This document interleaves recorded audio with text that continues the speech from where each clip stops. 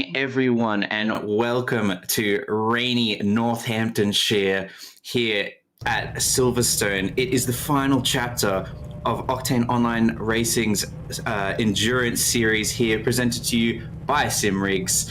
My name is Blake Griffiths. I'm joined in the booth by Cameron Thistlewaite and Lexi Bone, my OGs. How are we doing this morning, guys?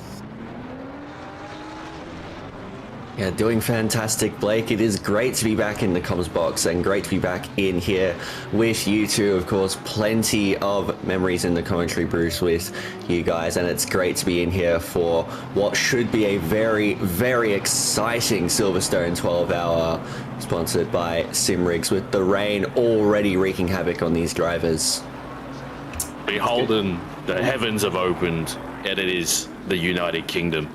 Here, Silverstone brings on a classic, and love to see some rain. I'm sure some of the drivers at the front probably won't enjoy it as much.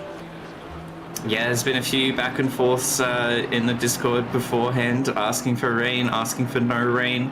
We'll see who's the winners and losers here. It is interesting to note it is going to stop. The rain will stop in the next 10 minutes or so anyway. But with some cloud cover and no wind, I think the track is going to stay pretty wet for at least a while. So we'll see. But quick housekeeping before we get well underway. It's 12 hours of racing, but 24 hours in-game time. Time is 2 times sped up as these guys are still running around their formation lap here, coming down the F1 starting line. Correct me if I'm wrong. Got a good field of cars here today as well. Plenty of manufacturers. We've got an AMG on the front of the grid, guys. It's pretty fun. Yeah, excellent job by Brad Cook in qualifying, taking pole position in a 156.9 ahead of Lucas Keys and Nathan Monks, and seeing a lot of yellow markings out there denoting the slick tire on the cars. If there's no markings, then they are on wet, and I saw a few drivers already diving to the right side of the track for that extra water to try and preserve, I assume, their wet tires if they were already looking for more water on track. But they're already starting to go double file right now. The track has already gone to damp state, but there's still a fair bit of rain coming down.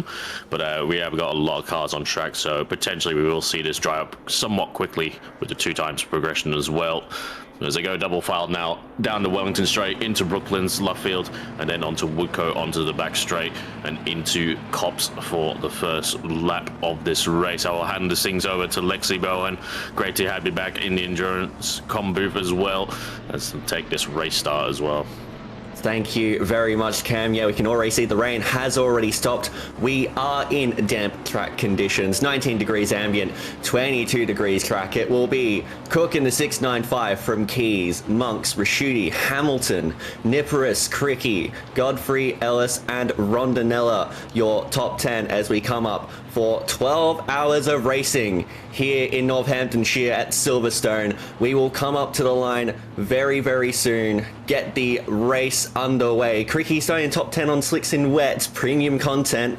We will have to wait and see, but we are now underway. We are green here for the Silverstone 12-hour. It's a great start from third there, and we move up. There's a bit wide there from Lucas Keys on the outside of Cook, but he seems to have saved it, but that means that Cookie's got a clean run going through into Maggots and Beckett's, and it looks like Keys has been able to back into it. It's a little bit wide there from Raschuti on the outside, trying to go for a move on Hamilton, but looks like they've managed to get through fairly cleanly, and now side by side between Niparis and Raschuti there going out of Chapel Curve, and they're still side by side with what looks to be Godfrey having a look in behind, and now they're going to continue side by side as they come down to Stowe Corner. It should be advantage Niparis on the inside, and very much so, as the number 700 gets up the inside and up into P6, but overall, given the track conditions, that is a very, very clean start. And as I say that, there is yellow flags at the back. There's the 404 and 333 of O'Brien and Eaton who have gone around the back, but it looks like they've managed to keep going.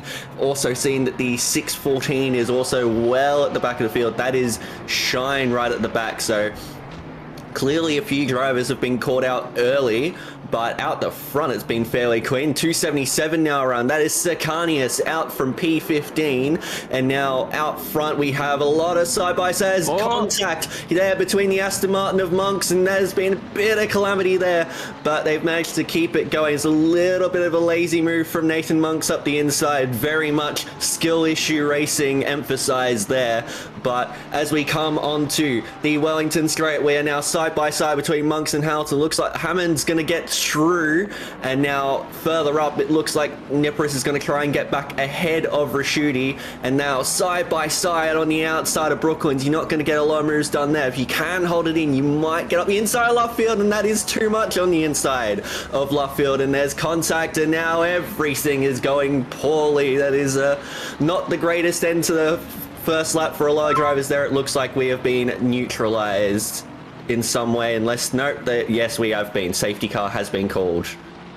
Yep, and Stefano Ricciuti already coming into the pits. I was going to know as well, Stefano Ricciuti, as well as the white and yellow AMG, there was the two runners I think started on wet, so not surprising to see the Lambo already in the pits. Probably going to get rid of those. Yeah, looks like it is far too dry at this point for the wets, and yeah, many drivers getting caught out right at the end of lap one. It started off very, very cleanly, but it was all downhill from there. But seems out front, Brad Cook was not involved in any of that at all, and he had a very, very clean first lap out front and still leads after the opening procedures. Absolute flurry here in the pit lane, as we have a lot of people, I think, with buyer's remorse on those wet tires. I think caught out a little bit by the double time that we have here. Sakara Sicanius, we're looking at now, looking very, very worse for wear. One of the ones we didn't quite see on camera, but saw on the track map, having a bit of an excursion. Yeah, it's pretty clean, but right towards the end, there was a bit of a moment there with Raschuti, and just really checked up the whole field. So I think safety car was potentially the right call. But yeah, lots to note there.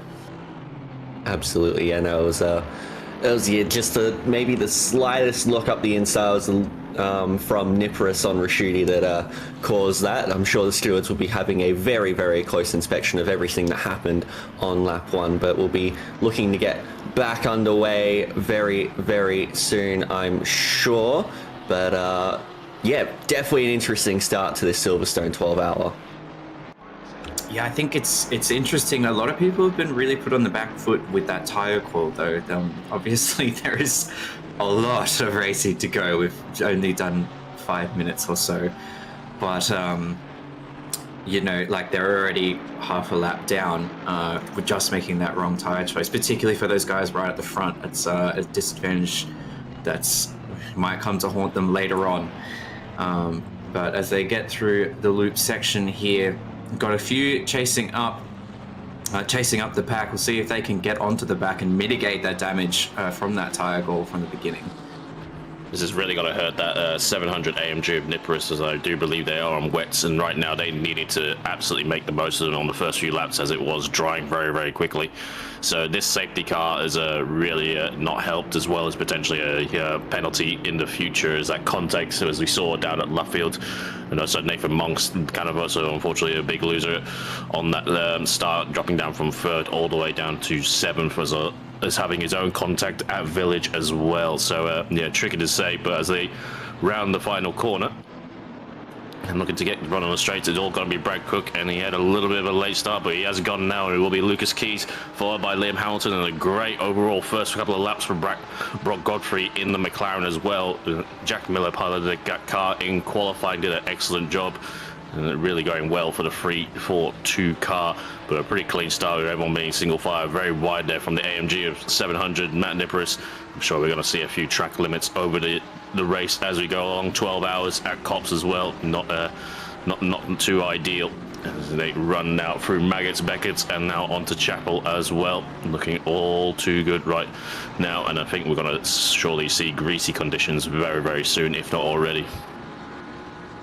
Yeah, very much looking that way right now. Still damp for the moment, but there is a little bit of sun starting to peek through. Track temperature has gone up ever so slightly as we continue through, and there are definitely a few drivers still in that top 10 on the wet compound tyres. I may be mistaken, but I think I saw Hammond as well as Niparis on those tyres, and looks like currently Hammond is finding a lot of effect from it as he gets up the inside of Godfrey, and that's going to allow Niparis to run through as well. Monks is on the dries, so that should help him later on, but right now it is very much a toss-up as to which tyre is going to be faster.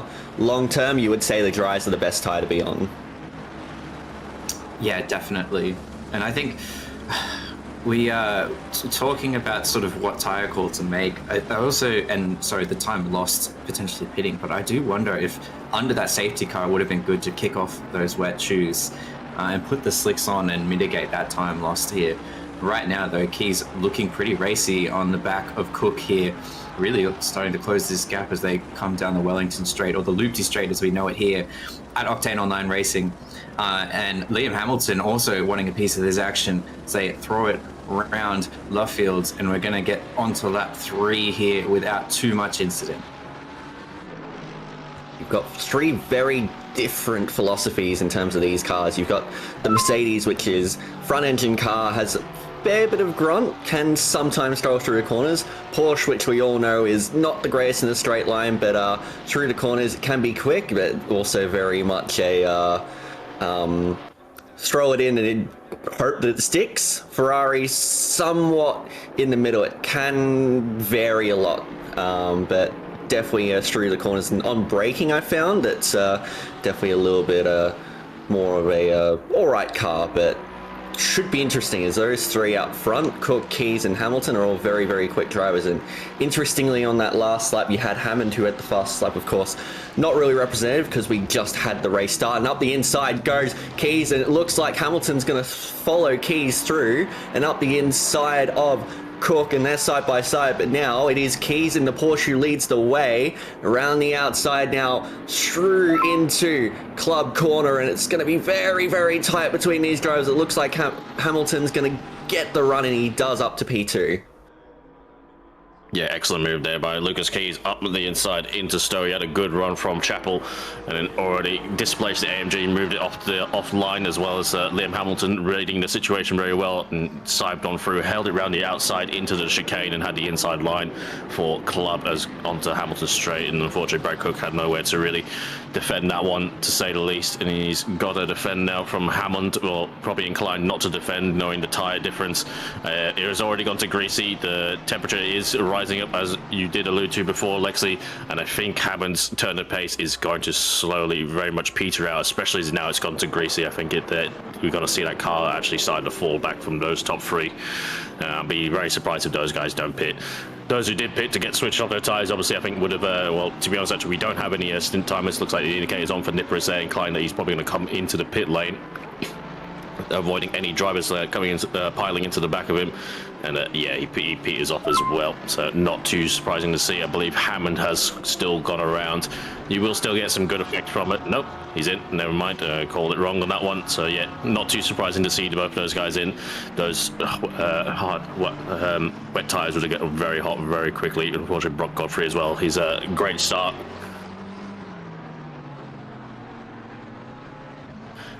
Yep, and so coming through now as well. So Lucas Keys is taking the lead on this one, ahead of Liam Hamilton, ahead of Brad Cook as well. Nathan Monks recovering from his unfortunately lost few positions up into P4 right now. So overall, not too much lost in the grand scheme of things, and hopefully he'll be on the right strategy going forward. Got a few others in the pits as well. Nick Browner in the 999, Meha in the 74 BMW. Not a lot of BMWs running in these Enduros. It's a bit of a, dare I say, dud car in the Endurance series, but we'll see what they can do out here. But yeah, some of these guys having to pay the price for the wrong tyre choice early on. So Hammond comes out just in front of Godfrey there, but it's going to be pretty tight with Godfrey on tires that are a little bit warmer here. Godfrey's going to be trying to line one up as they come through Maggots and Beckett's. Really lovely livery on Godfrey's car too. Nice homage to Hamilton's McLaren days. It looks good on that McLaren as well. I mean, you always love the Vodafone McLaren liveries. Plenty of iconic McLaren liveries. You wouldn't say the modern liveries are particularly all that iconic, and I think some people get sick of seeing it at the front of the field, but you can't deny that the old Vodafone McLarens and then the Wests and the Marlboro McLarens all looked sublime. I do think there's something to be said for a little bit of a nostalgia factor. I wonder if in 15 years we'll look back on the papaya days and think that the cars look pretty cool. But maybe not with all the carbon fiber, the spare carbon fiber on it, which I believe will be changing next year as they are enforcing a 55% rule on stickers and paints. Yeah, very fair. But for the time being, we're still here in our 12-hour race looking on with Brad Cook in the AMG. We'll say it's cool to see a couple of AMGs bouncing around here. I personally found it actually a pretty lovely car to drive around here. There's a lot of time to be extracted. I'm sure Cook and the rest of those guys in the 695 car can really make something happen, make some hay out here in the fields of Northamptonshire. Yeah, a bunch of the top runners still going pretty well. Shout out to also Rondinella, Fercolini, Cricky, all still surviving that first lap. We see now Michael Clark having to defend from Darrell Lim in the pink Ferrari, as well as you got Pete Viney in the Porsche holding up the inside of the Ferrari as well. Very late on the break there from Darrell Lim. He does run a little bit wide, but he takes the commanding position from that roof and gets it done very nicely as well as the Aston Martin gets past. Looks like Pete Viney going into the chicane as well. Oh, very late on the brakes as well, going around the outside of Michael Clark and having the inside for this next run as well. That's definitely some confidence there from the Aston Martin. Yeah, Clark just getting absolutely destroyed there in the braking zone by both Lim and the Aston Martin. Yeah, Herbert, there we go. So Herbert now up the inside of Lim and getting through there into P11. So that Aston Martin supposedly 8 laps down, not quite 8 laps down at the moment. Certainly got a lot of pace in the hands of Regan Herbert as a couple penalties starting to come through. Callum Lloyd in the number 100 getting a 15-second time penalty for causing a collision on lap 1.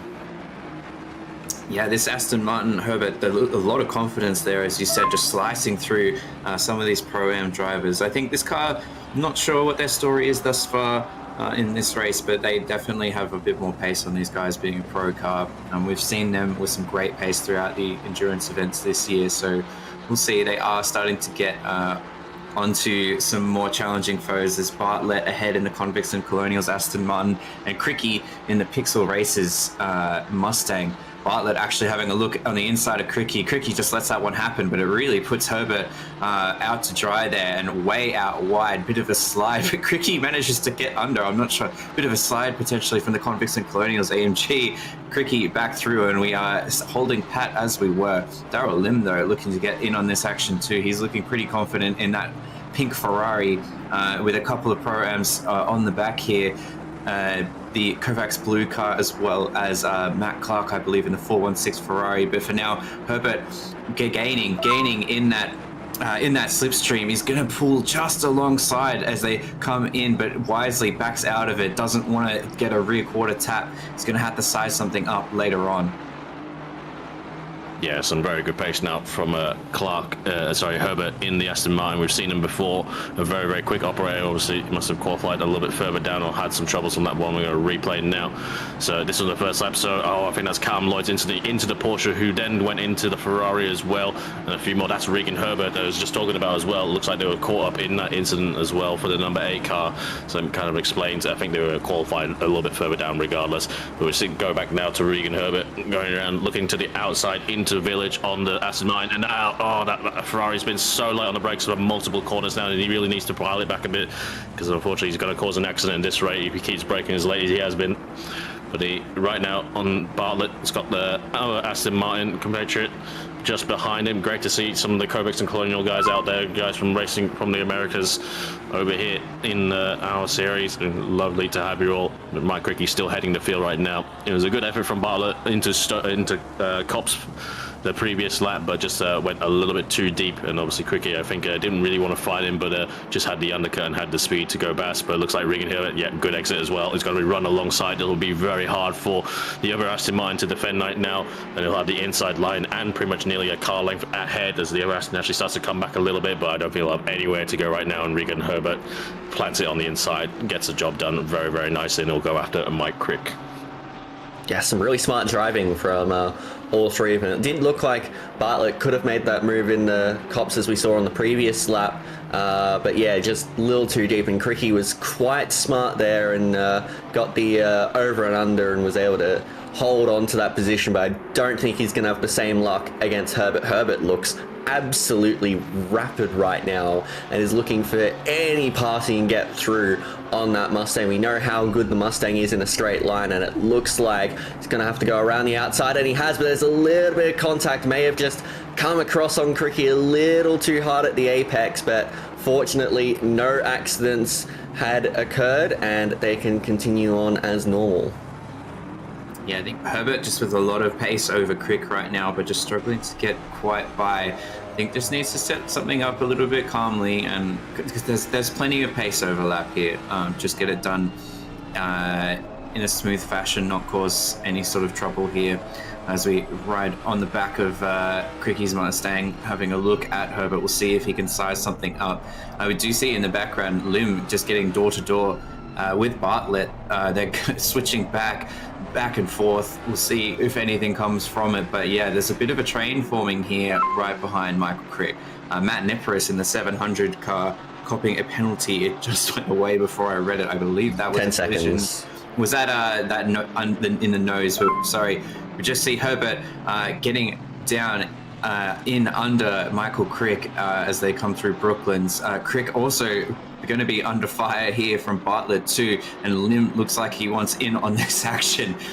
Cricky just completely under fire, going to try and cover the insides to not let Bartlett through, but they are going to be door to door. Bartlett's going to have that inside line coming through Cops, and I think that's going to be it for Cricky's hopes of holding that position. Lim also might get through if he can pull alongside. Cricky moves over to defend it. Lim's going to look to the inside. There's another Ferrari there. Oh, this is spicing up nicely. We're on the front burner here.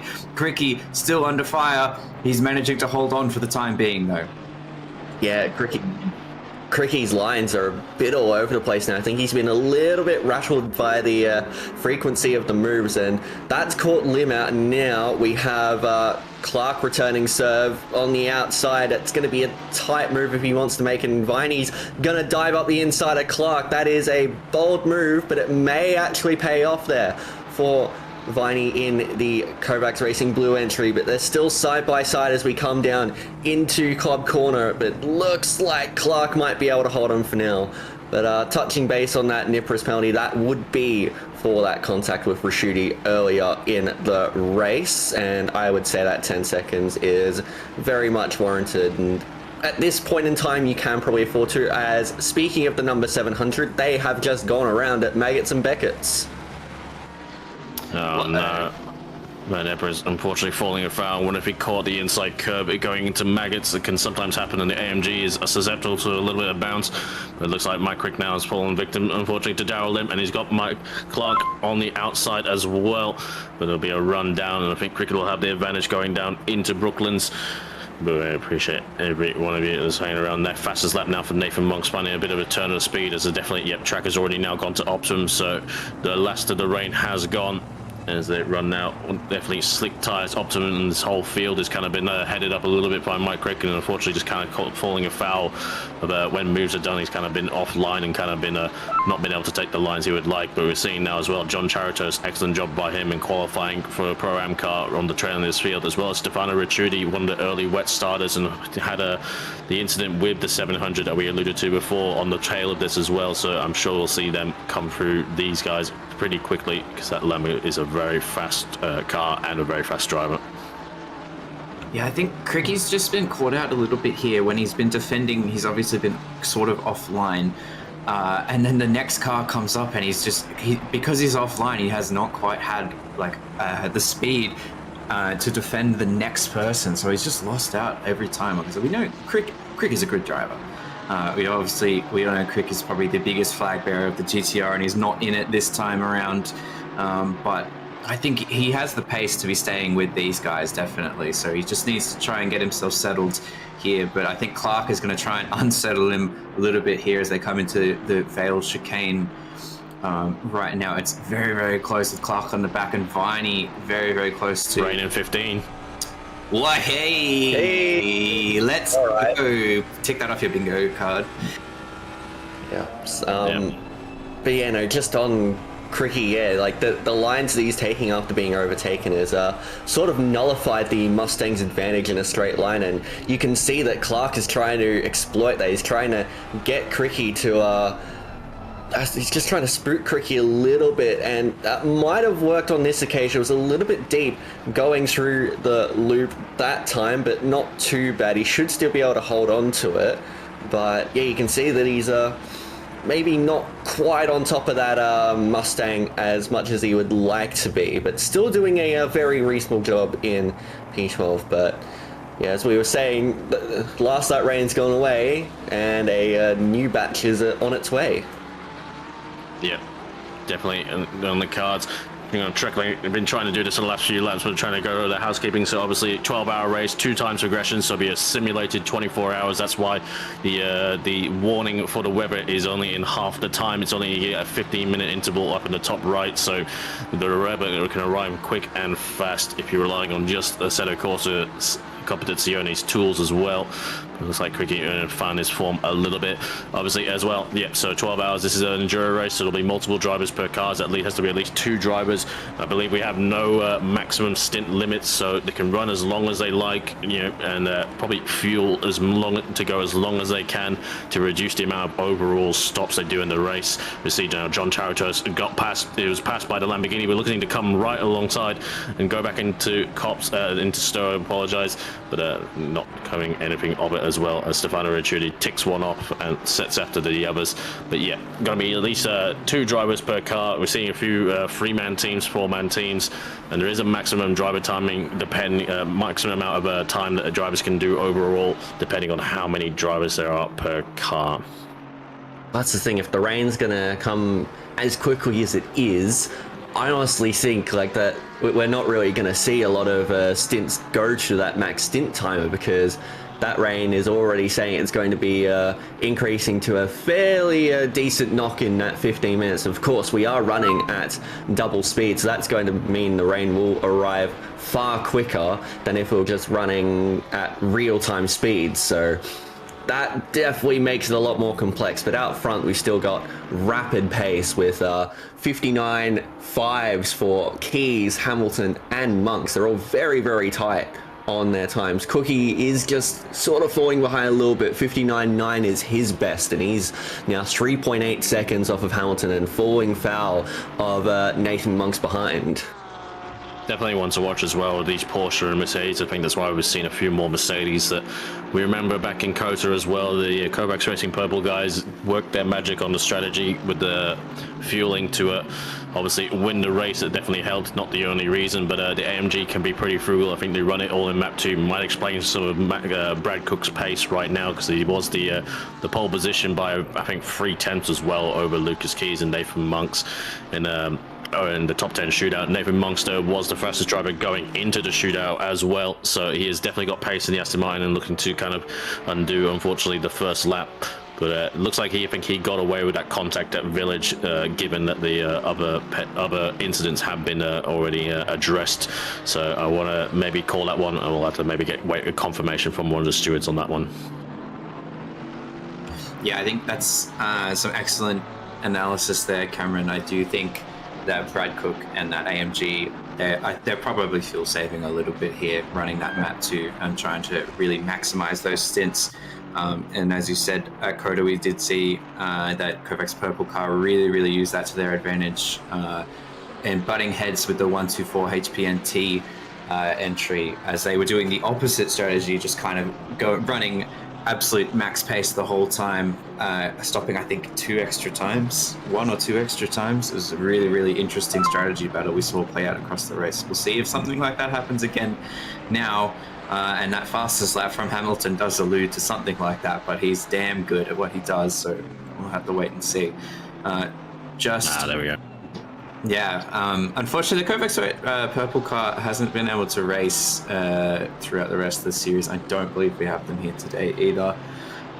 But it is very, very tight. I think it's all to play for between the top 4, really. Like if they win, they win. If they don't, go home. A very classic situation we find ourselves in. So we'll have to keep an eye on that as the day progresses. Almost a winner-takes-all situation that we're sort of looking at here for the Simrigs Endurance Cup as we continue onwards with Clark down in P13. It looks like Cricky's managed to get a handle at that Mustang, which is good to see. Clark still very much hammering the rear end as, my lord, Hammond with a 59 flat. Imagine if he started on those dries instead of on the wets.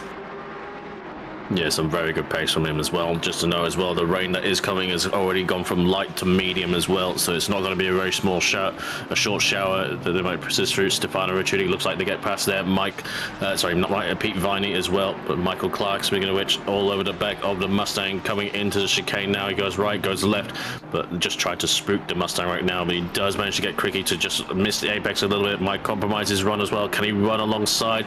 It's not too much overlap. The space is given by Cricky, but the Ferrari gets out a little bit, but still gets a better run coming down to Leo Hamilton straight with Stefano Ricciuti already up the inside. He's potentially 3 wide going down into Abbey. They both make it 1, 2, 3. Here comes Pete Viney up the inside as well, and the Lamborghini as well as John Charito. So it is a 4-way fight coming down to Village. Who's going to come out on top? And a break also late. Excellent driving from everyone there. It was a little bit ambitious there from Stefano. Unfortunately, he has lost a position in all of that, but he definitely went for it. But thankfully, all 5 drivers have come out on top still. How did they all survive that? Going 3 wide through Abbey, one of the fastest corners on the racetrack, one of the hardest corners on the racetrack, and they managed to go 3 wide and survive. As you say, very, very optimistic move from Stefano Ricciuti, and he's the one that's lost out the most from this, which is probably fair. But still, hats off to all 5 of them for just getting through that complex in one piece. Yeah, definitely. That was absolutely wild. I did want to point out, as we'll probably, oh no, this is earlier. Bit of a replay here. The move with Niparis's penalty on Stefano Ricciuti. So we're going to see they are almost alongside, but the overlap is not quite there, and just tags a bit. I think coming in with a little bit of speed, the 700 car. So we'll. Good avoidance for most of the field there as well, to be honest. That was a tricky situation. Not sure where those cars were going to go. Did hold up Nathan Monks a little bit as well as a few other drivers, but overall not too bad. And to be honest, I think it's put Ricciuti in. I'm not sure if they were going to box regardless, but speaking of which, they're looking back up the inside now, Pete Viney, but kind of just cemented their reason to pit that lap and obviously come out on top ahead of the 700, but overall definitely lost a lot over. Yeah, I think just regarding that 3 wide situation as well, Ricciuti had put the nose in a little bit, but decided to pull it back out wisely and letting everyone survive that incident, as we referenced, but unfortunately losing out the most. But obviously Ricciuti with a lot of pace here. I think it's wise to just pull out, reassess the situation, and get back at it here. But for now, Pete Viney ahead.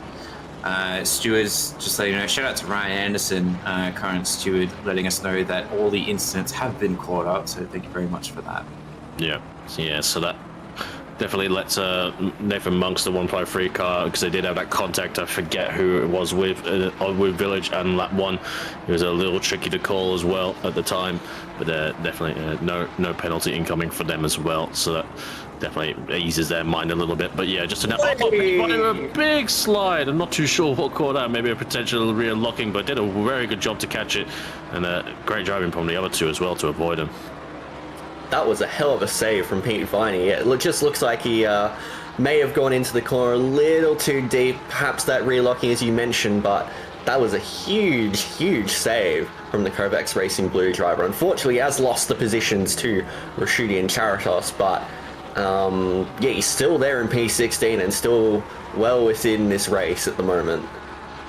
Rain is imminent. Within 5 minutes, it's going to arrive very quickly, and I think they might have to be forced back onto the wet tyre, a lot of these drivers, because it is going to be persisting for a while. We're going to replay now. Thank you very much to Glenn. Glenn's going to be here for the whole 12 hours as well, so we appreciate all the work he does behind the scenes on the cam. So yeah, it was a run between those two. A great run from Stefano Ricciuti. Put the nose up, I think, just to upset these guys, but did pull it back and not really commit. Pete Viney read that very well, got the undercut, and went right through and held it around the outside as well. John Charitos tried to benefit as well, but he couldn't really do anything without going into the back of the Porsche, and read it all very well. Stefano braked late around the outside and had the inside for the loop as well. Some very good driving amongst those five. As just keep an eye on that weather radar, and is certainly on its way.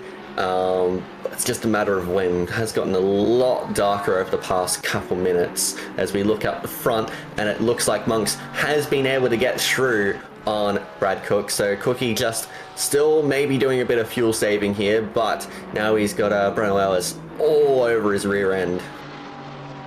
Yeah. Jinx. Yeah. I will say as well, obviously our rain radar is only for 15 minutes, but the rain has been on it the entire time, so it is going to be raining consistently at a medium-ish rate for quite a while. So I do think we're going to see most of the field just come in, I would imagine. Yeah, Breno Ellis in the Porsche, also looking to benefit ahead of Brad Cook. So they are probably a bit like the AMG. They run the normal fuel map, but to be honest, I think that it doesn't really affect their pace as much as it would do with the AMG. Running the less fuel map is kind of a little bit the cheat code, a bit of the hack on the Porsche, because they don't make much power. The qualifying engine mode doesn't actually really add much more power, so they just get better. They get basically better economy for, very much little less performance. So I imagine a lot of them will be running in that sort of map 1 to 4 range. Potentially, if we could have a look at Lucas Keys, I reckon it'll be a map 4 if I was to call it now. Just to run that Porsche, because that Porsche could go run really like a very long way, I have to say, on the field time. Map 6, so actually I apologize, it's actually still on the quality map, but with a linear fuel, one of the lesser progressive throttle maps. Yeah, it very much helps that as you say, the Porsche doesn't really produce a lot of power anyways. Can be a little bit slow in a straight line, so dropping the engine map probably doesn't make a huge difference here. It looks like Keys is going to go slightly faster than his previous best lap. Has been very consistent in the lap times. It will be a 19.4. Won't be the best lap of the race, but still very good. And at the moment, about 0.3 faster than Hamilton behind. I think, like, as well, with the rain coming in, like, they probably not run. If they wanted to run long, then they would probably be running that lower map just to extend the stint as long as they can. But he needs to beat this Ferrari. This is HPNT. They are the leaders in the championship by only a few points. I think 4 points difference after qualifying. Thank you to Glenn for those updated point scorings as well. So they pretty much have to beat these guys on track to take the championship, because, yes, Lucas Keys and the 777 team is just 4 points behind in P2 in the championship as well. Yeah, and speaking of the inclement weather, we have increasing in 15 minutes, so it's going to get pretty wet out here. So there's really only going to be one choice for a lot of these teams, and that will be going onto the wets. It's just a matter of when that happens. Still yet to see the rain start, but it is very close. I would say within the next 30 seconds.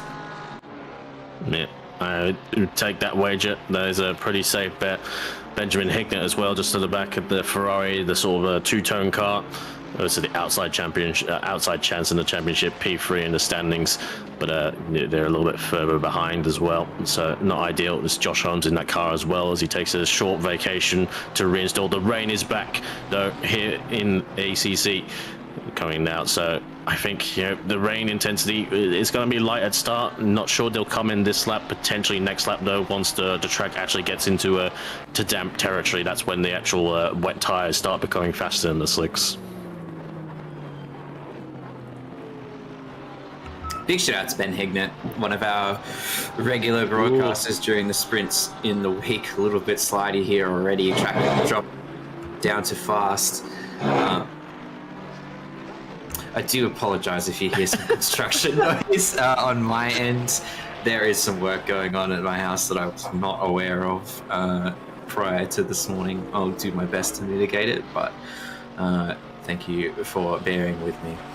Track is already greasy, so it's going to get quite wet very quick, and Monks and Rondinella are already in the pits, so they are anticipating it to get very, very wet within a very short space of time. So that is a big gamble from those two drivers and those two teams, but it could very well pay off depending on how much fuel they have to put in.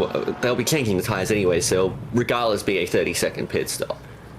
Yeah, to be honest, it's just not a bad call because, well, it'll probably take another lap for it to take another minute or two to actually get back up into a prime category. Oh, it's so late. It's back on Cricky, and I really hope he hasn't been given a speeding penalty for that one because that would be really, really bad. This pit lane catches out a lot of people, and I'm really hoping that's damage limitation for that car. You see Xavier Hammond in the pits as well. Everyone's coming in. Not too surprising, I was going to say, because it is a very long lap here. It is one of the longer laps at around 2 minutes. See there, Jaden Rondinella in the Audi going out back onto the wet tyres. Great job by him to keep things all okay, but I imagine things are not going to get too much easier for an Audi in the wet. We're doing a good job so far. Yeah, rain set to decrease in 15 minutes, so it's going to be about a half-hour shower spell, you would say, but there'll be no chance in hell that there'll be drivers staying out there on the dries. It is going to get far too wet for the slick tyres at this point. Leaders are just coming through Luffield now, so I imagine we'll see them in, and they're coming into the pits as well. So yeah, not too surprising to see Stefano back onto the wets. That's a thing, like with the amount of changeable conditions right now, even a bad first lap, I think we'll see that car still quickly come back over the hill. So seeing these guys coming through, doing a good job as well. They'll probably top up the tanks as well, because you never know how long you'll need to go on fuel. And I think that is everyone. Oh no, Brad Cook and Benjamin Hickner are still going round. And the track has gone to damp, so it will now be very much advantage on the wet runners. We'll see about that. We'll see where we end up. It is certainly a gamble from Cook and Hignett. Yeah. I don't see good. No. I don't think this is gonna work. Yeah, it's just gonna get far too wet. Like, they're just gonna be bleeding time by the second half of this lap, I feel. So probably worth a gamble, but not the best gamble. Yeah, he's already going wide. Yeah, this is. I've done this once, and I've paid the price for it.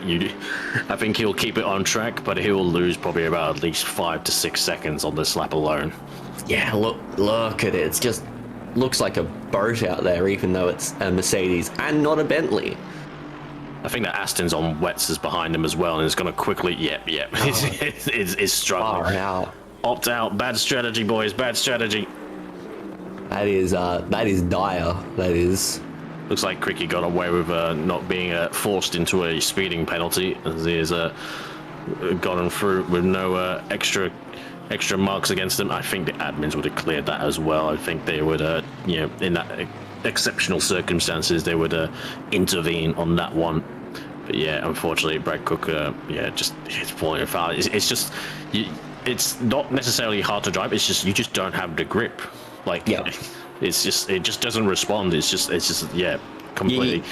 Your tires get far too cold, far too quickly for it to be worth it. Like, realistically, the last lap before this one was probably the prime time to come into the boxes. Yeah. It looks like Breno was able to jump Nathan Monks in the stop, so Monks maybe just slightly too early, and Cookie and Hignett probably slightly too late. Let's see if they can slow it up in time. Looks like they will be able to just fine.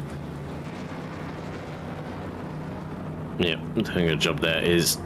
Catches so many people out that pit lane entry, but I mean, the reassuring thing for for Benjamin Hignett, I think he's gained on the AMG at the very least, but I don't think that's really going to be much consolidation. Oh, God, boys, what are we doing in the 700? Starting They got that 10-second penalty to consider. And the 10, yeah, but like it's not gonna work. Like it's too long. It's you gotta lose the advantage by staying out like in a lap and a half. That's the thing.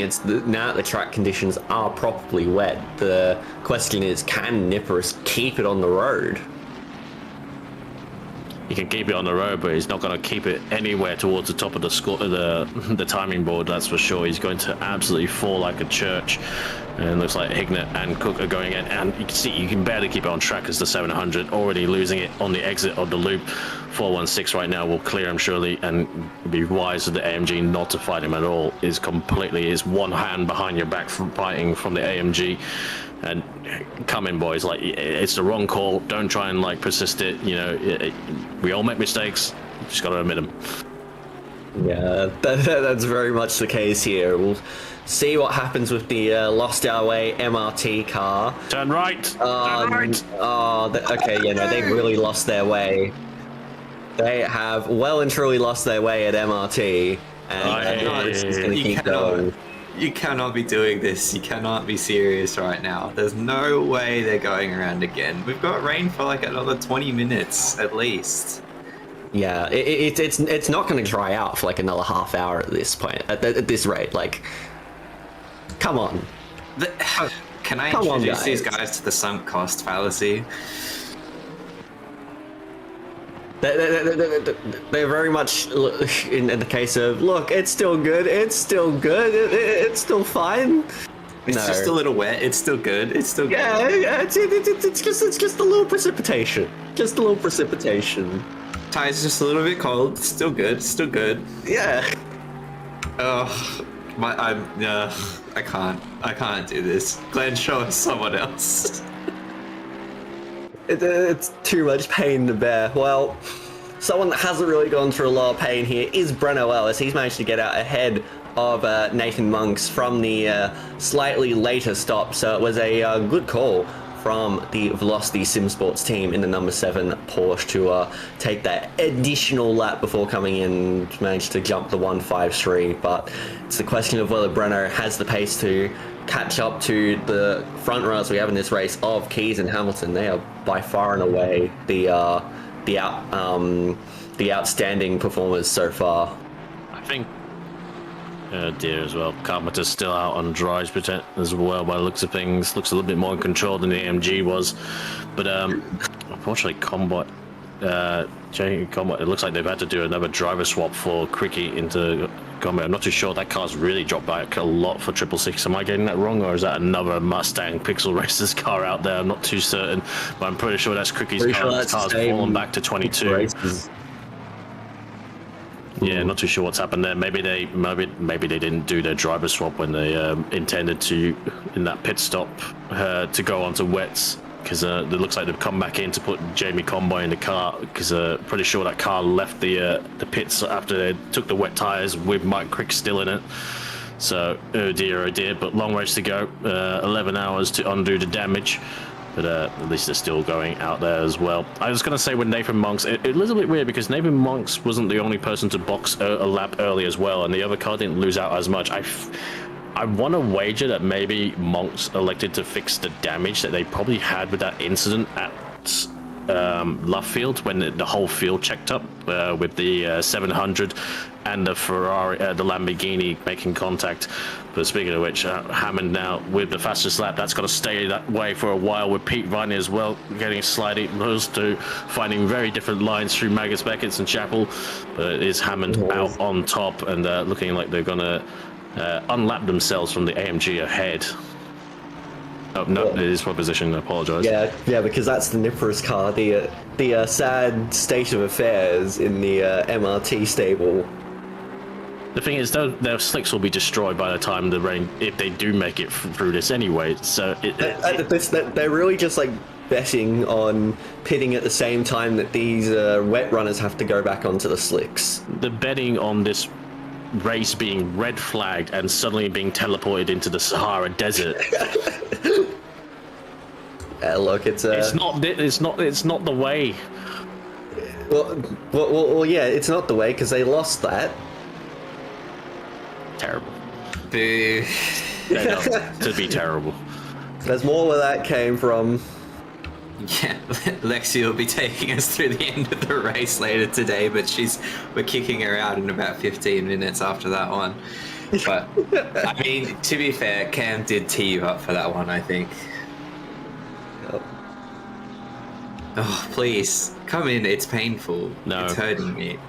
It is, I want to hear the Makitas again. Yeah, no, it is certainly a circumstance that a few of these teams are putting themselves into, but you know, I mean, there's only like 15 minutes until it will stop raining again, so like, it's fine. Anyways, here's Taylor on Hignett. Cookies jumped out of the 695 and handed it over to Taylor, so very good drivers in that stable for the 695 entry, and now Hignett's under a lot of pressure. Yeah, I think they just got past as well the AMG of Chris Taylor. Maybe not kind of finding his feet in these conditions a little bit was. Hignett's been in the car since the start and still ready, all fired up, ready to go. And I think, to be honest, I'd rather be in the Ferrari as much as I love the AMG in these conditions. Yeah, and these guys, the 69 car's been running the Ferrari for a little while, I believe. Obviously, the 695 car switching over from the Honda, if I'm not mistaken. But yeah, Ben Hignett feeling comfortable in his groove right now. Second stint for him. I don't know if it was a joke or if it's real, but Hamilton was alluding to the fact that Hignett is going to be doing a lot of this race. So we'll see if that comes to fruition. But jumping back here with Carpenter, still on the slicks, going to be eaten up here by JC in the Pixel Racers Mustang. They've got Ren ahead of them too. So I'm not sure. We haven't seen too much of Ren thus far this race, and they are coming back with the 700 car. There's absolute excitement as we see them. Ren having a look at the inside here. Oh, it's just slidey, and Convoy's just going to drive around the outside, turns into the inside very late on the brakes from Carpenter. He manages to get it pulled up.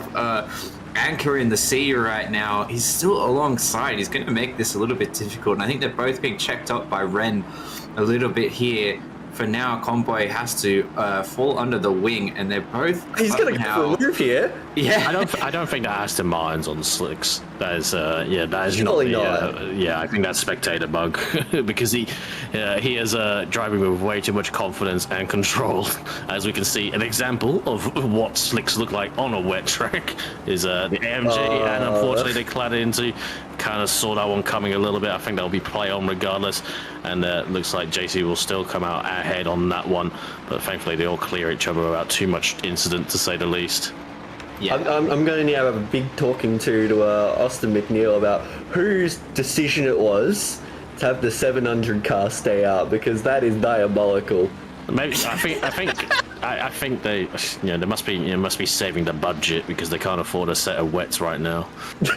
They forgot to. That's the thing. They already used their set of wets for the race. They can't reuse it now. Single set for the whole race. Not. I don't. Yeah. Dear. One of the bags on the carousel at the airport, I think. I don't think you have the capability for that, fam. This is just so sad. Like, man. Ay. We got Sicanius on the back as well. Big shout out to George. It's like wasking Oscar Piastri out there right now, to be honest. 700. Man. Ouch. But being an F1 like fan from Australia right now, so on it's board just early in so the year. sad. Now I've really fallen off the tracks.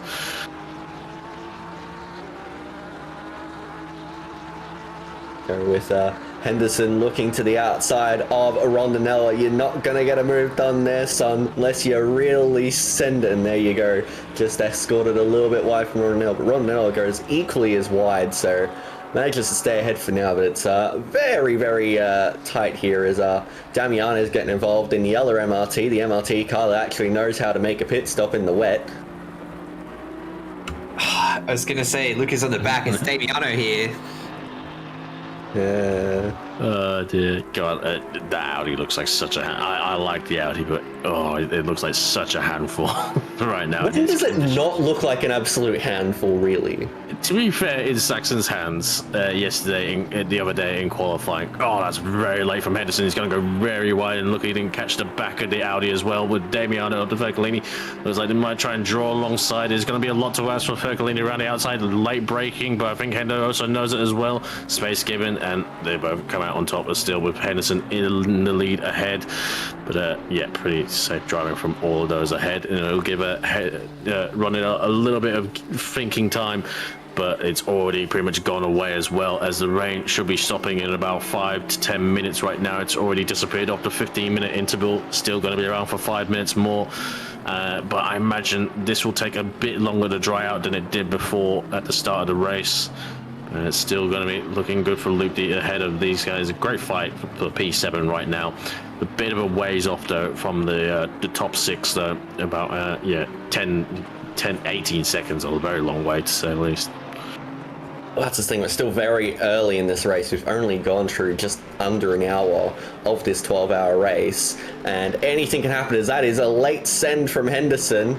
Yeah, he gets up the inside and has managed to get up the inside. That's going to be very tight as they run through into Luffield, but Rondinella just manages to hold on. That was a bit of I'm not sure where Henderson actually wanted to go for the move there. It looked very much like a improvised attempt, but has managed to stay in behind, and now looking to the outside again at Cops. Again, not really going to get a lot of moves done there, but manages to back out of it early enough this time to try and get a better run on the exit, and he has done, and he's going to get through. Yeah, I was going to say, Rondinella had a bit of a shallow entry trying to defend from the Aston, and that did compromise his exit, and the Aston Martin has gone through. It was great racing, though, between Brooklands and Luffield.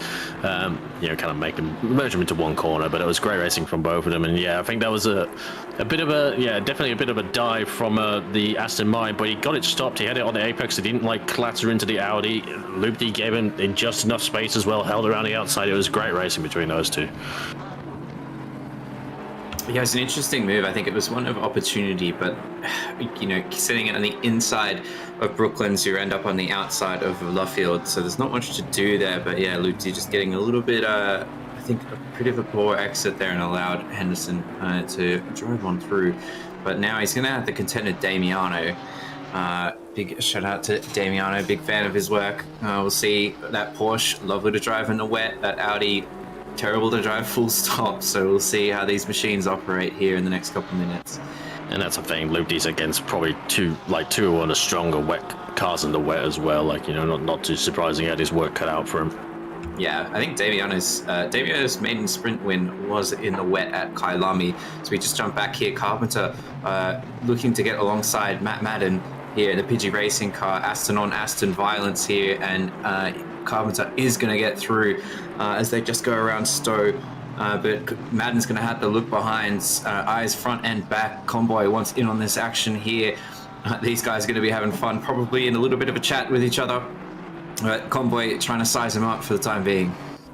Yeah, shout out to Matt Madden. He was a great job to commentate the qualifying with me. He was a fantastic commentator, and dare say him and JC do sound quite alike to my ears. It's great to see him on track as well. So I think we'll be joined by Matt Madden later in the race, as he obviously has to interval with his driving commitments, but I'm sure we'll find time for everyone as JC looks to get a move done on him as well. But I want to say, shout out to the Pidgey Racing guys right up there in P18, P19, apologise. But gotta fight your own battles, but doing a great job for the Silver guys. So now we'll have JC and the JC doppelganger going side by side as we run through into Brooklyn's. JC on the outside, Madden trying to hold up the inside. That turns to the outside line now for Madden through Luffield, and JC gets that done very nicely. Well executed from the Pixel Racers team. Old dog still has a few tricks up his sleeve, just teaching the youngins how it's done. Great stuff by those two. Again, another excellent example of racing hard but fair through Brooklands and Luffield. But it was a great job by JC to hold it around the outside as well. There's a BMW doing a bit of rally cross ahead. I'm not too sure what's happening with those guys. Lawn mowing. Another one of Luke D's clients. But it looks like George Sicanius. Haven't seen this car too much. I'm not too sure where they started, and they're not sure what's really happened in their race. But they're ahead of Matt Nippers. I'm not too sure that's much of a bonus given their strategy. We did see them a little bit earlier in the pits with a fair bit of damage. I think they were caught up in an incident earlier on in the race that we didn't quite see. So I think it's a bit of a recovery drive, hour one. For the 277 car, but we'll see what George is capable of. Currently behind Chris Wren, probably has a bit of pace here. At one point he did actually, Canius had the fastest lap, so obviously a bit of pace in this McLaren, but for the time being going to have to make some moves to get past Wren. Yeah, no, the Sicanius car actually had the accident happen right about here at the Hamilton straight, I believe, just getting onto the curb on the outside, may have spun to the inside wall, so easy to do, especially on the first lap when the conditions were the way they were. As we have Patches joining in chat, welcome in, nice to see you in, and great to see everyone else popping in the YouTube chat every now and then. We've got 11 hours and 3 minutes to go for the Simrigs Silverstone 12-hour here. Really, it's a 24-hour race, just run over 12 hours, but hey, it's still a nice long enduro to round out the Enduro Cup. And yeah, great to see so many teams out there. 30 cars on the track at the moment. Yeah, echo those words. Great to have all these guys driving out there here on this Saturday morning here in mid-November, as well as we kind of tie things up for the later part of the season. I think that most of our series are concluded, with the exception, I think we've only got the last round of the duos to come this year. I think on the 6th of December, if I recall correctly. The track eludes me right now, but do feel free to sign up for that one if you haven't already. I think that will be our last event for the series for the year, so we'll take a nice Christmas break as well. And then obviously we'll be having our Bathurst 12-hour annual event next year as well. And who knows what the new year will entail for the future of Octane Online Racing as well. But thank you to everyone who's supported the series as well, all the volunteers, all the stewards, commentators, directors, everyone behind the scenes for everyone has done a great job as well. And thank you, of course, obviously to the Patreons, the Simrigs for sponsoring the series, and of course to Thermaltake, a great partner that we've tied on this year and looking to extend into next year as well. It's been great to have those guys help supporting our lovely community. Very well said there, Cameron. Couldn't say it better myself, so I won't. And Blake as well. That is not what I meant whatsoever. But did see these guys just pass that 74 BMW, and they look like they're going very, very slow. Car last on the grid right now. We saw them with some major damage too. So not sure what the story is for those guys there. Matt Powell actually just chiming in and saying he thinks that 700 is going to get an advantage for sticking. I don't know about that one. Well, the thing is, they are now 30 seconds behind P22. Yes, they were basically down there already before this rain arrived, but they've probably lost about a minute, if not more. Staying out there, like in the mid-teens as well. Like, to be honest, like with all the other incidents going on, granted they had their penalty, but they could have been around, I reckon, between P10 and P15 if they actually stuck to the right strategy. But hey ho, it's all gonna come up. It's all gonna come up 700 maybe in the next few minutes. I don't know. Yeah, I will say the rain has stopped. It is still wet. The rain has stopped, but I'm not sure. I'm not sure that the gains made from like because they'll be if they've just been running they're going to be pitting anyway on fuel in about 20 to 30 minutes. They'll be pitting around the same time as these wet runners. Yeah. And so they've already lost all that time anyway. So I'm not sure that there's much gains to be made. Actually, the wet runners can go a lot further because they would have topped up at their stop about half an hour ago. The wet runners is just up to them and their tires, I guess. Like they can probably push those wets all the way out until they're about to explode. But yes, I don't know if it's going to work out for that 700 car. Well, I mean, at the very least, they don't have to worry about their tires exploding because they're too cold to explode. Can tires implode? Well, potentially. But either way, I mean, yeah, it's very much just put them back into the position that they were in before. So I don't think they've lost much. I don't think they've gained much. It's very much a, well, you tried. Yeah, I think they still have lost a lot from where they were. Granted, they weren't in the best position before, but yeah, I think we'll maybe give them about 10 minutes of not mentioning them just to because I feel like we've really racked on 700 quite a lot. Here's the other MRT car. Yes, other MRT, the only MRT car on slicks, on wets. Maybe that's the thing. Maybe they're like me in my head. They don't know the difference. Yeah, but damn track already. I think it will does seem to dry up a bit quicker than I expected, but 30 cars around a track that'll not too surprising on that one. Yeah, the weather seems to come in at real world time, but the track seems to improve in game time, so that could play a part in things.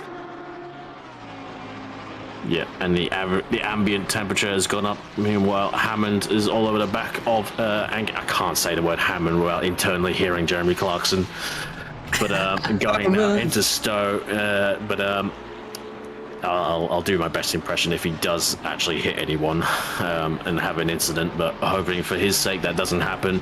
But looking towards the inside, going up the inside into the chicane, the space given by Roy Atkin, he'll have the inside for the next corner. Will it be a crisscross from the other Ferrari? Yes, it has. He's gone up the inside and pretty much already cleared him as well. As a great move from Hammond. No, excellent move from Hammond. Very, very smart driving there with the switchback. Sort of expected and can go a little bit wide and very much did so. Well executed. Madden's had an incident. Pool. He's had a moment just before Stowe on the straight. I'm not too sure what's happened there. I know me and him were joking and we called it stool or stove. Because of certain opinions on the corner, but looking like he's got an A-OK. I'm curious to know how he's had an incident on the straight by himself. Yes, a new loopty moment about to be born. Madden corner. It could be. I mean, at that point, it just sounds like I'm talking about like American football.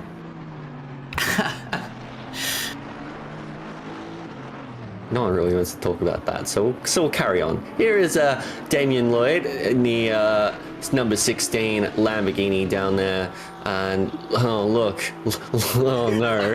There's 3 cars on track between the Ferrari, the Lamborghini, and the Audi. I can only see 3 cars. We can never escape that number 700 Mercedes, can we? Oh, no. I feel bad. Oh, well, I mean, either way, O'Brien is having a look at Niparis, who is still very much struggling in these conditions. Maybe not so much, but still, those tyres have been cold for about half an hour, so... He's a long way behind Madden, who just had a moment as well, so, yeah, it's not looking good.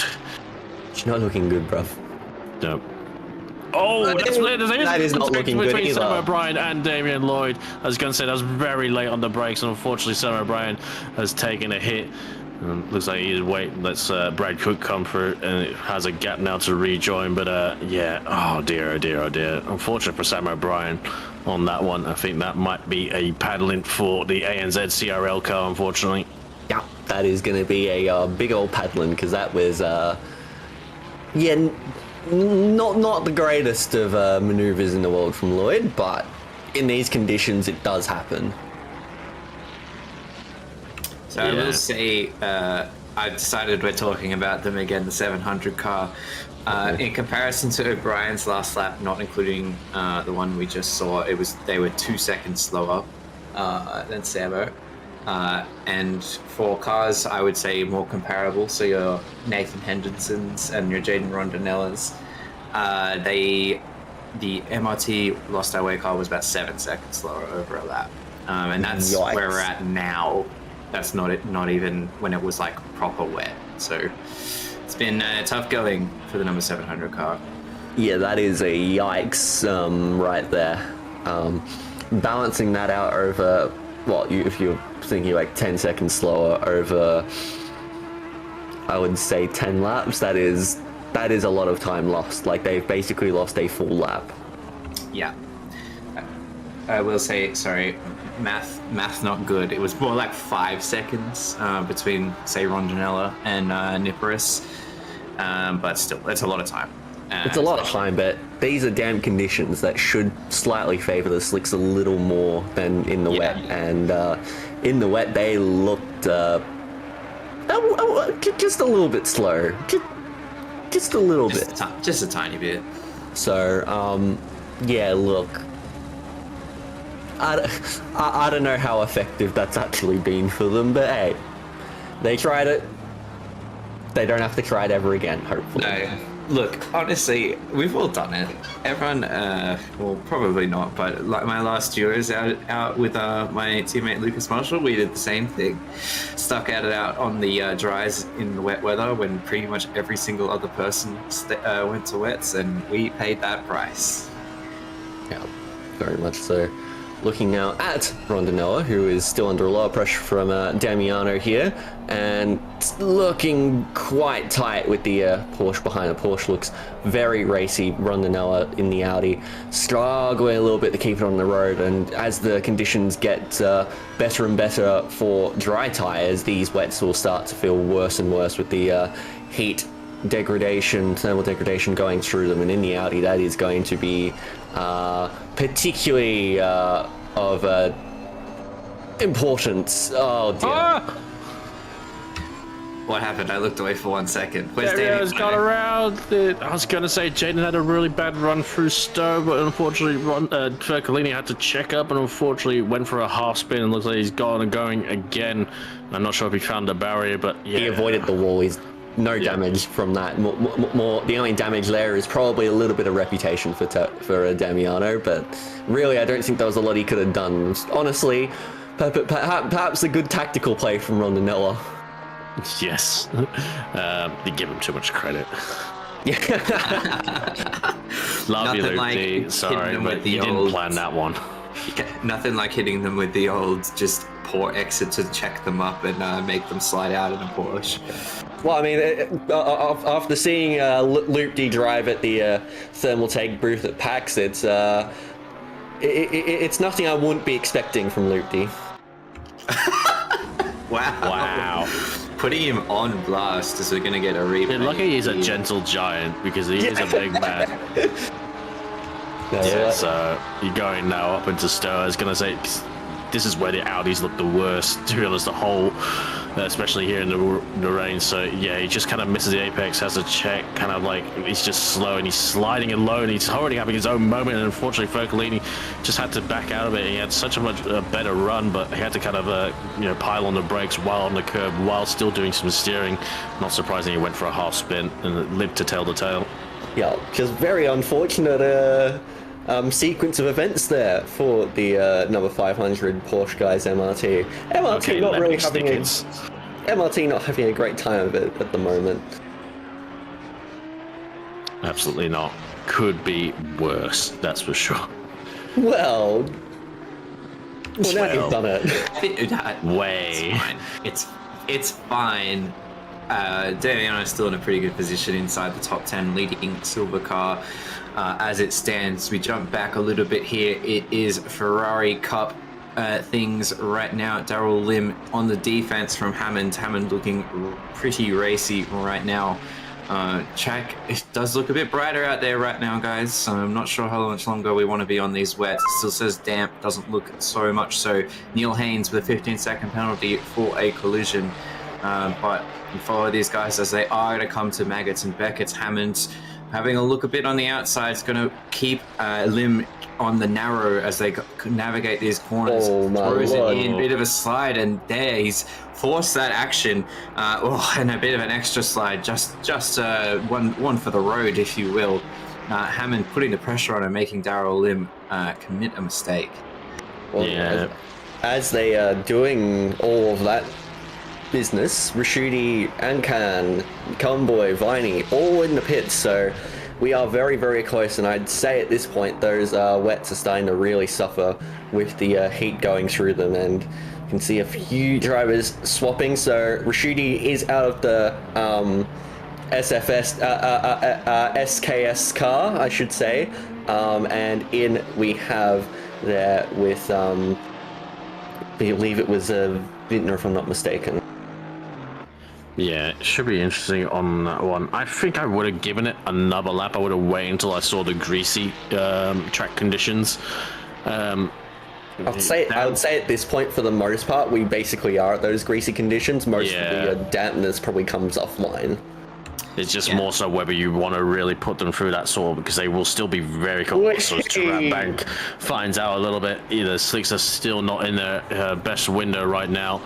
I think it's more about preserving the heat cycle, because you got to take those, ideally take those tires for another 60 Where's minutes. the greasy? There we go. As it transitions along. So yeah, make sure you look after them as you go out, and because you got to take them a while, and obviously the sort of first few laps, first few corners really kind of have an effect on the whole tire for the rest of its lifespan as well. But not too bad call there, I have to say, though, on retrospective. I wonder if we'll see a few more cars come into the box very shortly. Where to lead it there, Hignet's in, Cook's in as well, the KAM car as well. It looks like Benjamin Higgett already getting going as well. Darrell Lim, John Charitos is in as well. See, the leader, 777, is coming down Wellington now. I imagine they will come in. And we're not seeing any projections. That's the thing. It's a short turnaround for the weather. Who knows when the next rain shower will be, but you got to race to the current conditions. Robert Brickley, there you go, gets going. Yellow markings on the Pirellis.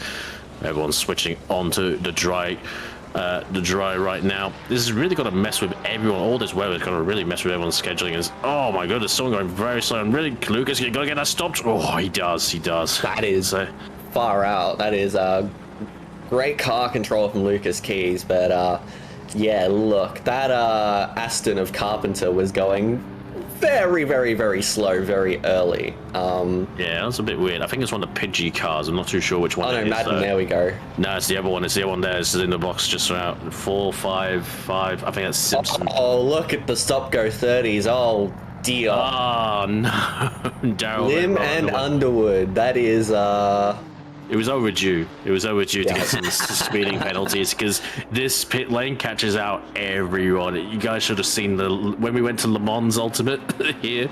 It's even worse because the barrier juts out. It meant people would fire into the barrier.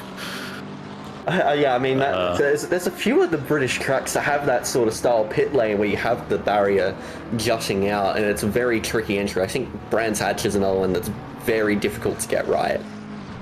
Yeah.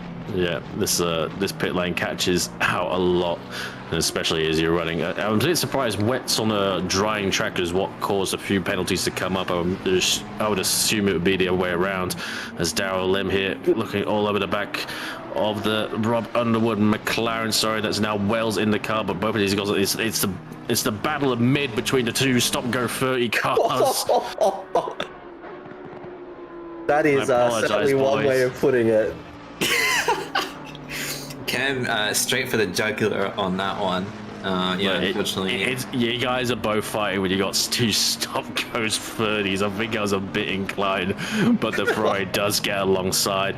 Anything worse would be these two coming to collisions right now. Commentary curse coming in hot, but they're both still side by side. It is a battle straight between the two, but I think the Ferrari's going to come out on top. They give him the space. Oh, he's running one ride, and he does keep it a straight line, but thankfully they're both still going, boys. You're really reinforcing my point right now, but thankfully they're still going just as well.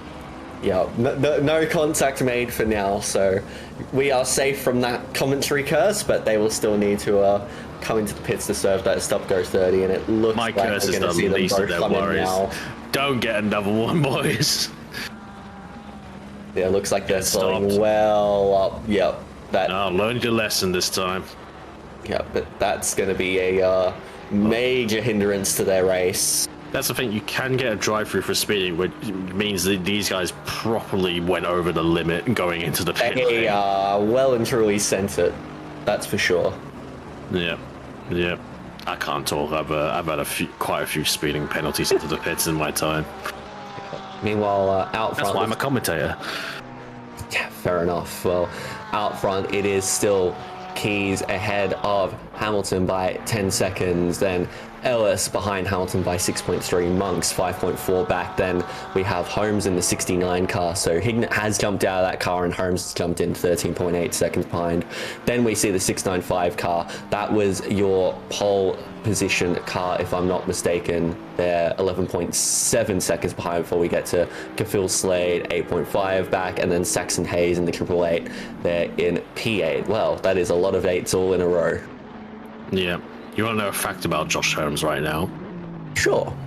He had to reinstall ACC for this race. Oh, you're kidding. He's been on iRacing so much lately. He has been a full convert to the iRenting. That he had to reinstall, and I think he is streaming and saying this is the last ACC race. The end of the road for Josh Holmes when it comes to ACC. I mean, it's just like the end of Fast and Furious. He's just forked off. He's absolutely, he's just disappearing away into the distance.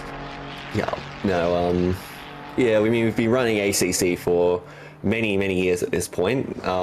It's a game that's been around for quite a long time, so it's not really surprising there's a few that are starting to move on. It is a little sad to see. I mean, ACC is, I still think it's a enjoyable enough game, but yeah, it's just getting to that point, I feel, with it. The third best Assetto Corsa title out of 4.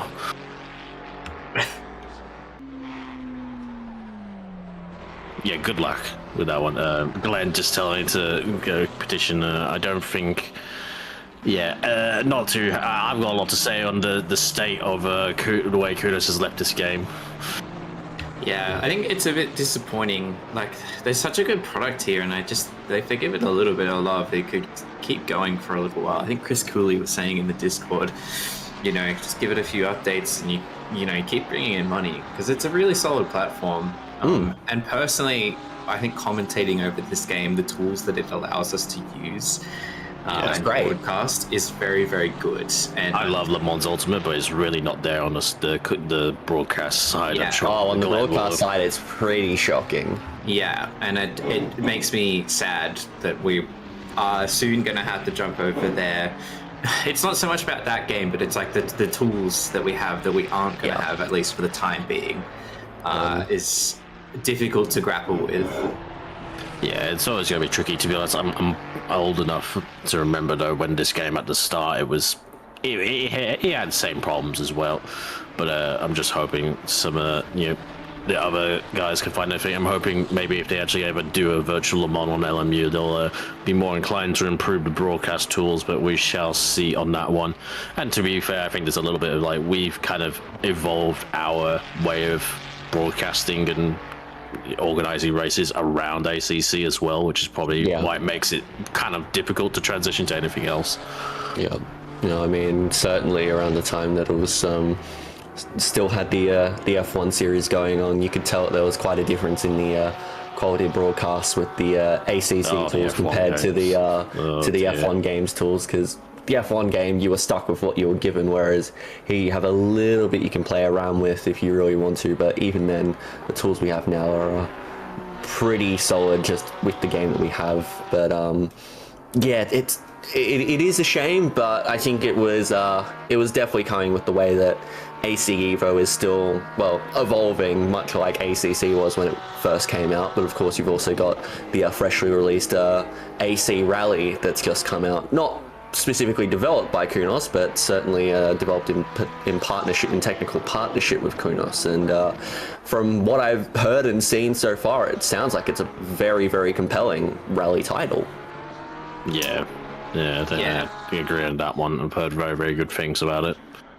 Yeah, keeping a close eye on it as someone who's a pretty big rally fan. I actually got into motorsport watching rally first rather than circuit racing. So I'm very, very excited for it. Haven't quite gotten to it yet, but everyone's been saying relatively good things. Obviously still in early access, and a very, very limited showing thus far, but promising nonetheless. So it'll be cool to see. It's nice to have an early access title, which is actually like cheap as well. Yeah, the price point. Le Mans like, Ultimate and ACUO. Take a hint on that one, because $50 still for an early access is not very kosher.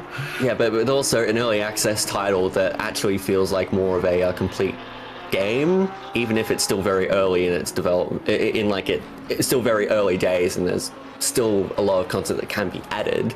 It still feels like there is a complete product there, whereas looking at the way that AC Evo started, and even to some extent Le Mans Ultimate, very shaky grounds that they were sort of starting on. Yeah, I think AC Evo's right now, it's not just like the lack of content, it's also like the base of the game is still kind of, I've heard very mixed things about the driving feel and feedback. Who knows what will happen. I think Kunos is maybe missing Aris a little bit. Aris Stellis, one of the basically the physics guy who did ACC in the original AC. But meanwhile, we see Jamie Conboy now all over threat now from Carl Johnson in the Porsche, taking over from Pete Viney for that Porsche as well. Carl Johnson is a very feisty operator, a very fast driver as well. So Jamie Conboy's really got his work cut out as the BMW gets out of the way as well. Aston Martin just up ahead, but these two are absolutely going tick for tock into Maggotts and Beckers as well. Pidgey racing car might impede these guys a little bit. He does his best trying to get out of the way. He's gone offline as well. Yeah, they both clear him as well. Not ideal, but not too much more that Aston Martin could have done as well. Fastest lap for Nathan Monks. JC's got a good run onto the straights as well. It's all absolutely everything going on back there. Yeah, there's a lot of lap cars getting involved now, and I think part of the Aston Martin getting out of the way only then was to try and avoid losing too much away positions, but doesn't seem to have mattered for the most part anyways, so we'll carry on. But yeah, Carl Johnson looking quite feisty behind the 666 Pixel Racers entry, and could very well be looking to shape up a move very, very soon if that Porsche is able to get a nice enough run, of course. Going up against the Mustang is a questionable thing, but Keys is getting caught up in a lot of traffic as well, but he's got a very good buffer back to Liam Hamilton behind. I have to remind myself that the leaders still existed in this race. Who? Yeah. Should be driving that GTR behind him. Yeah. Very boring from that Porsche. GTR as well. But looking on board as well with the Kovacs Blue car, these guys are quite a ways ahead as we're coming down the straight. I hope we can continue. They're quite a ways ahead in the Pro-Am Championship. But yes, there is going to be a little bit of a move here. They're going to look to the inside, but we commented on this before. It is going to become the outside. So we'll see how Jamie Conboy navigates this one. Keeps it nice and tight through there. Sends Carl Johnson a long way around. Johnson's going to potentially look for the up and under here, but has to fall back in line. So no move there to be had. Just whether he's able to get the run coming out now of Cops, where you would think the Porsche is going to be much stronger than the Mustang. Mustang through the corners can be a little bit of a brick, so that might be where the Porsche is able to find the advantage. But in the dirty air, you're not going to get a whole lot. As the lap times are really starting to pick up now. Liam Hamilton with a 58.7, so well into the 58s at this point of the race, with the drivers building up more and more confidence. But yeah, we'll have to see what happens. And getting word that Hammond is very much coming back into this one. He's 2/10 behind Michael Clark and is approaching the top 10. And with still plenty of time to go in this race, that number 23 car is still well in contention for a top 5. Yeah, it's been a very good recovery from them. I'm not too certain, but I'm pretty sure they were in the top 5 at the very start of the race, but I think they were one of the starters on wets, and it obviously fell down the field quite a bit early on. So yeah, that's overall been a good recovery from them, and obviously they've had to go through a little bit of battling in the mid-pack and obviously the second bout of rain as well. But they've clearly had pace with Will Hammond in the car, like the whole race, whether it's been wet or dry. These two, Jamie Conboy though and Carlos Johnson, will have to watch out because Lucas Keys is arriving and it is within a second, almost within half a second of these lot. They are flying with that AMG up ahead of Matt Nipper, still on those slick tyres, who's got to be running low on fuel. I did spot on their stream that they are running map 2, but I think they did, they boxed pretty much lap the second or third lap in as well. With the wets on, yeah. Yeah, so they've gone a long way on that fuel. I'm just quite surprised, to be honest, they're still 16th, but I have to give it in, had to say the least. But as Lucas Keys ticks off Carl Johnson as well, doesn't get impeded at all. But interestingly, I'm sure that AMG's got to be running on fumes right now.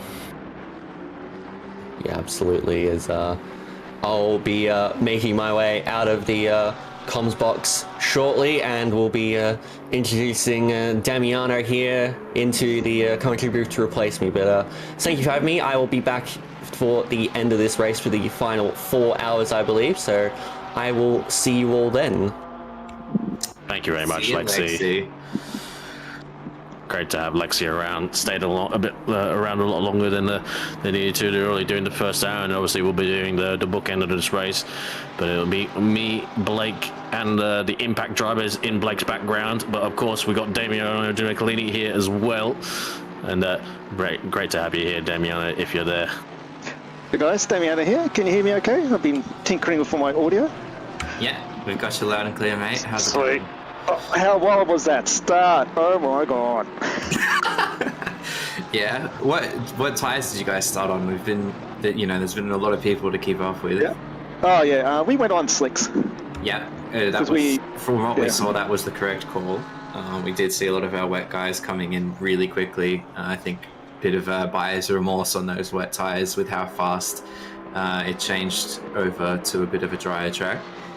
You got caught up a little bit, like with the incident that happened at Luffield, I think, between the Mercedes and the Lamborghini. There was a lot of avoiding action, if I recall. How did you negotiate that one?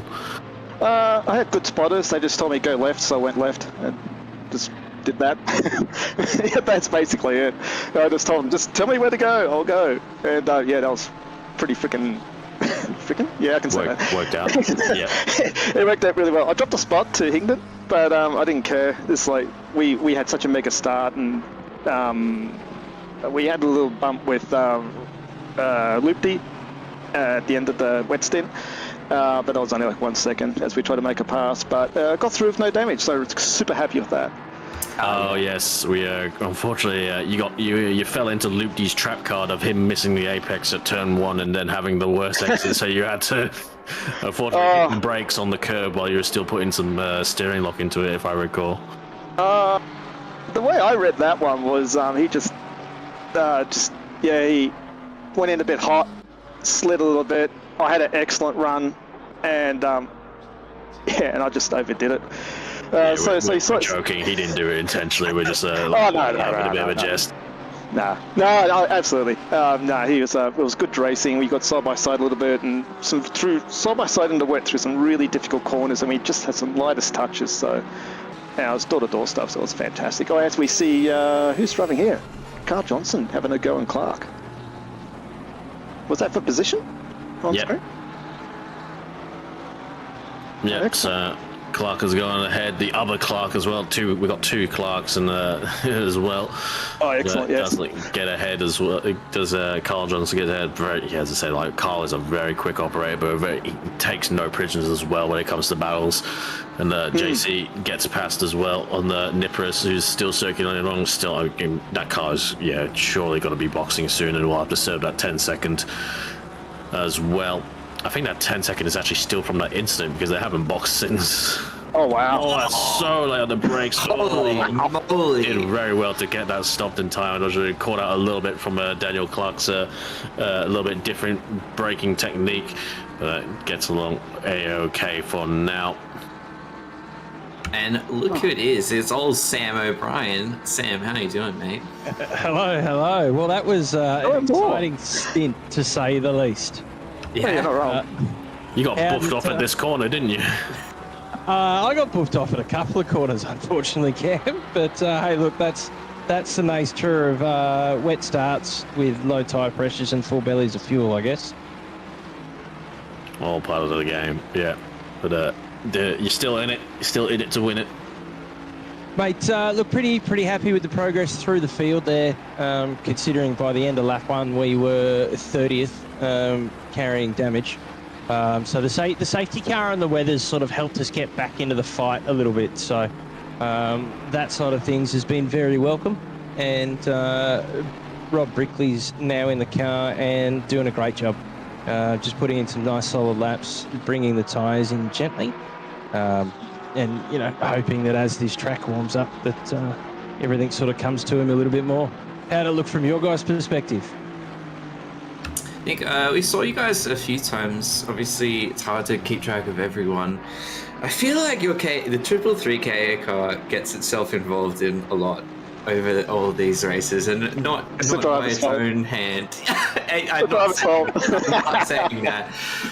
But yeah, we did see a few things happening. Every time I'm just like, oh my god, these guys cannot catch a break. But it's funny, I say that looking at the standings for the season, you guys are well in the lead for the amateur class. So despite the hardships, it's been a pretty good run so far.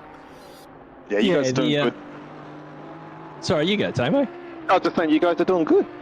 Thanks, man. Thanks. Yeah, I don't know. I seem to have a magnet in the back of the car somewhere. You know, we got tapped 3 times in that opening stint, and each one of them right in the bum. So I don't know whether maybe we need to put a big back off sticker across the back of it or something. Warning, wide load. Got a few hemorrhoids by the end of this race. Jesus. You know what I think it is? I think someone's left a wallet on the rear wing, and it's like this massive wad of $100 notes, and everyone's trying to go up and grab it. Well, that must be your wallet, would it, Damo? Because if it's mine, no one would be going anywhere near it. It's all coins. Yeah. When I open mine, it's like opening up a coffin and the esophagus trying to. And lost the time. The rush of wind. Oh! I got bad news. There's a change of class leader for Silver. Benny Vintner's got past Josh for car 90 over car 500. I mean, we're totally unbiased here, Danny. That's just something that happened in the race. That's not bad news. Just kidding. You can be biased towards your own car. It's fine. Silver car, by the way, car 90. I'll give them that. Retreat and Vintner. Good on him. Good on him. But that's how it goes. It's like it is. When we qualified, you know, we're 13th, and we just go, oh, what's our target for the race? And we just go, you know, survive. There's a lot of pro teams, so eventually someone has to start Silver, which is fine. And then the Pro-Am teams also, some of them are pretty high as well. But our targets, we don't actually have a target. We just want to see where we finish, which is really weird. Because normally we try and finish where we qualify, right? And so it's not win at all costs and make sure you can't get a chicken under the bonnet by the end of it, or? I nearly did my own chicken. Do that? Yeah, there was only a chick between your car and General Vanellas, I think. Did you see me get sideways? Yeah, we did. You did well to hang on to that. That was one of those things that you definitely could have either been all the way around or into a wall. So it's good to see you guys hold on to that one. I will say, you don't get any points from me. You didn't do a 360. Okay. Nah, good. Yeah, very hard to please. Hard to please, yeah. There is 4 drivers in that number 90 car, and I'm not actually familiar with Dylan King or Kane Phipps. I think we've seen before, but I'm not. Dylan's pretty fast. Dylan's good. Yeah, I think Dylan's a solid Silver driver. Probably right the top half. So it gets to that tricky point because you have these pro cars that have, you know, the top 1% type drivers. You know, like this car, great example. Like it's like Hamilton, Taufik. I forget who else is in this car. Is Name in that car? Yeah, and it's HPNT. Not this car. Names. Sorry, not that one. But you know, it's top percentile drivers. So when you get to these cars like the number 90, where you've got like two solid pro drivers and then 2 guys that are probably a little bit further down, It does get a bit hard to classify them because it's like, well, yes, these guys are all very good, but they aren't quite, they're 90th percentile drivers, not 99 percentile drivers. So there's a line to be drawn somewhere. And then obviously as well, when we've got a couple of AM cars running out there, and some of them are like very new to endurance and sim racing in general. So the disparity in pace across the whole board is widened, and it does make that classification even more difficult. Oh, absolutely. Like, I get it. It's an absolute challenge, but in the end, everyone just wants to race, right? And so we all have our own nemesis teams that we want to beat as well. So it doesn't matter what class. Oh, this is looking close. Oh, Rad's driving. Haven't seen Rad in Enduro, so this will be interesting. Does anyone know if this is his first Enduro or not? Because I don't normally see him in Enduros. He seems to be driving pretty well. Yeah, I seem to think you're right there, Damo, and that this is his first venture out. He may have participated in the Academy Enduro, but yeah, I think this is his first time in the car in one of our full-blown Enduros. So, but I mean, look, the boy's quick from what I've seen throughout sprint running. He's definitely got some pace about him. Oh, definitely. I still reckon he should be silver. He's got good pace.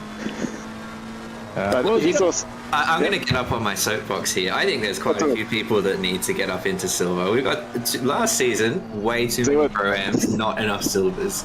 People are sandbagging too hard. Put yourself in the silver and embrace the challenge. I think you were in that split as well. Yeah, there was like silvers were getting battered by every pro-am in that split as well. Definitely. It was definitely stood out quite a bit. Yeah, there was pro-ams finishing very, very wide there. Goodbye. And that's going to be an easy move. Yeah, Rad straight through, no problem. I'll take your lunch and your bike. Brandon else come through as well. Jeez. I didn't realise there was that much on the line. He's very, very aggressive. I'll take it. High stakes racing. Stole my Lunchables. I'm with you guys a little bit there too. I think as an organisation, balancing the classes is something that we could probably do better into next season. Because even Split Red was Split Pro-Am. And the Pro-Am field was so wide, and then there was sort of a handful of silvers, and there was more pros than there was silvers. So, but such a fine balance for the admin to try and find. It's so relative, and it's not all. And just to preface this as well, is like the classifications are not just on pace as well. It's also like racecraft and consistency as well is taken into account by a lot of the team. But it's also like it's so relative to who you're actually racing against in that split. Like I'm. Like, I don't know if Damiano feels the same, but he's got a few more wins than me. But I'm classed as pro. It's like, yeah, I've taken one win, but I'm still like 2 seconds off the like esport aliens. Yeah, that's the hard part, right? Yeah, definitely. And that is the other difficult thing, and I sort of alluded to it with that 99th percentile pro versus the 90th percentile pro. Like you two are very, very good at this, but then you have like Lucas Keys and Philippa Paquita, who are like the best of the best. Like it's so hard to classify that because you guys are head and shoulders above most of the field and they're head and shoulders above you. So what do we do? But yes, I think that's also a good point. It is relative to who's in your split. But yeah, Matt Powell just saying a lot of pro-am's going to get a bump up. There you go. The admins have listened. I think as well, there's probably a bit of hesitancy to force. Sorry. No. There's a bit of hesitancy to force people up. I know some people are a bit resistant to it. Tim Gobe. Yes. But at some point, I think it has to be done. But yes, unfortunately, we just jump on board here with the 500 car. It's Damiano's car, the Amati Porsche guy's car that has had a bit of a moment. Finds himself 2 positions down, I believe, after that. Yeah, we were running P9, P10. It doesn't look like any damage on the car, which is nice. Hope you're tired. Or not too much. That's quite a place to lose the car if it was unless there was contact. There's a long way to slide on tarmac on your tyres. I'm hoping they can, because I imagine you guys would have topped up the fuel on your box. Trade secrets. Gonna give that away. Yeah. I think everyone will have topped up. Yeah. So I'm just glad the weather's not like the Monza weather we had a few Enduros ago. Was like half an hour on, half hour off. I don't mind a bit of sprinkling, like every 1 hour or 2 hours, so you can get a solid stint in. But yeah, I think this is pretty good. The weather's been great so far. So Yeah, it's literally the rain in the first hour of the races. I think completely just threw everyone's driver schedules in the bin as well. Had to reset all those.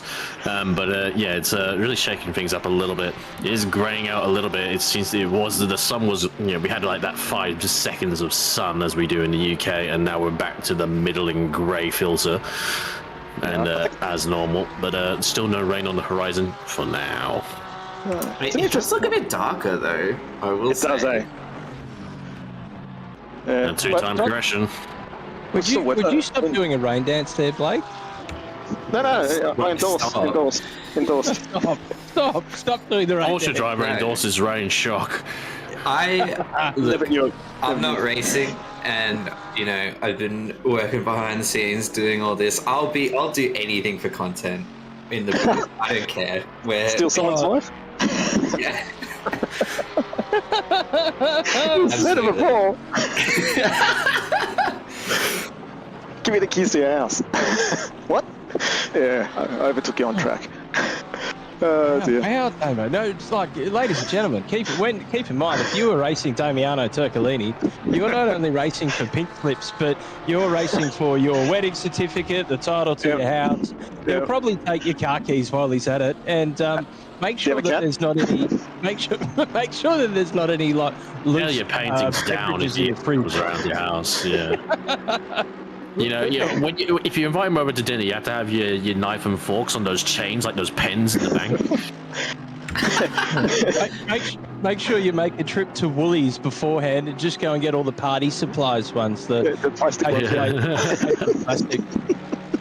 Otherwise, they won't work out with pockets full. Oh, you make my eyes water. Don't do that. I can't see anything. Trying to get more rain on track. That's it. Isn't that what rain on track is? It's just Porsche guy tears, or? Nah. It's not Porsche guy tears. Rain on. Yeah, that's the one. Thanks for sticking up for me. On that note, team, I need to get in the real car now and motor down the highway. So I hope we're in for a great race. I'll definitely be keeping an eye on it. Hopefully we're in for a good one. So thanks for having us in the box, guys. It's been fun. No, just keep your eyes on the mirror. It's not unlike the real life Simrigs. Yes. Thanks for jumping. Watch for any impending Lamborghinis in your rear view. Within the locker. And we've got a replay here. No! You're going to get away until you watch this. Oh, what happened? Yeah, that's fine. Josh, that's fine. It's okay. It's all looking good. Fine. Oh, there's 2 wheels on the ground. Yep. Little lift. Oh, how big. Safe. Oh. Wow. Jeez. That was about one chicken. That was one chicken away from the wall. All the way out there, filling in the blanks on the map. I know, right? Is that what it looks like? Yeah, I was going to say that's what, 10 millimeters? Yeah. One chicken. Are you sure that chickens you're eating illegal?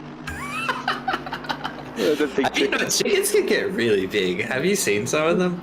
Yeah, but Like 10 turkeys. That's 1 centimetre wide. Like, that's an anorexic chicken.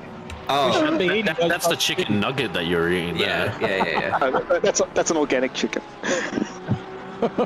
Wow. Free range organic chicken. The spring chicken. Damo's chosen violence. Chicken patty. Oh, my eyes are watering. I can't get in now. When's my stint? A little later. All right. Well, before I lose my house, my wife, and my car, ladies and gentlemen, I'll see you later. See you, Sam. Safe travels, mate. All right. Safe travels, yeah. Oh. All well and good. We got to get all the laps in because I think in about 15 minutes we're all going to have a bit of a break because the hour between 10 and 9 in the race will I think you'll be on the easy listening. It'll be all our commentators are all taking a break and we'll set the cams to automatic. I understand. Yeah, it's gonna be lo-fi beats to race to, I think. Nice. Just Excellent. Yeah. I just I was just wondering, on the topic of the classification, I just want to add one more thing. My point is not so much about the admins at all. It's about, I think people should be taking the incentive to put themselves up. Yeah, I agree. I do think it is a difficult challenge, and that's, I spoke to that before, and I don't want to feel like we're disparaging the job that they do. It's definitely more about people, I think, taking the initiative and challenging themselves. And speaking of challenges, though, Breno Ellis with a very racy Nathan Monks on his rear end right now. Yeah. These guys have been back and forth a little bit here, so bear with me as I check out some statistics. Damiano, say something funny. There's a lot of dirt. Yeah, he picked it up. They're using maximising it. No time to react to that one, I have to say. No, it just made me laugh. It's that fun, I don't know, odd thing. But so what I wanted to check was what sort of lap times these guys are doing, because I think Monks has made up this gap quite a lot. And right now, Monks is about half a second a lap faster, at least to their last lap. So, apologies, about 3.5 tenths faster. So that is pretty significant, though, as you get to the top of the field. So Monks with a lot of pace over the number 7 Porsche. Yeah, I think maybe a little bit less. Yeah, I think the Pixel Race's Mustang was just trying to get out of the way there, and realized last minute that there was the Aston Martin also to let through as well. But given Breno Ellis a little bit of a gap, it's interesting how this kind of top part of the field has changed. Unfortunately, the 695 that was kind of right in there has dropped back a little bit overall. And Kafil Slade, though, in the number 8 Aston Martin that was piloted by Regan Herbert early on, and did a great job. I think that car qualified very far down, or I'm not sure if it even was around for qualifying, if I remember. So they've gone from, I think, the back row of the grid all the way. Yeah, because I didn't see them at all during the qualification we did on Thursday night, and so they're up into P6 right now. It shows how much obviously pace and also the conditions and all the drama can really take a big effect. But it's right now 10 seconds from Ellis to Liam Hamilton, so these guys are not necessarily, they're still kind of in the fight as well, but a little bit further back. But Nathan Monks definitely looks like he does have the pace, a little bit wide there from Breno Ellis into Abbey, but got the grip and the downforce to get away with it somewhat into probably the best part of the track for the Porsche. Would you agree, Damiano? Oh yes, Porsche's very strong in this section. Also, you were right. Whoever said the clouds are rolling in, they're right. So we've got double clouds now, so potential rain on the way. Yeah, definitely going to be keeping a close eye on that one right now. No wind, so it hasn't changed much, but obviously 2 times progression there, weather does change a lot more kind of frequently than it would do. But it's definitely spiced things up a little bit. It's, going around now Luffield as well, but yeah, where do you find the limitations in the Porsche at this track, other than the straights? I always have troubles with changes of directions when I'm driving, so Maggots Beckett's is my biggest challenge. And also, was it Abbey, the new pits entrance for the F1, that 5th gear fast one? Yeah, I have a lot of trouble getting the timing right there, but that's probably a me thing. Porsche's not like the most, it's probably the most, like one of the more pitch sensitive cars, so aero is very tricky as you kind of like have that sort of do you give it a little bit of a break, or is it just a lift for Abbey? The lift. Pretty big one for me. Yeah, that's the thing. Like with the Porsche, though, if you give it too much brakes, it'll kind of it sends too much of the inertia forwards, and kind of upsets the aero and the balance. 100%, and dips the diffuser as well, or the splitter, I should say, and you can do some curb clipping, which is not good. To be honest, I don't have really any experience in the current gen Porsche, but I hated the old Porsche at this track in particular. It was very quick. It was very quick anywhere, but it was such a handful. It was even much more spiky a car than it is than this newer generation. But we'll follow now. Nathan Monks, I think, you can see definitely a lot more confident going through these corners. But it was a good run there from Breno. Got a lot of curve as well. Definitely one of the quickest guys in Porsche in the Porsche in this series. Ran out into farm and into village and now the loop, but unfortunately, like driving well is Nathan, but Breno's doing just enough as well to keep him out of any danger so far. Not really close enough for Nathan to send it.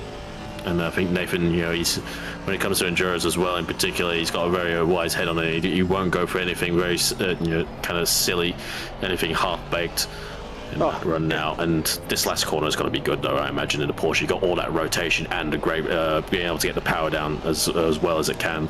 Oh, it's got amazing traction sometimes. Absolutely amazing. When you get the angle right, it's like, just straightforward.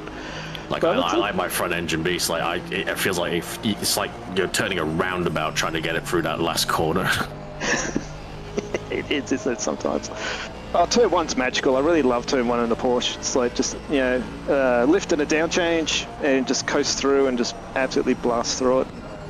And through here, need to stay left. Oh, 500's off again. Oh well. And getting the early rotation for the exit. And as we see, the Aston's got an excellent run.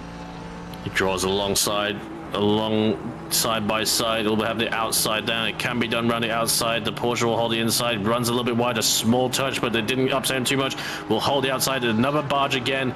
I feel like that's a little bit hard done by Nathan Monks, and we'll see if he kind of keeps his nose up at the inside. Yes, he does. There'll be the outside and the inside for the Porsche, though, coming next to a touch again as well. That was very hard racing. I feel like maybe Nathan was entitled to a bit more space there on the exit of Stowe and all of that. We'll see if anything comes across the steward's room on that one. I look pretty hard, but mostly fair racing. I wouldn't be too upset with that if I was on the receiving end, but got to try and make a spot. And defending extremely hard. I think he had enough of a claim to hold it around the outside. He was still alongside, and it was a little bit argy-bargy here and there, but there was the runoff as well. Like, I don't know, we'll see what the stewards say on that one. But they'll go to fight again. There's definitely a statement in Nintendo. Both of them will have that in the back of their mind. They've both kind of shown their hands of what they're willing to do. And it will all play into effect next time around, but you can see the Porsche is able to V that corner off so much better and have a very clean exit. Nathan getting a little bit squirrely on the exit. It's got good power in the Aston Martin, but with an exit like that, it's definitely not going to help things. Will follow on board on his run through Cops and into Maggots and Beckett's as well. He said like it is a little bit of a struggle. The transition for the Porsche sometimes not the best, as well as you got that pendulum weight of the engine over the rear axle, behind the rear axle. A lot of speed carried by Nathan Monks. A little bit of a slide, but he got away with it. And now onto Chapel, this really big bump that upsets a lot of cars, but a good run from the Aston Martin, and the turbo is actually really kind of doing a good job, but not too much gain there on Breno Ellis as they run down to Stowe again. Definitely not going side by side this time. That's excellent racing there. It's getting really spicy at the front with those guys, for sure. The Porsche is getting excellent drive out some of these courses, which is obvious. Surprised the Aston couldn't get the slipstream down Hanger Straight though. It got a little bit of a one, but couldn't make the move. Yeah, it's the thing, like, we always comment on the Porsche and the straights, but to be honest, like, there is a lot of straights here, but there's not too many where you get really at the top end of the rev range, which is where the Porsche is the weakest, because it's got so much, like, kind of downforce and drag. That's, like, once you get into that sixth gear at the top of the revs, kind of like, think going down the straight, at Watkins Glen at the start, that's when you really kind of start losing time. But here, all the straights are, like, they're long, they're not short, but they're just short enough so that, you don't fall too foul to the cars with the better straight line and the slipstream. Yeah, absolutely. But you need those exits definitely in the Porsche. Oh, so that's pretty the advantage. Like, you need the traction on the way out, and then the heavy braking. But at the end of Hanger Straight, was it Stowe? It's a very fast corner, so the heavy braking is not really a thing. But you can do a lot of trail braking, but I think a lot of other cars do the trail braking as well. So I wouldn't say advantage Porsche at the end of the straight, but definitely at the beginning if you can get that traction in leading out of Maggots Beckett's. Absolutely. Have we got Damiano started on the old Porsche propaganda? No. What are you talking about? Never. Facts and observations. Facts and logic, Porsche time. Who would have thought? So I see after my foray into having no electricity in my house, Nathan Monks has not gotten past Brenner Ellis just yet, but damn is it close. He's going to actually pull alongside as they say, so commentators curse waiting to happen. They're door to door as they go, but he's going to be a long way around Stone. Tucks it on the inside. He's going to look for the switchback here. He's going to put him on the outside for Chapel Chicane, no, sorry, Vale Chicane. Breno defending to the inside there. Monks having to tuck back in under. Breno doing a really, really good job to force the issue.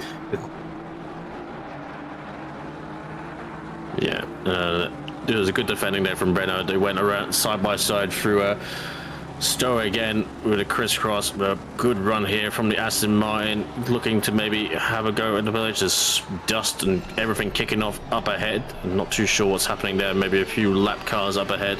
We'll have to negotiate, but yeah, good driving, good defense there. Oh, what's happened? There's something going on the inside. Not too sure. The BMW is getting out of the way, and it did compromise Breno a little bit. And the Aston Martin is definitely a lot closer than it's ever been. Coming onto the Wellington Straight and the run now down into Brooklands. What will do? Will Breno defend the inside? No, he doesn't. Nathan Monks goes to the inside. He draws alongside the rear axle with the Porsche. All alongside. There's a bit of a bump and a bang as well, but Breno still got the inside. Ford Laffield holds the inside line, still side by side, still bumper to bumper, door to door, banging, and then touching the exit, and the Aston's fired off into the barriers. Oh, commiserations there for Monks, and that is going to be substantial damage on the front of the Aston Martin. Oh, yeah. Dear, oh dear, it was going so well. It was such a great battle. I wonder what happened there. It's just a little bit of snap oversteer, or I think he had a little bit of snap oversteer and a 5-second penalty as well. Transaction. That was 2 laps to go. That was that incident. That was that last battle at Stowe that we saw. So it was a 5-second penalty. I think the stewards maybe felt like he ran Monks a bit off the road at the exit of Stowe. That's my guess. So not have that one confirmed. That's the only thing I can think of on that one. But they'll be back on the stewards box a lot. I get the feeling Monks on that incident that we just had as well, he had a little bit of a slide on the exit, and they both kind of met in the middle. Like they both kind of went towards each other. I'm not too sure on that one. We'll have to see. I'm just hoping damage is not too bad on the Aston Martin. Oh, how's exciting stuff there. Spicy stuff between those two. Of course, when we were due to have a break, it all starts kicking off. I looked away for 1 second as they collided, because I thought they were kind of done for the second. So yeah, Matt Powell just confirming it was for forcing 153 off the road there. Very astutely observed, Cameron.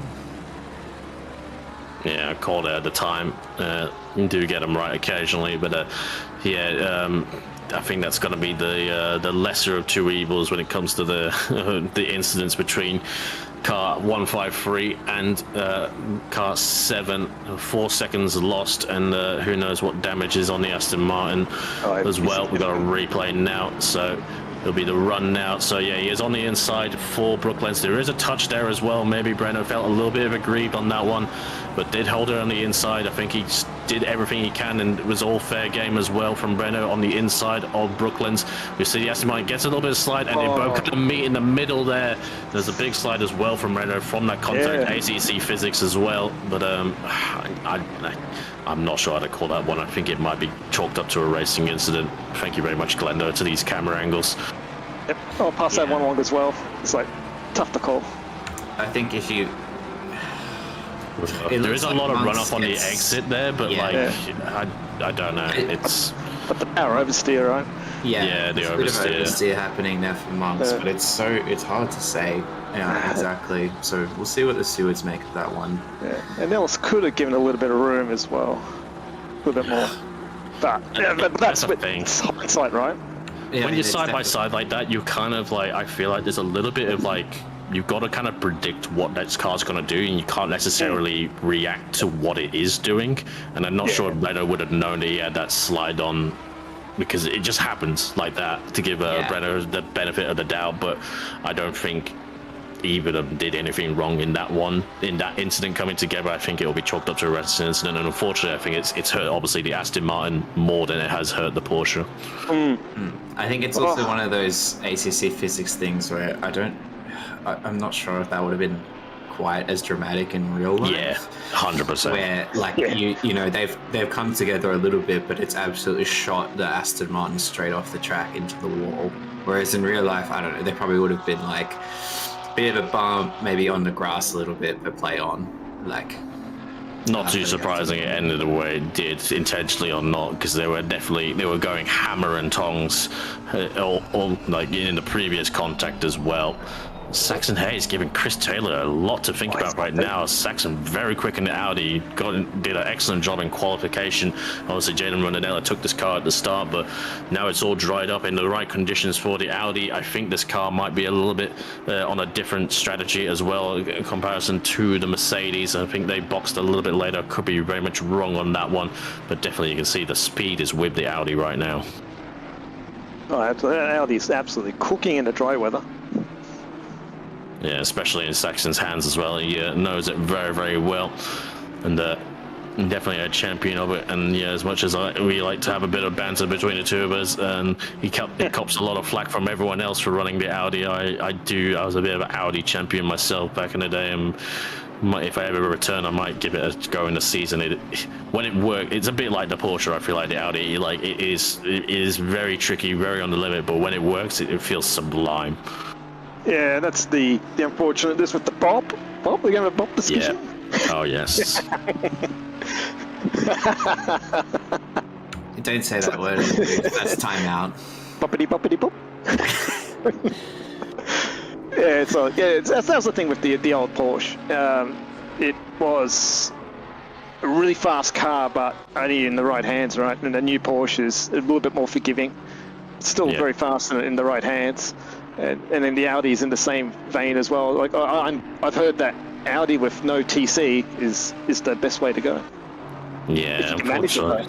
Yeah, that's the thing. I think the Audi was one of those cars that suffered when they kind of rejigged the physics engine, and unfortunately it was one of those cars that, but regardless, he's got to run up the inside line. The space given by Chris Taylor wandered a little bit wide on the apex, but there's space given by the Mercedes, still side by side on the exit of Stowe, coming now into the Valet chicane. It's going to be inside for the AMG, but can he hold it around the outside for the Audi? He'll have the run on the inside. Well, there may be a switchback from the Mercedes, but looks like it's not going to be the case, and it is going to be Audi on top coming into club. As an excellent move from Saxon Hayes there. That's an excellent pass. Right. On that note, I also need to skedaddle as well. I've got some questions coming from my team, so I need to address those. And thanks for having me on board in the comms room, guys. Glad I could offer some insights. No worries. Thank you very much. Right. I think on that note, we in the comms team are going to take a bit of a break here. Comms will resume at about 9 race time, so in about 1 hour's time. Will be, I believe, Cameron Thistley and myself again. But for now, Glenn will be on board showing us the action still. But for the time being, that's it from us. So we'll see you in a little bit. Bye. Thanks, sir.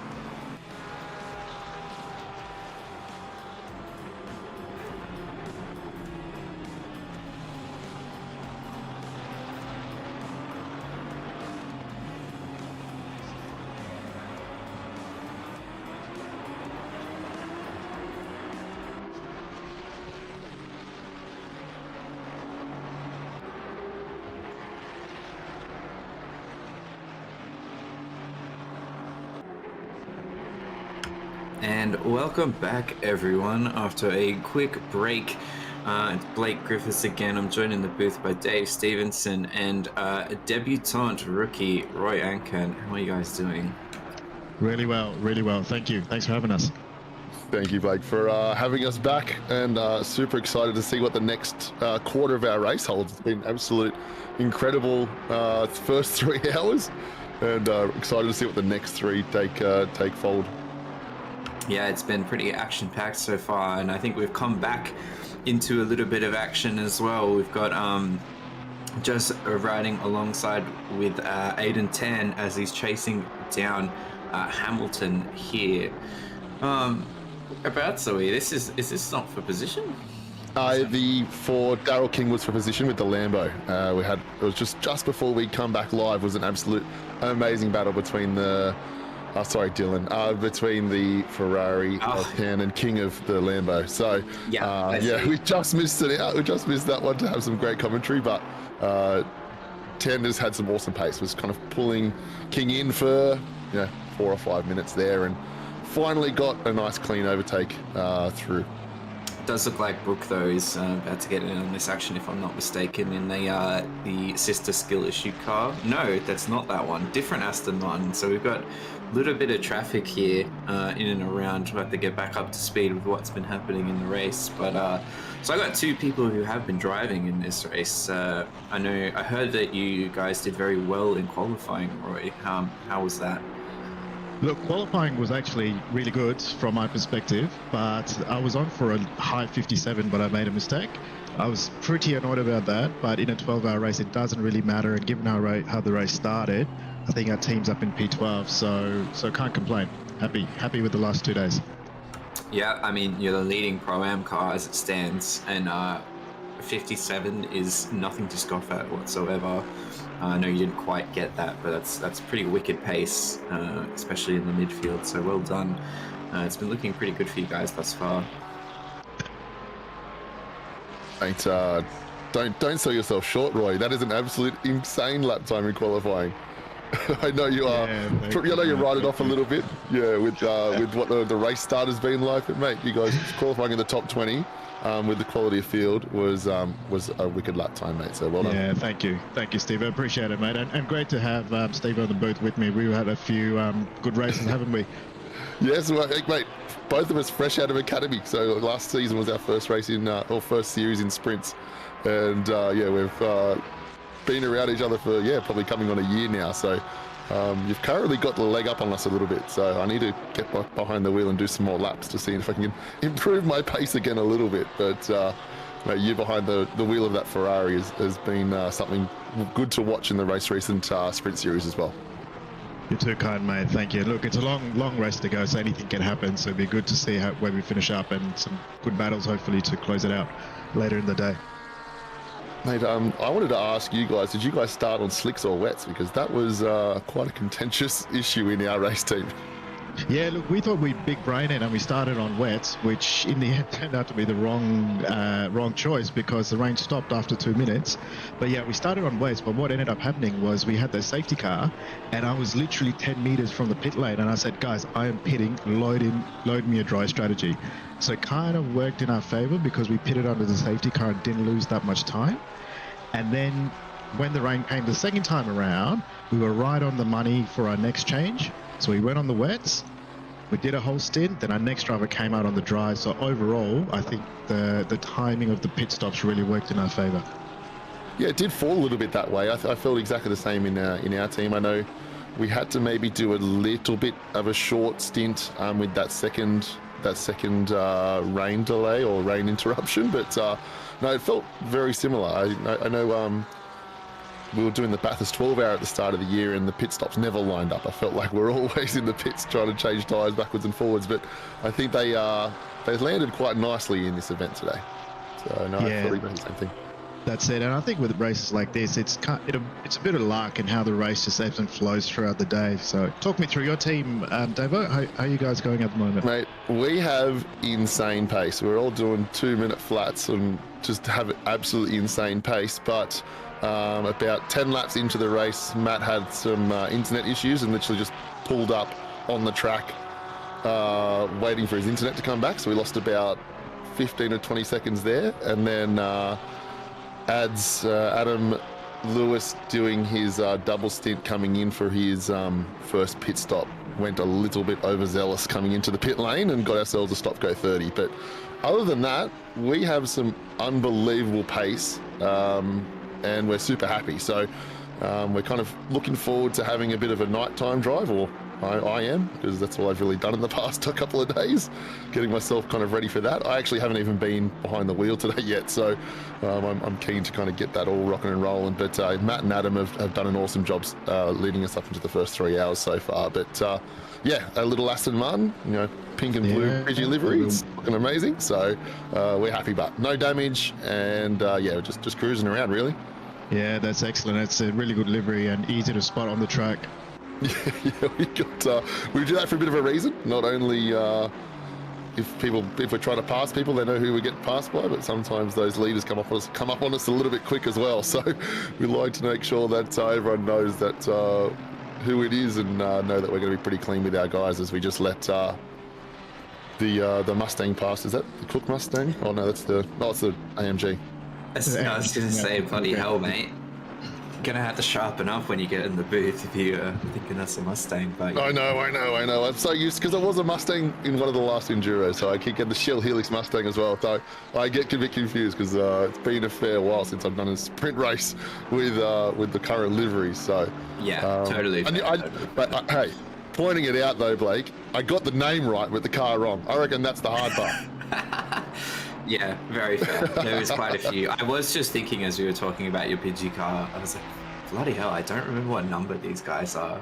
And I had to go look at the entry list, and then Glenn swapped the cameras over anyway.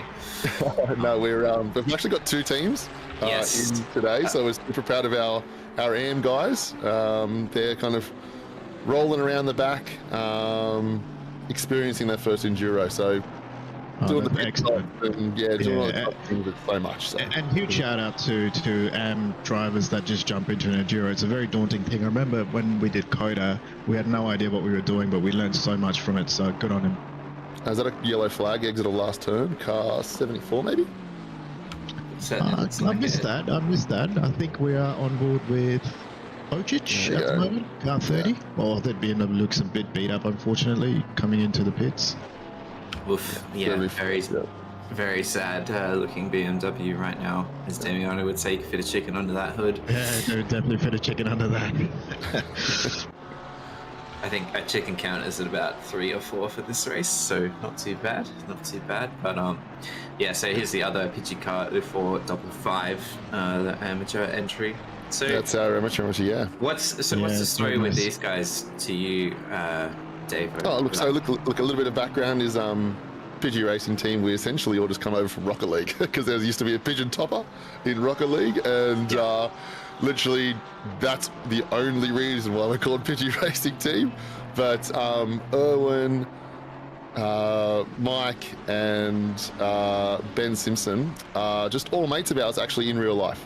So we've either known them from school or from work, and obviously they've kind of shown an interest in sim racing or had some sim rigs at home, and we've eventually got them to come on board with OOR, and that's kind of been the catalyst for a lot of our guys. They're kind of old AC1 drivers and done thousands and thousands of laps over there, and they've gone off and had kids, and I know Ben's had kids, and Erwin's a little bit older as well. So finally they got themselves around OOR and joined the Academy Series. I believe it was last season, and we just essentially are just 15 or 20 awesome lads that just get around it and have an awesome time online and support each other just as males should, and have a great time. That's brilliant. That's such a great story. And, can I just say, we joined OOR this year as well, and the community is incredible. And probably shout out to our sponsors as well for this race, Simrigs. Like, basically all of my gear is from Simrigs, and those guys are fantastic. Yeah, it's they've definitely been an awesome supporter for the Endurance Series. I know Thermal Take come on board with the Sprint Series, but Simrigs just continuously give OOR some amazing support through the Endurance Series. So thank you so much, everyone. Yeah, Simrigs as well, been a long-time partner here at Octane, so very appreciative of the support that they show. So we do get a little cheeky penalty coming through. I know Matt Powell was saying that the stewards had their feet up in the stewards box for the time being, but a penalty for ignoring blue flags. Right, we got the YouTube curse rather than the commentator's curse there. Yeah, there's a great battle going on. Sorry. There's a great battle going on for P1 for Pro-Am. I don't know if you can swap to that one between Samuel and Butterfield. Yeah, good spot. But I was just going to say, this is your car as well. But Dave also definitely working in a curse there, saying all those great things about your car, doing so well, pace so good, blah, blah, blah. So expecting that Pidgey Alpha car to come cropper sometime soon. But right now, Samuel Kovacs Racing Blue keeping Butterfield very honest here as we watch them navigate Maggots and Beckett's. This Kovacs Blue car has been really outstanding throughout the entire endurance series, so we'll see if they can make some magic happen here as they're heading down the hangar straight. Buckerfield keeping it a little bit narrow, opens it up back to the racing line. Samuel's going to look to the inside, but on the brakes pretty early, but very deep there from Buckerfield. It might invite something, but manages to get back online. They both run it wide, but it's a little bit of a poor exit there for Buckerfield. Samuel's going to be pretty close, but just not quite aggressive enough on the brakes to make something happen. Buckerfield does survive for this time being. I just love the ebb and flow of the different strengths that different cars have. You know, the Ferrari just at high speed. You know, watch it through here, probably pulls out a couple of cars, but that Porsche just instantly closes up under brakes and has a great time through the tighter stuff. So these guys are really keeping it nice and clean, but Buckerfield showed some really good pace over the past couple of laps, obviously close up this gap. So the pressure is on. The pressure is certainly on for Rob. And I've got on my headset our engineer talking to Rob, so I can talk you through what's going on. And right now he's trying to tell Rob to keep it tight and basically use the strengths of the Ferrari at certain points of the track. What we also know is that the Kovacs car will probably pit before us by 5 or 6 minutes. And if that happens, and if he does get past, then our strategy is going to be, well, let him through, stay close, but we're going to get him back in the next stint, and we're going to get that track position back. Mate, I want some insights in this Ferrari, because I don't know whether I have to pass one later. Where are your strengths and where are your weaknesses? We are strong everywhere and we are weak everywhere. There you go. That's my answer. Very diplomatic answer. Yeah, good one. Yeah, very well. I mean, I feel like these two cars are similar-ish, but with the main difference being the Ferrari's top-end speed is actually quite nice. I'm not sure if you're going to get all the way there here at Silverstone, but obviously both very, very nimble cars. So I'm not sure yet, but I do think we will see Samuel potentially get past. But as you said, there is a little bit of a pit difference between the cars. Not too much, but enough to think about for sure.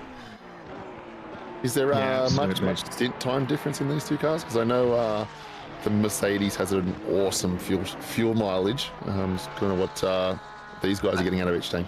I know the Porsche is also really fantastic. It runs an hour and a half without really even having to consider fuel saving. I'm not sure in the Ferrari. Perhaps you can speak about that, Roy.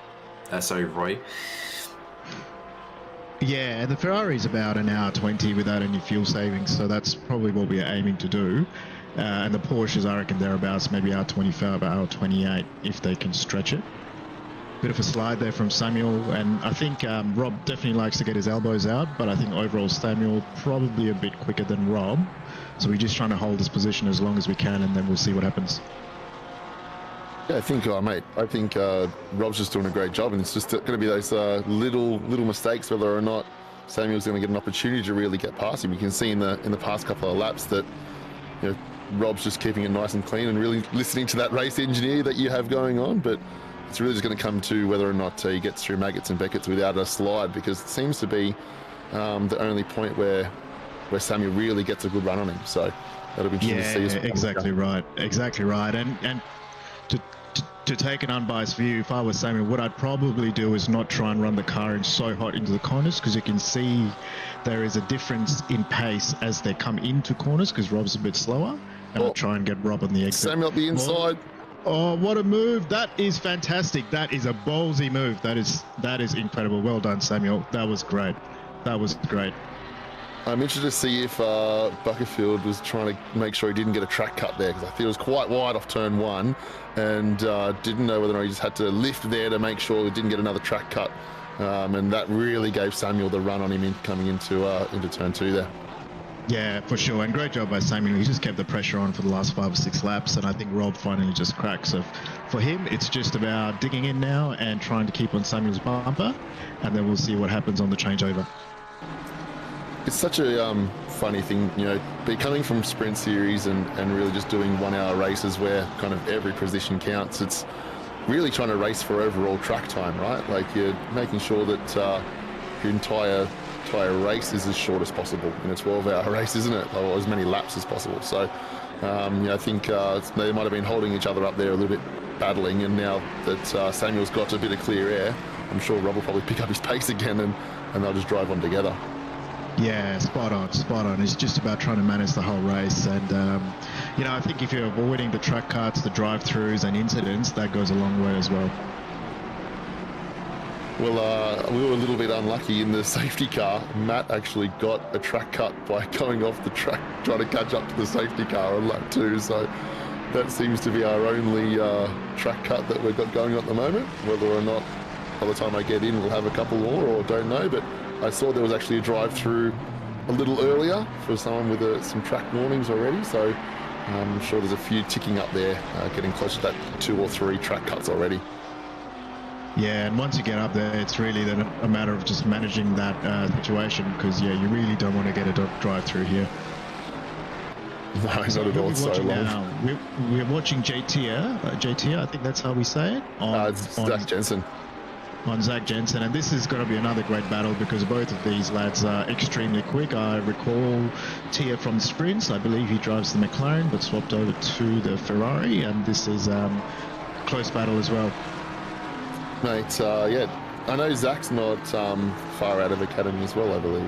He only come on OOR in the last couple of years as well, so but been doing a really good job. I was fortunate enough to commentate Zach doing a really good job in the GT4 Porsche Cup Series a couple of seasons ago, and he was doing a really good job in the Giannetta, and it's great to see him back behind the wheel, and this time in behind the Mustang, which doesn't sound familiar. I know they used to race the Nissan a little bit, so maybe something just different again. I know the Mustang's really, really good here.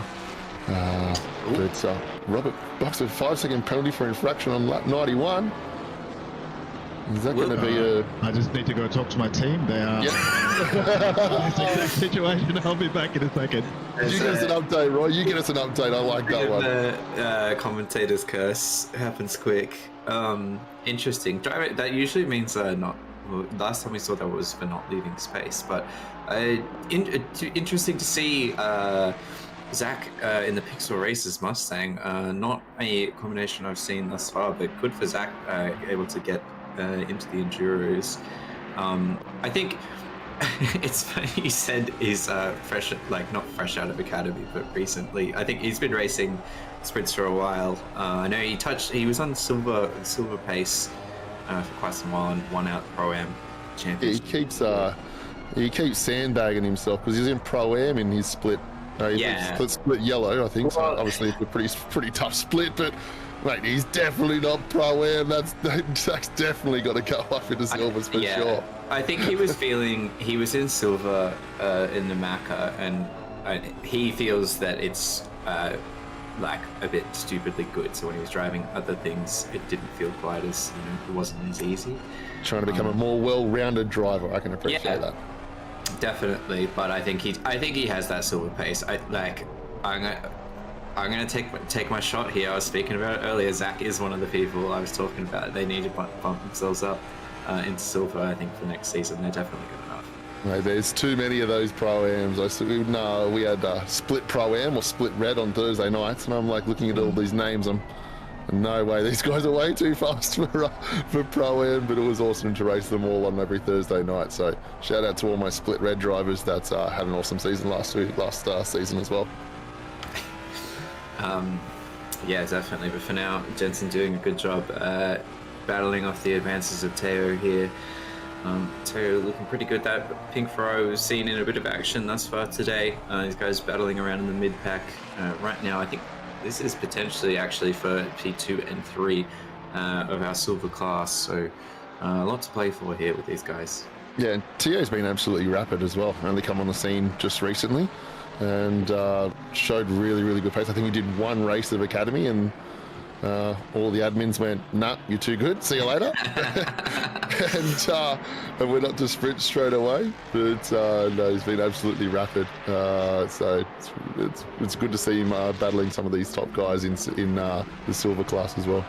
But yeah, Teo, putting some pressure on Zach Jensen. That'll bump him up to, he's still, 4th overall in Pro-Am. Geez, those Pro-Am drivers are up nice and high today too, so.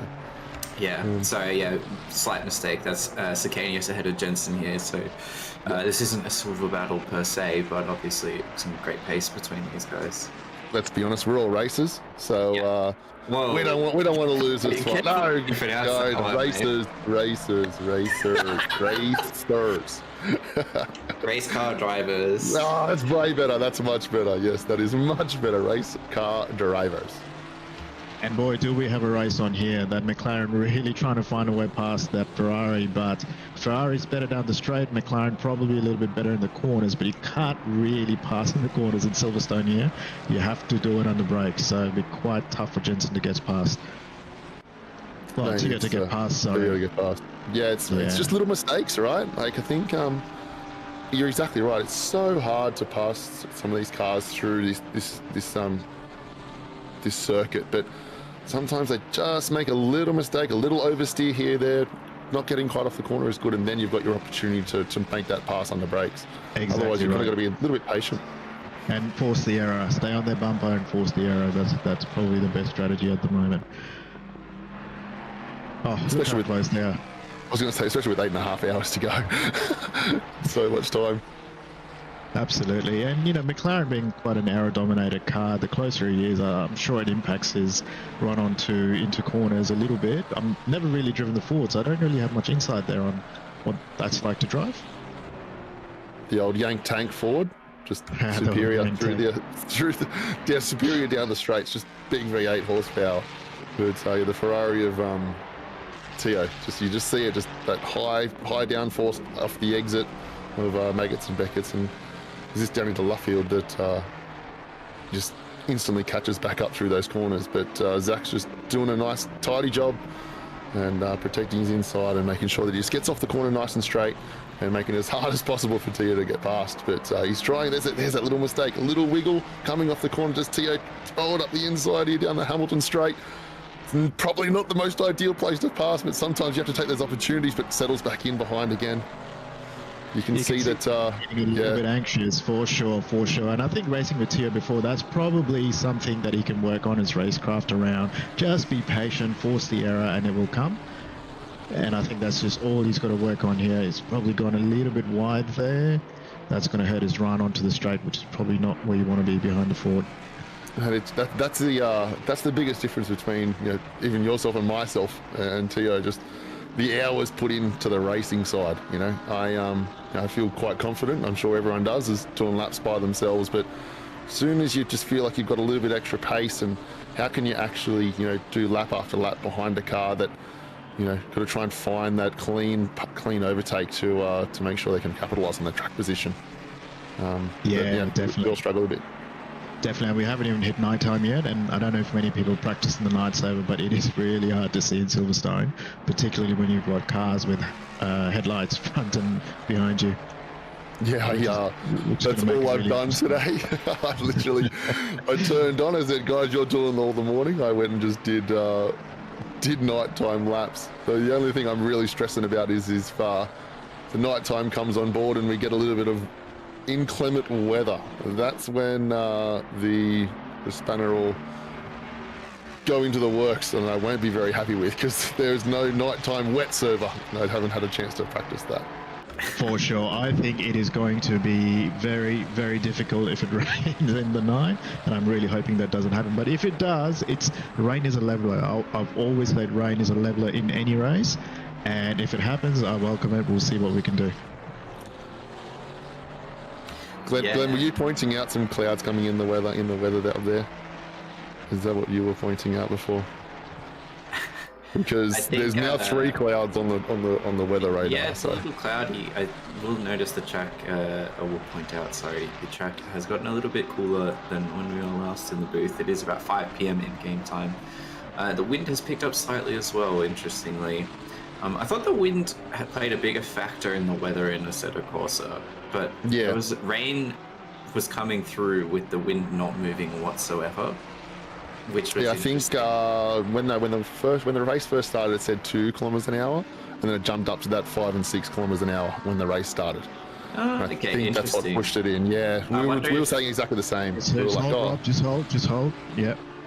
The guy behind you is trying to unlap himself.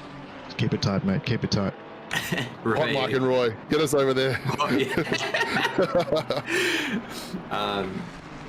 So sorry, I had the button pressed. I was trying to broadcasting strategy live. Here he is. Press on 12-hour racing. There you go. That you cannot get any more live than that.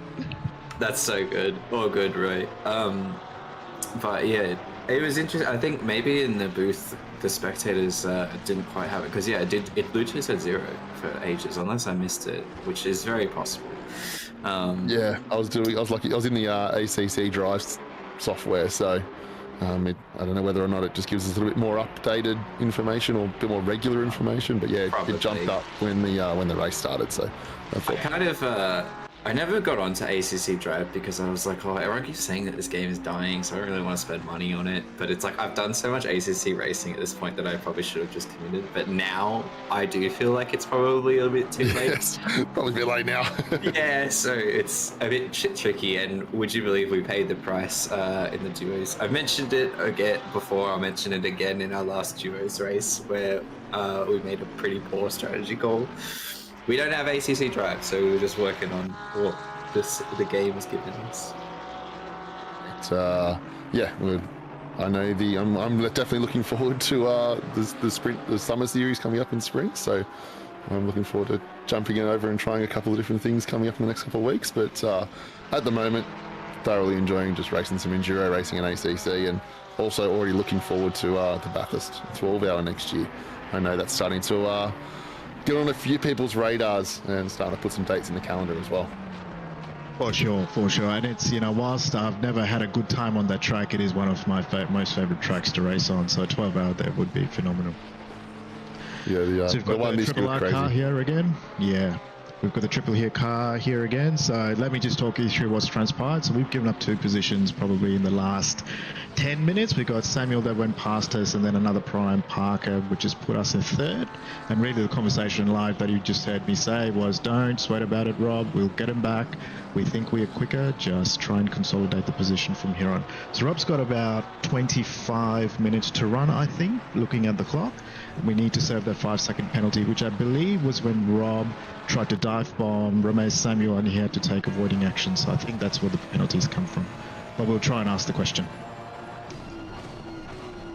Yeah, great insight there. As we do have a couple of fresh faces in the booth, John Gormley and Saxon Hayes joining us here about 3.5 hours in. How are you guys doing? And I'll exit stage left. Good to have. Thank you, guys. Oh, thank you very much. Thank you, Roy. Good luck with your stint. Thank you. I'll start us off with that one. Having a mare, but enjoying life. Mr. Audi man, how tell us about the Audi for the first 3.5 hours, mate.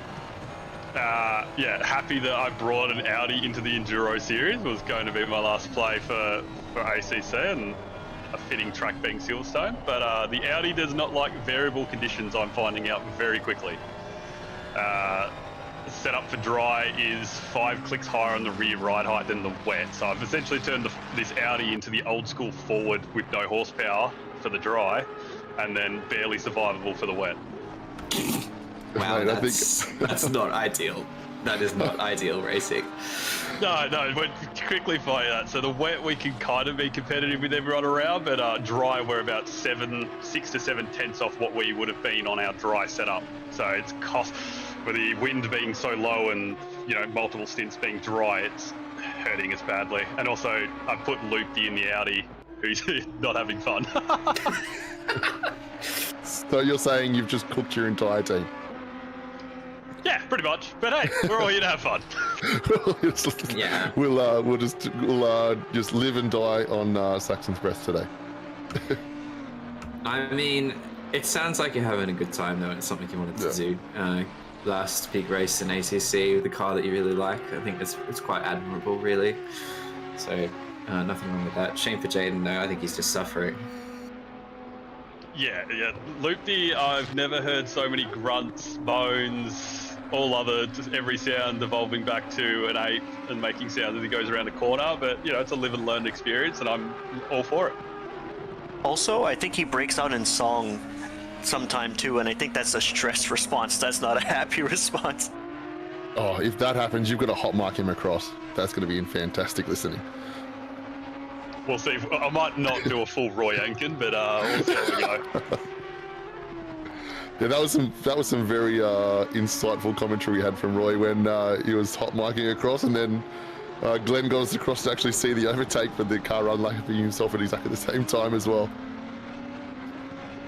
It was honestly quite amusing. And we couldn't stop him either. We've all been there. First time for Roy in the booth, so no stress whatsoever. But yeah, just riding along. We actually do have 2 Audis line astern right now, but obviously second Audi a bit further down, Ataniake at the helm of the 100 Audi, the MRT Cowabunga car. Wonder how they're going with it, if they've opted for a hybrid sort of setup like you guys have in the skill issue car, if they've just run it dry and are suffering when it is wet. But for the time being, it's fair weather here in Northamptonshire. Yeah, I found that when we've kind of come up to them in the wet there, it's not too much of a differential. So I'd say they're running more of a let's survive wet and just deal with the pain dry. I made that really bad in sounding, but I'll roll with it. Right, John, are you guys racing today? What car are you in, John? Oh, we're in the Skill Issue Racing Red Aston Martin, who's currently P18. That'd be Charados Rossa and Mr. Daniel Clark as well, with Rossa in the hot seat. Hey, you guys, that is a nice looking car, by the way. I do like the deep red and black. That is a nice one. Because what's the other colour of the other skill issue one? So we've got Audi, which is green, and Toto and Gobe are in blue. In the blue, yeah. Because that's Monks, isn't it? Correct. Yeah, you're right. Sorry, yeah, you've got to help me out with that, guys. I don't know all the nicknames.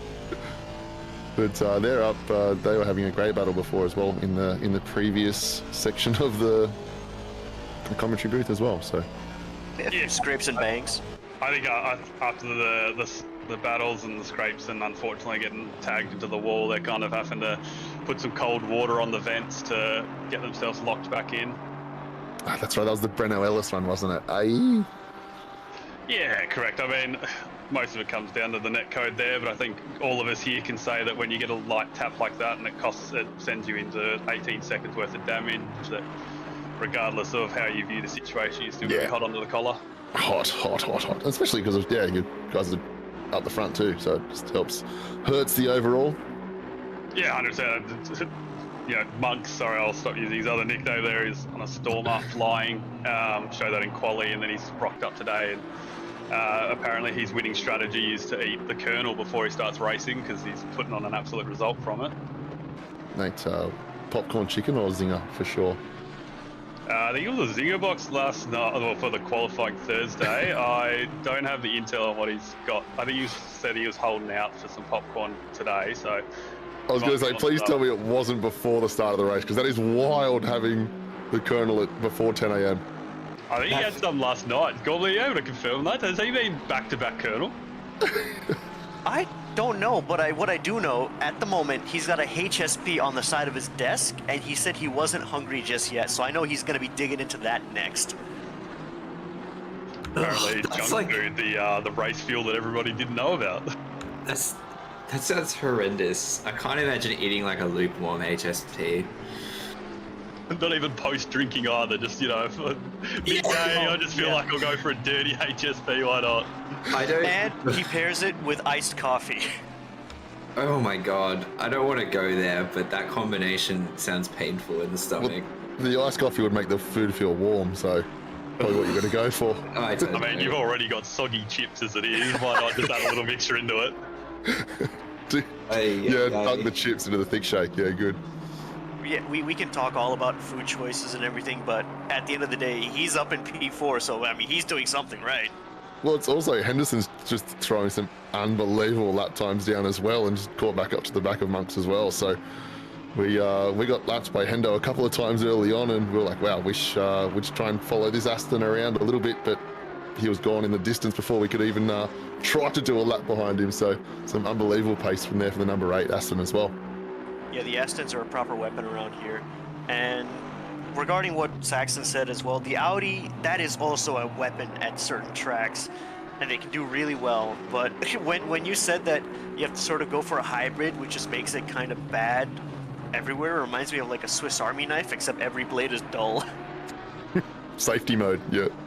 You can't set the Audi up for mixed. It has to be you either set up for full wet or full dry, and that's what's killed us here. But go back on Hendo, that car is a rocket ship. I think there'll probably be a setup of a Hendo special where it's got no wing at all, because The classic. my Sid there, he flew past Chris Taylor like he wasn't moving, and then I got stuck behind. So I'd say he's absolutely got some type of rocket underneath those wheels with no wing, and it's just full sending it along the straight. Well, here they are coming out of Village, so we'll have to see the straight line speed, because Hendo's also got the slipstream. Depends if Gobe has a better exit or not, but yeah, nope. That looks like he's definitely closing in on the stream real fast. Not quite fast enough, though. To everyone watching, like, what split does Henderson usually race? Green? Has he been late night racing Wednesday. recently in sprints? I don't think he was in this sprint season. He was generally late, but yeah, Hendo's is known for having a low wing Aston and loves kind of pushing the limits on what he can get away with on that front. So it's looking like it's going well for as a race car, just because he can kind of hug up to the back of a car and just keep under him. But you know, I know talking to Phil Slade being he's offside of there, he's saying that the car feels incredible, but he's a bit rusty on having an Aston feel so understeery. So as we come out of Beckett's, this might be where we see if it actually does have some legs on its capatery. What I will also mention, he's also running 1 TC and 0 TC2, which is just wild for an Aston Martin. I know we're currently running TC2 and 2 in the TC, and TC2 is set at 6 just to try and make it around the track without it spinning out on us, and Hendo just superior doing a 1-0 around the outside. This is incredible. Into the middle chicane, that is definitely a sketchy spot to try and overtake, but it's still possible. Now, Go Monks. yeah, what's going to happen here? Gabi's in the wheel right now, but let's see what happens through Abby. Because if there's a slight mistake, that he is closing in because he's got the slipstream. Yep. A lot of curb there. Absolutely seesaws the secondary Aston Martin there. Henderson's going to have to rework that. But yeah, really nicely through that chicane. Tim just really forcing Henderson to go quite wide, compromising that exit. So he's going to have to tee up another move, I think. It's another Henderson master play, boys. You don't see it, but his right tyres were a bit hot. Needed to dip it into the grass just to bring him back down into temp. It's all part of the plan. Don't worry about it. That's the right-hander through Maggots and Beckett's for me. Just need to drop a couple PSI, a couple of points there, and that's an easy one to get that tyre pressure a little bit lower as well. So is the 153 still carrying that damage, or has it been fixed? It has been fixed. Okay, because I feel like Henderson's already really closing this gap. Wonder if there's also, or not also, in its place, a big tyre delta between these cars, or if that low wing is just really working out for the number 8 car. What I've been seeing all day is Hendo's well in tuned with that Aston. I mean, in the wets, I believe he was only 0.3 off Lucas Key, so if that's any marker that you're flying, that pretty much tells you. And then Gobby's probably, still quite a fast driver himself, but just a few tenths behind. So it'd be a combination of that at the moment, where Hendo's just one with the car, and Gobby's just kind of feeling it out. I believe this is his first stint, or coming up to that point, so he's still kind of getting into the vibe. Another big factor is also the higher tire wear at Silverstone, because I know that the strats as well, if you shred your tires on early by taking too much curb in the first few laps, that will severely impact your pace overall in the later stints. So Henderson may have just been taking care of his tires better. That's just another factor to consider. Yeah, definitely. Arthur Pendragon, I mean, we all know this, we're all very familiar with Tim, but Aston's not his first weapon off the rack. So yeah, and as you said, Saxon still relatively fresh into this stint, whereas Henderson is very, very in tune with that machine. So just on the back foot for Tim, but he's doing a pretty good job thus far. Yeah, that's the lead. I say the lead skill issue. Aston Martin's been very, very good all day so far. So a little unlucky with a little incident, but still top 5 and. Still such a long way to go. I just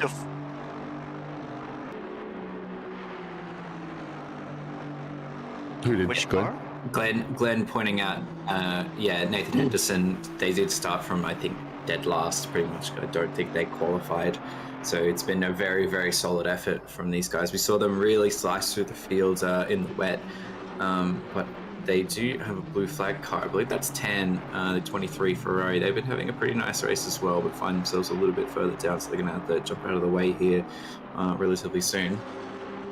Great run onto the straight here. Henderson lining up go and potentially blue flag at the same time. Yeah, he's I already don't know how positioning. Gobby does under blue flags.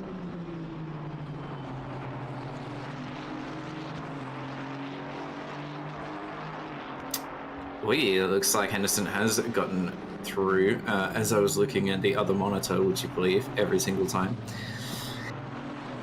Fantastic overtake there by Henderson. Coming down the hanger straight there, so yeah, off he goes. I think Goby will try to hang on to the back of that now and see if they can work on catching up to Squires. So I think we're about 40 seconds ahead. We'll wait for the timing to update there, but the last time I saw it was about 42, 43 seconds, so about a quarter of a lap ahead. So we'll let's see if we can see that pop up in a second. Well, we've got a small break for you guys that have been around in the box the longest. Who's been your little jump starter outside of Hendo, coming from the rear and up into 4th? Who else has kind of shined on the day? The Samuel car, the Porsche number 19. He's done an absolute amazing job getting up to P9 currently. I think they've showed some unbelievable pace as well. So that little Porsche, the number 19 Porsche, has been doing a very, very good job. I think from memory, it's not as significant, but obviously. Wow! Oh my god, that was not quite correct. That is also a potential speeding into pits as well, because that happened to a different car I saw earlier. They had hit the outside wall, and then that had forced them to overspeed into the pit. So we'll have to see what exactly happened there. He was probably finagling with the MFD as he was rolling in. That probably looks like his pit box is very close to the entrance too. Suboptimal pit strategy, and yes, I think that would also mean whether they want to or not, they might not have a choice in repairing damage if they weren't on the lookout for that. Interestingly, Tim Gobe also in the pits at the same time, so they're going to be competing, but I'm not sure. We'll see if there's a penalty to be had there. But the point I was going to make was the 124 HPNT car a bit further up the grid. I believe they started a little bit further down this time, and they've made up quite a bit of places. As we see Tim go peel away, Henderson still in the pits. Oh, it's G30. Go, what have you done, my man? I think Probably he actually followed, I was going to say followed Henderson in a bit. Yeah, both of them. Stop go 30s for both of them. We saw this earlier, actually, with, was that? It was our car. It was our car that hit the wall as well. Oh, yeah. Did all the way in. Damn. Yeah. We saw two cars in tandem get stock go 30s next to each other. So interesting to see that happen again. Interesting they both got it wrong. So wrong as well. Stop go 30 means quite a bit of speeding. That's what happens when you don't practice your pit lane. Your muscle memory doesn't tell you that, hey, something is wrong. Stop following this guy. That's also, I think, he may have gotten distracted by Hendo hitting and then bouncing off the wall like a pinball. Yeah, well, you're probably trying to get off the brake to see make sure it can turn and stay on the inside. You're probably trying to be on your toes a little bit there to whether or not the car's going to turn around right in front of you, and especially in such a confined area as the pit entry, you want to try and be as nimble as you can be, but that really hurts a couple of those guys there. Then the next 3 laps, they're going to have to serve a top go 30 that, all that hard work of catching back up is really going to hurt them again. Well, I'm showing our absolute legend of operators doing the cameras at the moment. I'm seeing on the big map there that my mate Loopty Rondinella has got past Buckerfield. Is there maybe an actual replay on how that occurred? I know that watching the map there, he's been sucked up his backside for the last 2.5 laps. So you're saying you guys just gained a position? Not, yeah, I believe Rondinella is now up into 11th on Buckfield. I was just watching the timing boards on it for the last 2.5 laps. Oh, that's a new transition. That's sexy. There's the pit entry. Here we go. On the brakes. Oh, wow, just completely oversped. Wow. It's just no need to be that aggressive, is there? What? Pro driver to go. Can't even get the pit entry right. And coming back in to serve your stop go 30 has to be the most nerve-wracking pit entry again. Yeah, you have to get that one right. Because I mean, Blake, never forget, JC is also in this Enduro. I think, the thing is, though, is that has JC gotten a pit entry just yet? Not yet. Yet. Yeah, that's Yes. the biggest word, because I've seen him mess up pit entries in basically every game. He even messed up in iRacing. He was doing the 24 hours of Spa on iRacing, and he was on the pit limiter and everything, but as he was rolling down the hill, he hit a little bump going downhill, and that made him go over the limit. All right, Kafil's completed the stop go, so that's cleared both of those penalties straight away. They're off and racing again, but the hardest part about that is, it's dropped Slade all the way down to P10, I believe.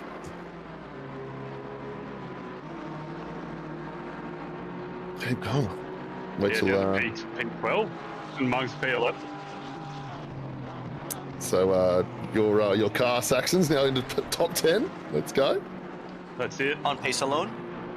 Pace alone. Oh, is it because of the damage is what's essentially got Monks' car back in front of Slady's car? I know that they went into the pit stop beforehand, but it's a nice big 11 second gap.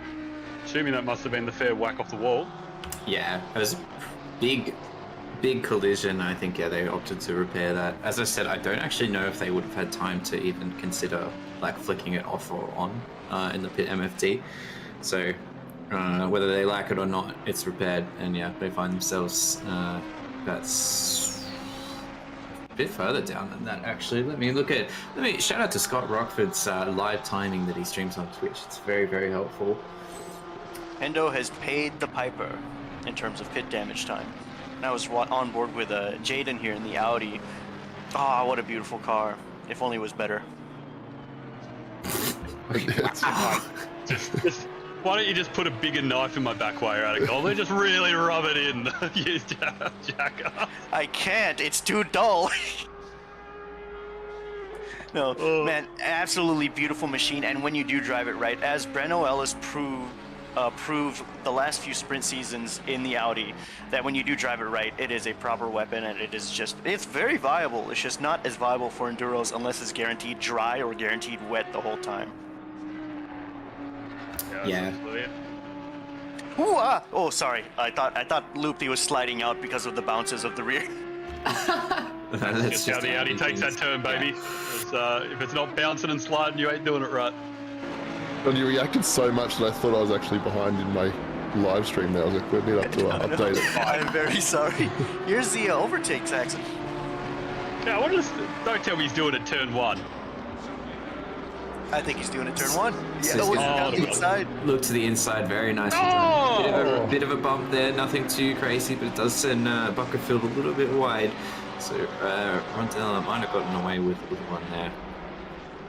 That's as clean as you're probably going to get T1 there, but Yeah, it's one of those things. It's like we sort of saw it with the Ellis and Monts situation, where just ACC physics are just not quite there, and that those kind of bumps are the result is very dramatized, whereas in real life they probably, they would have just like rubbed together, a bit of a swerve here and there, but for the time being, Rondinella is up the road from the number 10 car. Going down the loop straight. I mean, just, in case the stewards don't see it how I see it, does anyone know Matty Powell's and Alex Ames' favourite beer? Just asking for a mate. Not sure, actually. I think there's no drinking. I don't think there'll be any drinking happening just yet. It's been a pretty clean race thus far.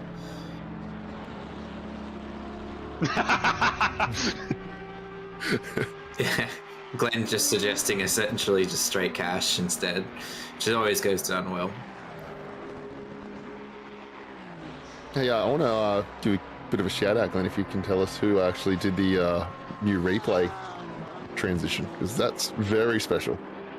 Cricky still? Yeah, well done, Cricky. That's a very special one for us. That's Thank amazing. you, Cricky. Yeah, Cricky obviously putting in a lot of work behind the scenes. I believe put together that intro video that we saw at the beginning of the stream. Does so for most of our endurance races. So big thank you to Michael Crick for everything he does here at Octane. Who's currently in P19 in the Ford Mustang. Yeah, the 666 Pixel Racers car. So Jamie Comboy and Zach Jensen, we were talking about these guys just a little bit before. Is Jensen also in this car with them? Yeah, I was saying like mildly surprising. But it's good to see Jensen out here in the Enduros. I know he missed out on one or two of them.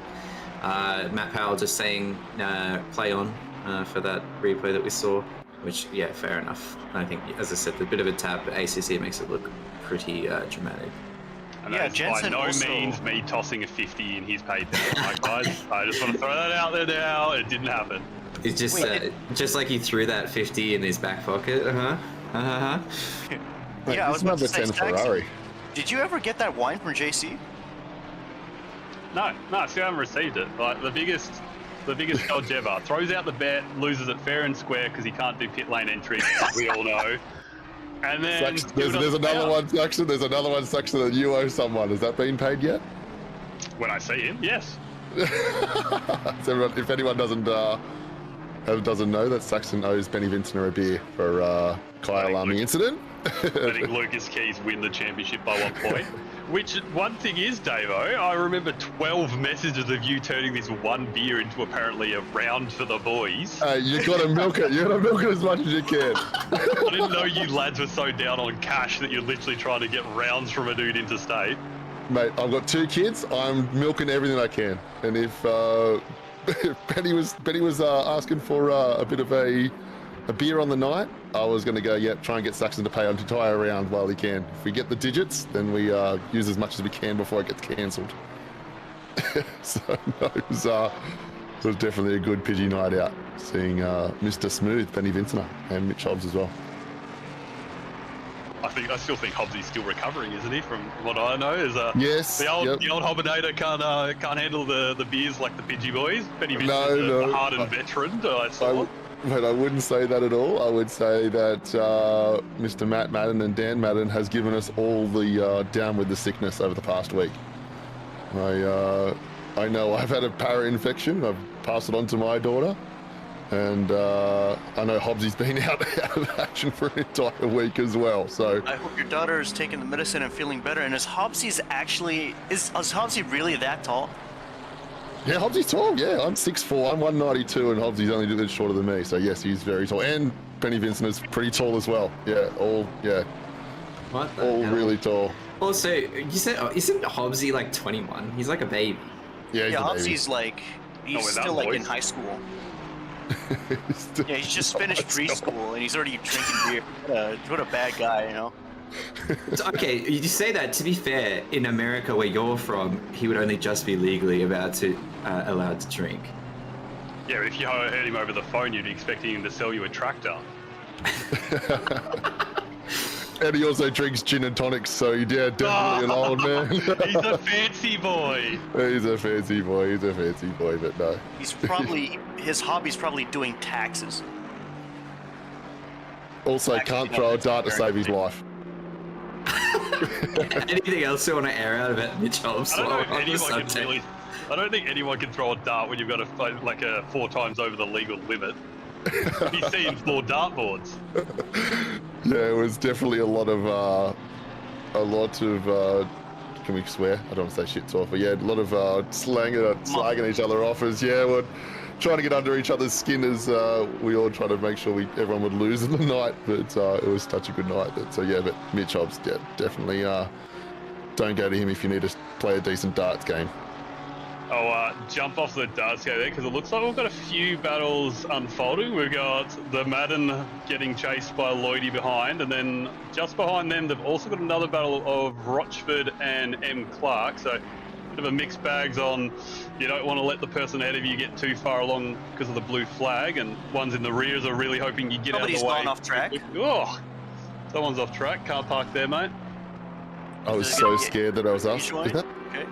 That's that 333 KA motorsport car, I believe. Was that Gosling?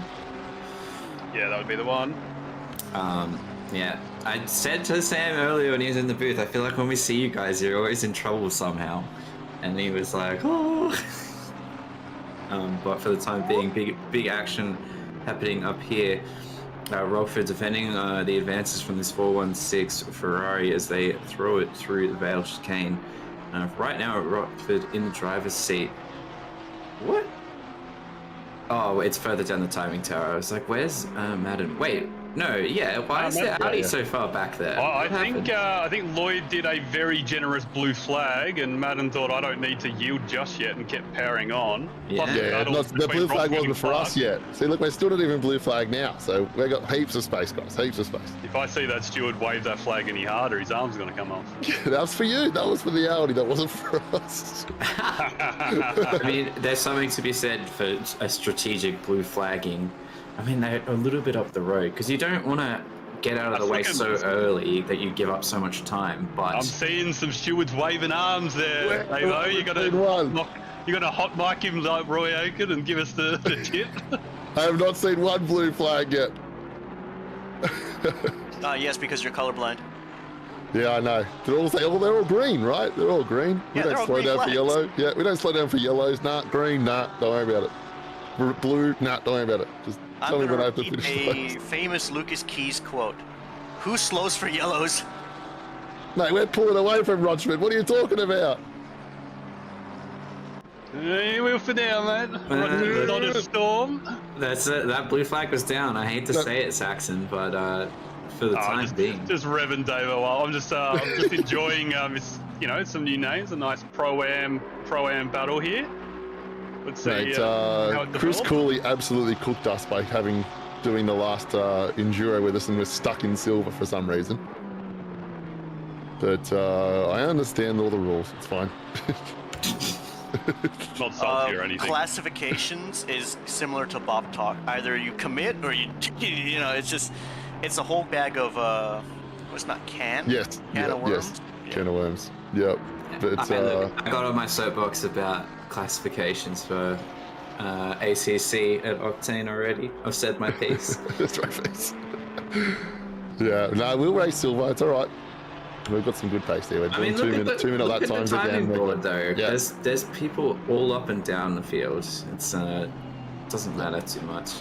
I also will say you were flying in the practice server as well. You were doing what, 58s, 58.6s, 58.7s in the quali server and setup? Yeah, I did a 57.7 before in the server before quali, and then went and did a 58.4 in quali. So that's still a sore point for me, Johnny. I wasn't able to. Memories for me, Gorby. Let's carry on. That's why I choked so hard. The thing is, I couldn't pay that much attention during quali because I was in a sales meeting at the time. I was watching it on my phone screen under the desk, trying to pay attention to the, you know. I can't wait to your sales meeting, and then you start cheering for people halfway through your sales meeting. Just like, yes, that's such a great idea, Rob. Let's do that. Yeah.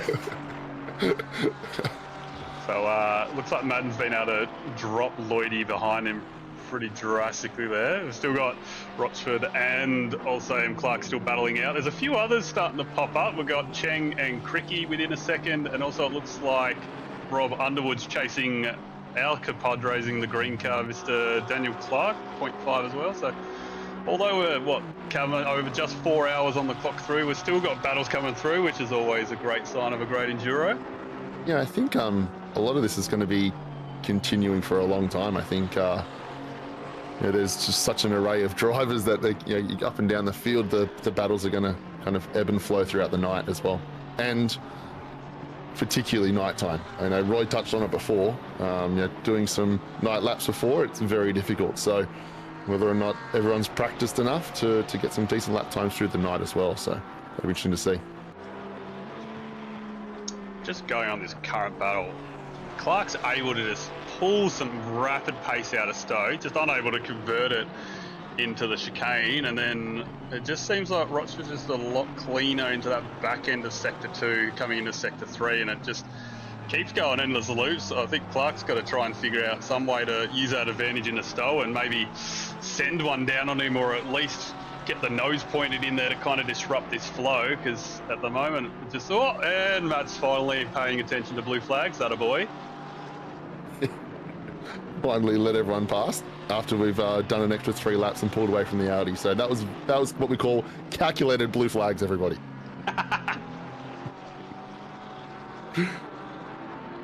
I'm going to take this time, everyone, to say farewell. I'll talk to you all later, but I'm in the car next, so I better go and get warmed up and go to the bathroom. Have a good stint, Davo.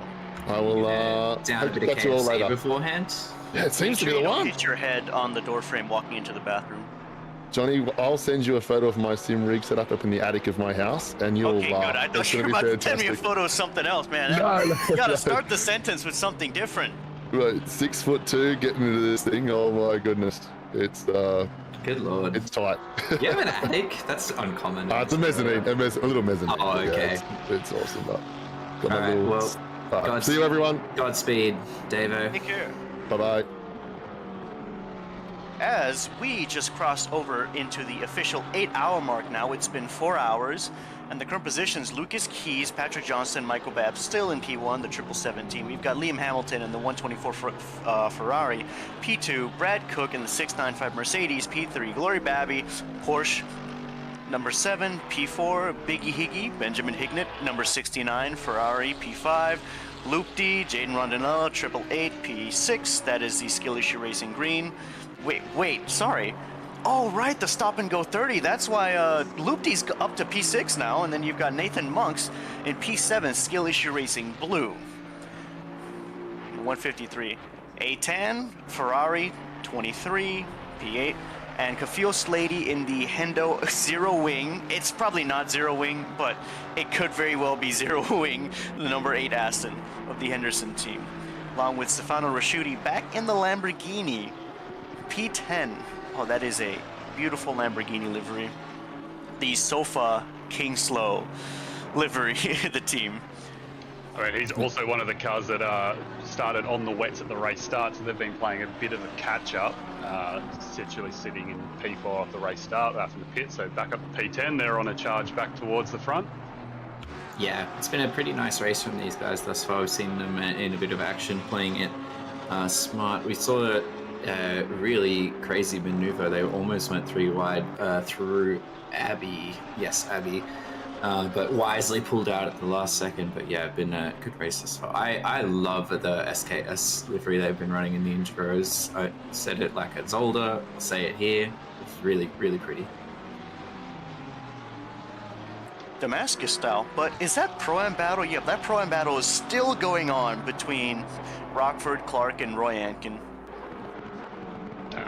Roy Ankin's a little bit out of touch of that battle. It's just the 2-horse race, Rochford and Clark. And then you have a secondary battle of 3 at the moment, Chen, Crick and Thurkalini, who had a spin behind us, unfortunately, and is down in 19th then. Oh, that was a tap off track. Robin's racing. Whoa, I looked away again. Might get a bit of a replay of that if Glenn can tee it up. But Blake, keep looking away so we get more action, because now the Peachy Boys I have a run. think Clark heard me. Didn't I stay? Out of Stowe, down into the chicane was his move. Pulled it off. yeah, I'm a wizard. nice analysis there, Saxon. I don't think Rockford's done with this one just yet. Where did you say Rockford was better through? Sector 2?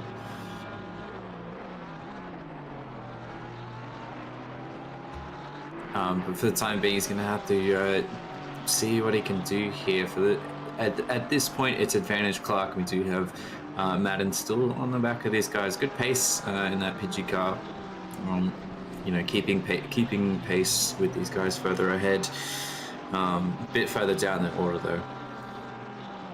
This battle tidies up there. Can I ask Caraman to...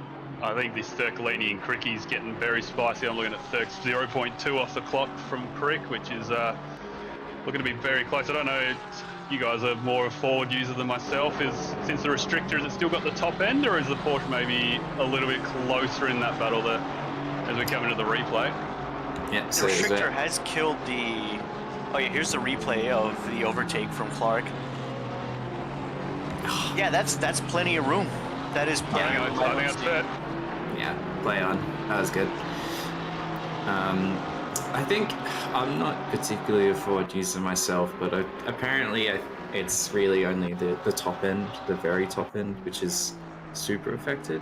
It's also killed the acceleration as well, so coming out of some corners, it's just it's the low end acceleration. You still have some mid-range grunt, so if you do set up an exit just right, you're still set, because it's 19% restriction, but you still got plenty of power that you're putting down, and also because of that makes it so that it is bopped less negatively as well, so it handles better in the corners, you can set up better, you can brake better.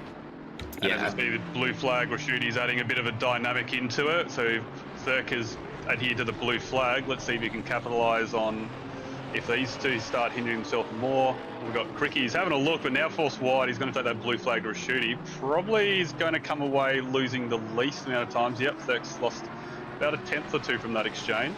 You might be able to utilise Rashudi coming out of Beckett's when he starts closing up onto Cheng. Yeah, I think Damiano very generous there with that blue flagging, whereas Crick managed to get away from that one. Probably less worse off, but Damiano is getting straight to the back, so we're going to be back in action. And so Cheng ahead. Is that Cheng ahead in the pink car? Am I not mistaken? Yeah, so awesome. Got a bit of a three-way battle here, because he's going to fall right back into the clutches of Crick and Thurkalini. Cheng just getting out of the way here on the straight, so hopefully too much time lost for Cheng potentially, but we will have to see what happens. Shooty shoots off into the distance, and these guys are on a tow rope once again. I mean, if any of the Academy admins are out there, there's your little clips on how to do blue flags. 3 cars, all different spots along the track, have still remained pretty much identical time-wise where they were, except for oh, he's setting it up the inside. Can he hold it? Crick's gone wide. They're touched. Oh, they're going to be too wide as they come to Abbey, but Thurkalini's actually gotten ahead for the time being. Crick looks to the inside. It's not quite there yet. I think he's fallen behind. Thurkalini has got that done. Looks ahead now to Cheng. We'll see if he can make it happen, but Crick's not quite giving up yet. Gap still maintained. But for the time being, we're on the back burner. If there's any car that's going to overtake you in the corner, it's definitely going to be a Porsche, because that's just the Mustang. Too heavy. You saw how wide Cricky had to go, and as he came back, but they're ready for that, and they luckily no ACC netcode happened, finagled there. As you can see, Damiano closing the gap in mid-corner as well. Maybe he's trying to get he's trying to get a switchback and try to get along inside going up into the finish line, and hopefully into T1 as well. Oh, that was such a nice setup there from Damiano, but just not quite enough grunt. because he's taking the shorter line. Oh, there's a bit of a tap. I think Damiano wanted to get onto the racing line, but Cheng not really getting back out there. They both come out okay. That was a little bit odd there.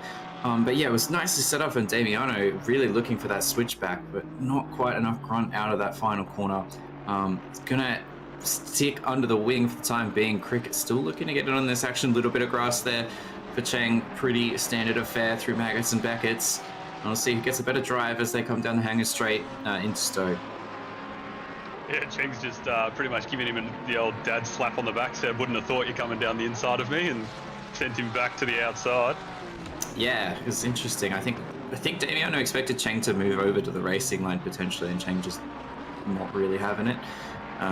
Very narrow there from Cheng as they approach the chicane. Late on the brakes, Damiano really closes that gap. We're back on the front burner. We're cooking with fire, baby. Crick's not losing out here. He's still holding in, still definitely within it and able to capitalise coming back. As we're now coming into Abbey and just tapping the brake to make sure. I think that's the one thing going along. If it's, you're racing behind there, you don't know if that car ahead of you is going to do just the lift and throw it through, or they apply brake. It's one of those things that you kind of got to battle through a couple laps before you get that confidence up. I would be absolutely petrified right now sitting this close up the rear coming into heavy braking zones.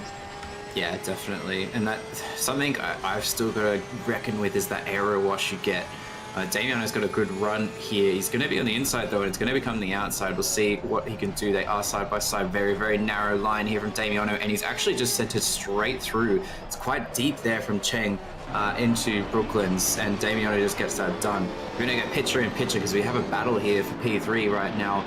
Glory Babby on the back of Brad Cook. So really good racing going along all parts of the track, all up and down the field. Crick moves to the inside.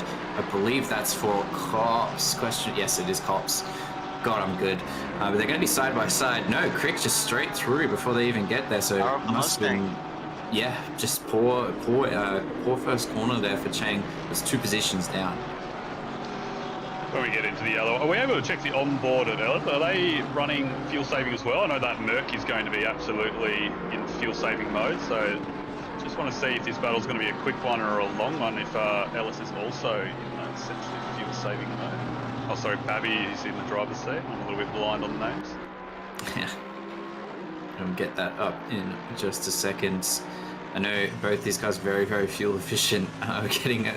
They're very, very close together right now as we come around Stowe. Looks like Babby has dived to the inside. They're going to be side by side. I think that's pretty much going to be moved. Ooh, he's going to have the inside though if he can hang on late on the brakes. But Babby's so late on the brakes. Gets a little bit deep, but that's plenty fine. A little bit of lawn mowing, nothing wrong with that. And that's through goes Babby.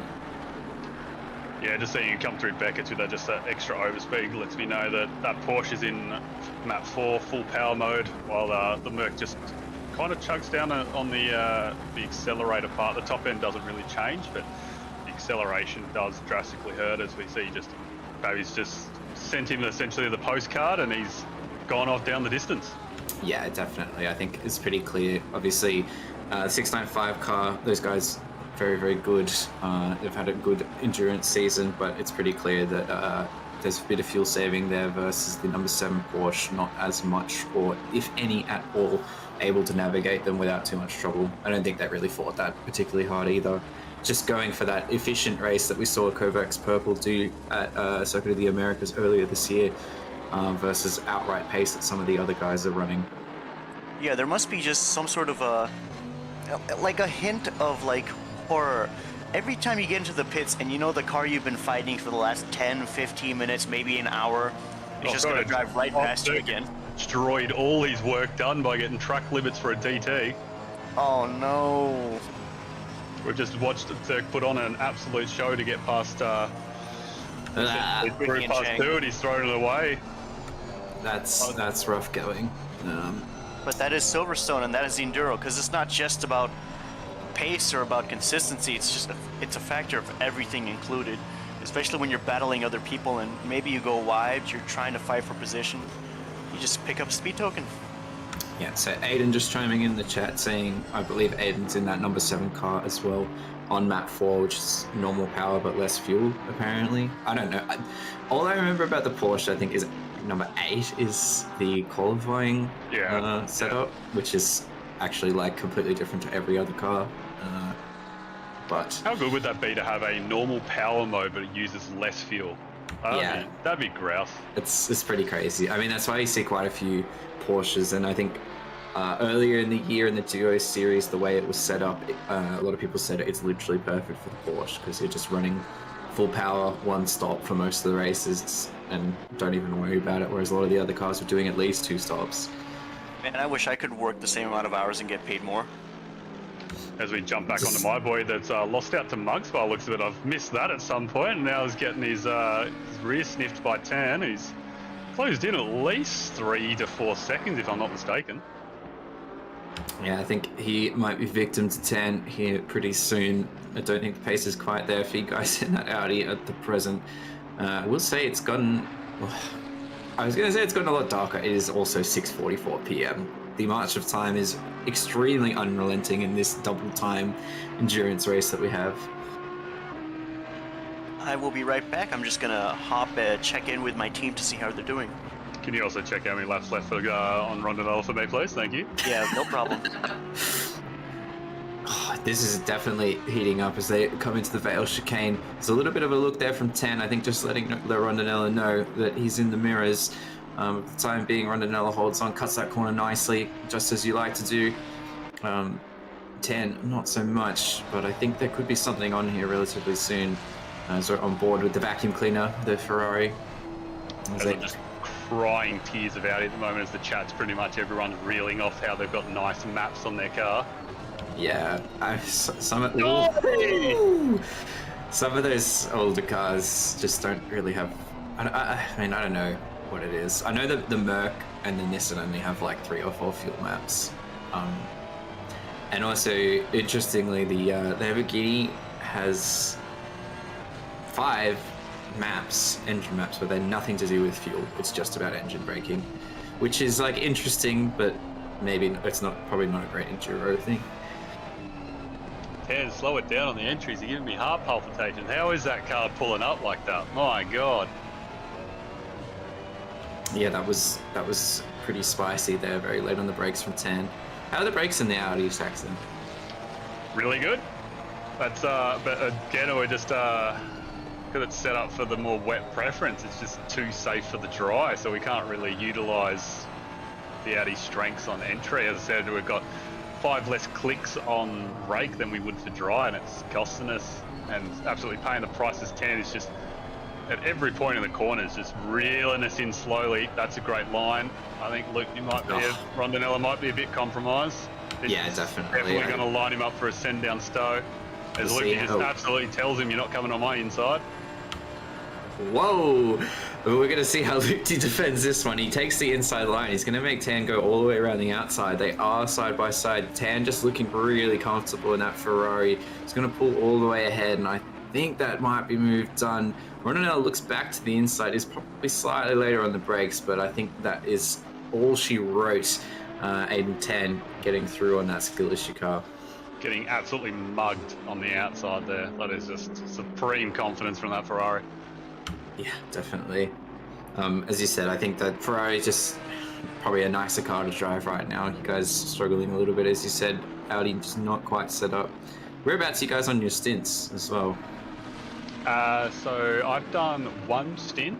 Luke's be coming up to 3, equivalent of 3 stints now. So I'll be taking the night watch and doing most of the stints through that. So he did the wet, so I thought I'd take some of the night just to even the load, because he did have a battle at the start like everybody else. Yeah, Saxon, I can confirm Alupti has 15 laps left. Heaps of time. Yeah, plenty of time. You can just leave him in the dirt. You know, when you're done with him, just ditch him. Did you tell him to stop letting cars through? It's getting palpable at this point. I mean, I can do that. No.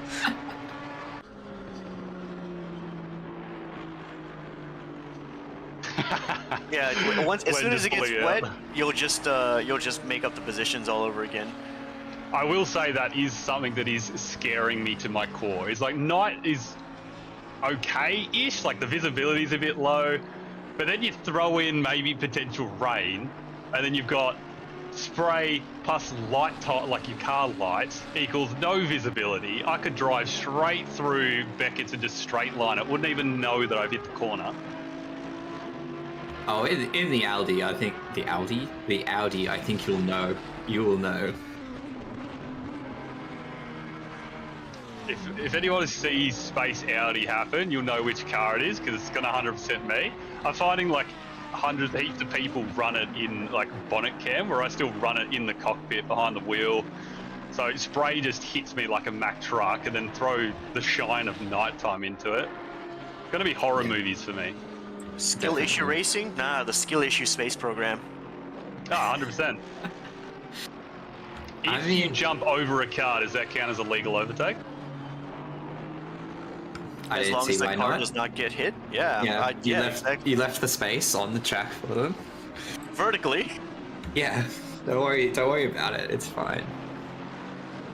I do think a big respect staying in the cockpit. Personally, I always stay in the cockpit as well. I don't really understand why are we sim racing if we're not going to simulate. It's supposed to be difficult it's supposed to be difficult in the rain. So yeah. As we just see, Cam's just ripping into Blake for his pronunciation of the Audi. Audi. Yeah. Just plain rude, mate. That's a violation. Look, I'll cop it. I don't care. What about we throw your mate under the bus there, Agul? Are you running Gobby's nighttime / his settings put at daylight settings? We'll have to see if I'm even driving nighttime, because at the moment, now I'm not sure if many people know, but my teammates, there are 2 Enduro virgins, and Rosser has done 1 Enduro before, so we're very much new, and they're very excited. They want to get the first few hours done. You know, Clarky, who's in the car right now, this is his 2nd stint, and we're all going to do 3 stints each. That's basically how I run it up, and that also lines up for me.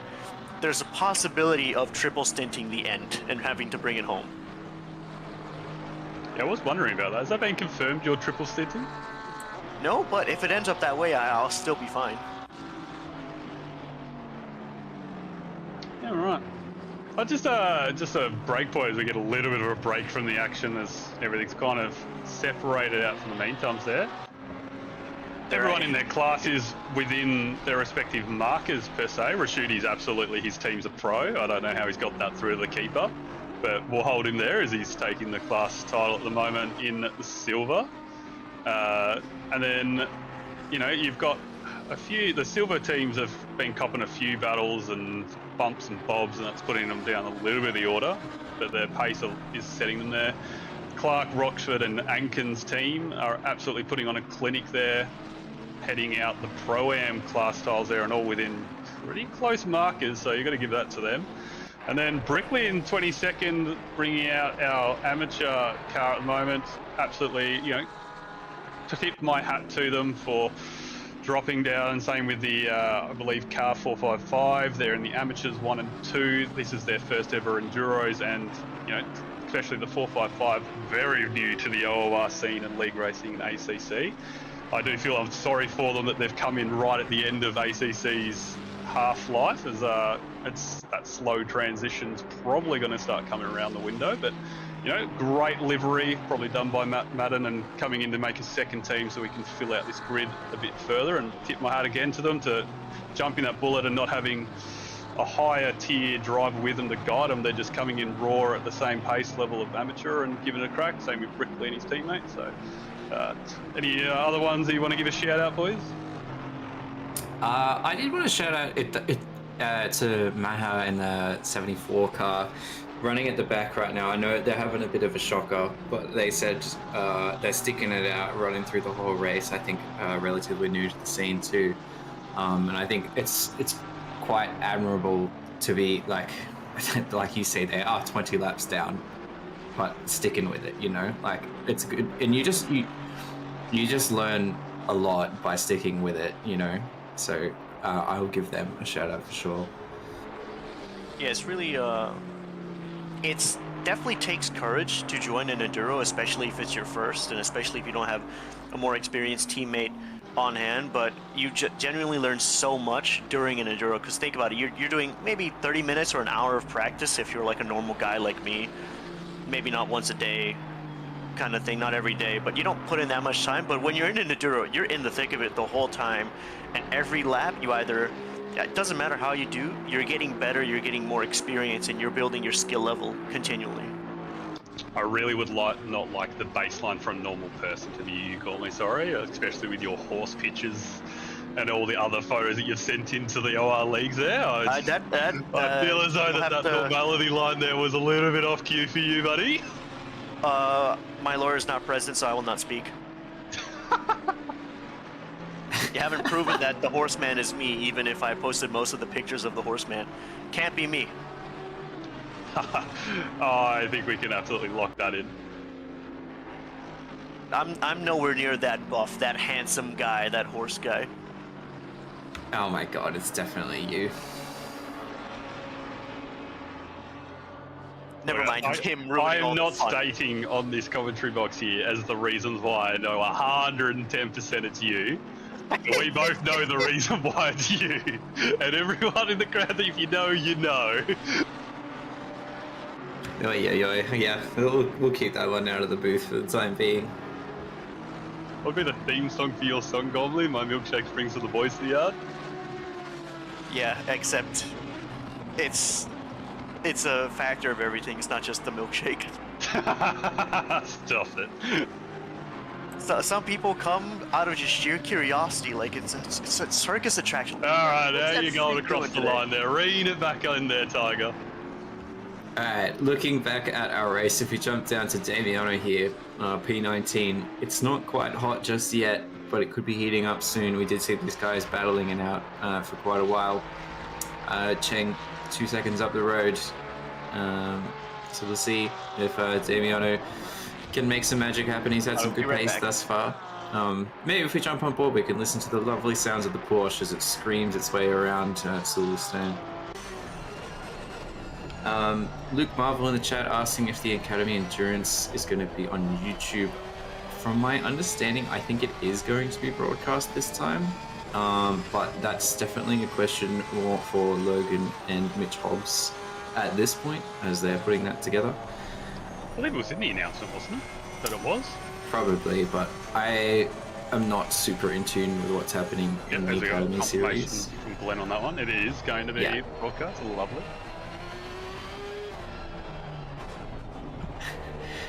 Yeah, very fair.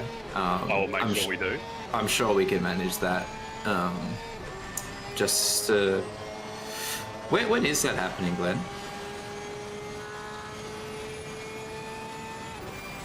I don't know, it's the 29th of November in about 2 weeks' time. So yeah, I think we don't have a lot of other things going on Octane as the year's winding down, coming into this Christmas period.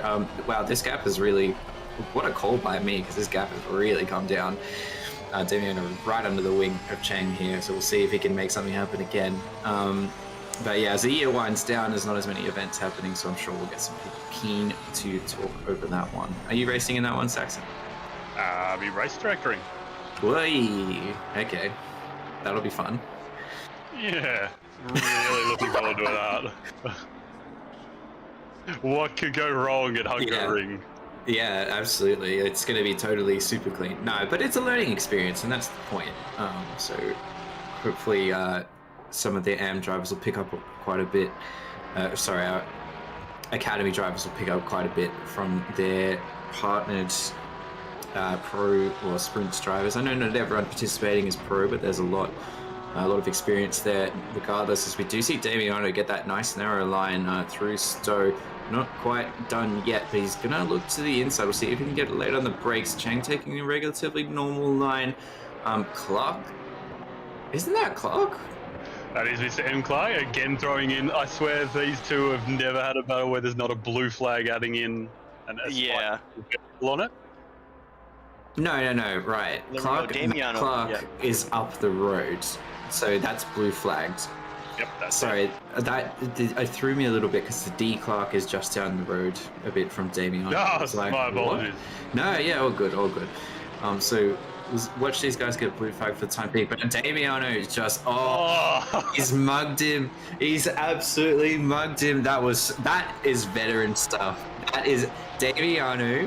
Damiano is one of our silver foxes of Octane, if you will, and that's experience right there. Just sneaking in under that blue flag car, didn't even have to work for it, and Cheng is just left wanting.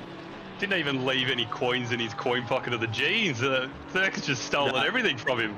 Yeah, and Cheng none the wiser. He doesn't even realize his tax file number's gone, his identity's gone, his wife's gone. So keep on that one. Locks on his front door have been changed. Doesn't even know. Yeah, and he's only just realizing it now. He's like, oh, where's my car? Where's my wife? Yeah, God. I have to say though, Thurk had a DT and has then crawled back as well. So he has been on a bit of storm, maybe seen red and has unlocked a bit new of pace in there, or I just don't know, it's maybe even Ched's starting to feel a bit of tidal wave, but from a DT to come back, that's quite a big gap to be crawling back, I would say. Do we know how much time's lost in a DT at Silverstone? I can find out for you in just a moment. And while Blake does the calculations, Damiano using the backdoor technique, I bet you he's the kind of guy who'd pair up in a big trench coat going to the movie theater, so he only has to pay for one ticket. That's John. That is John Gormley. That's black.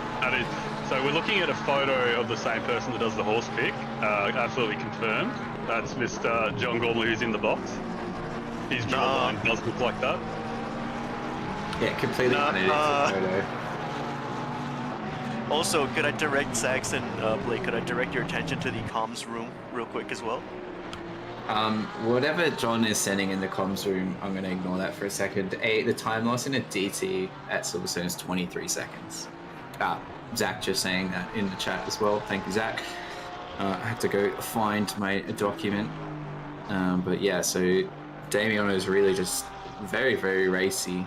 He's really he's right on the back of this blue flag car that he had to get out of the way. Is he still on fuel map 4, or is he on one of the higher power maps now just to make up for that lost time, Mr. Jensen? Yeah. Yeah, I just want to check. We might also need to quickly switch over to Rashudi car 90. He's within 5/10 of Mr. Slade, just as Thurk's got past. He's just sitting behind him. Clark, who's a lap ahead.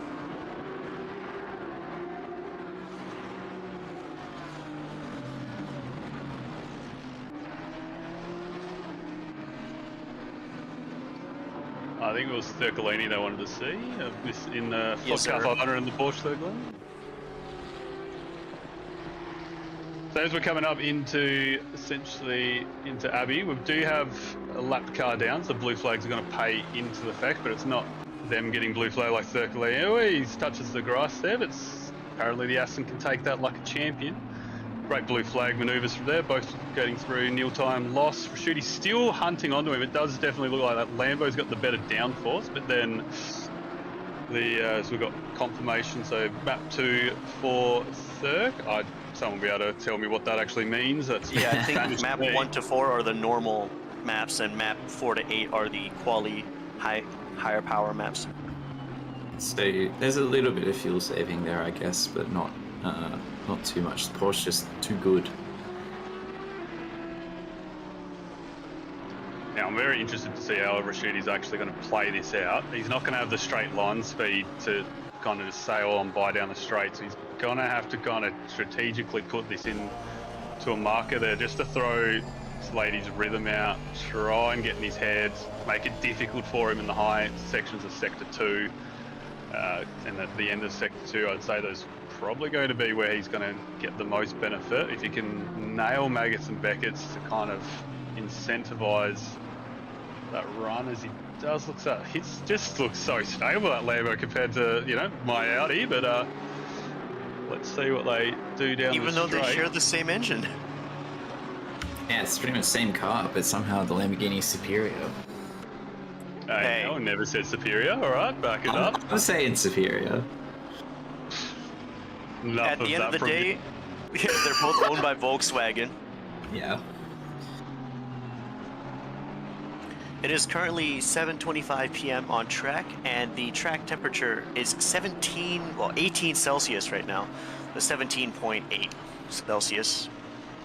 Wind's picking up as well at 11 kilometers, and it's still clear on the weather, but as we get into nighttime, I think, Saxon, I think the thing that you feared the most, having a wet night stint, is definitely on the cards. Yeah, I did say, look, Loopy, if you've been it, it's all right, mate. Don't worry about it. It's just how things go. You know, we'll come back next time. I'm really not looking forward to a wet night race at all. Another thing is, in the Audi, which is not a competitive car here, I don't think, you're still in the top 10, which is just a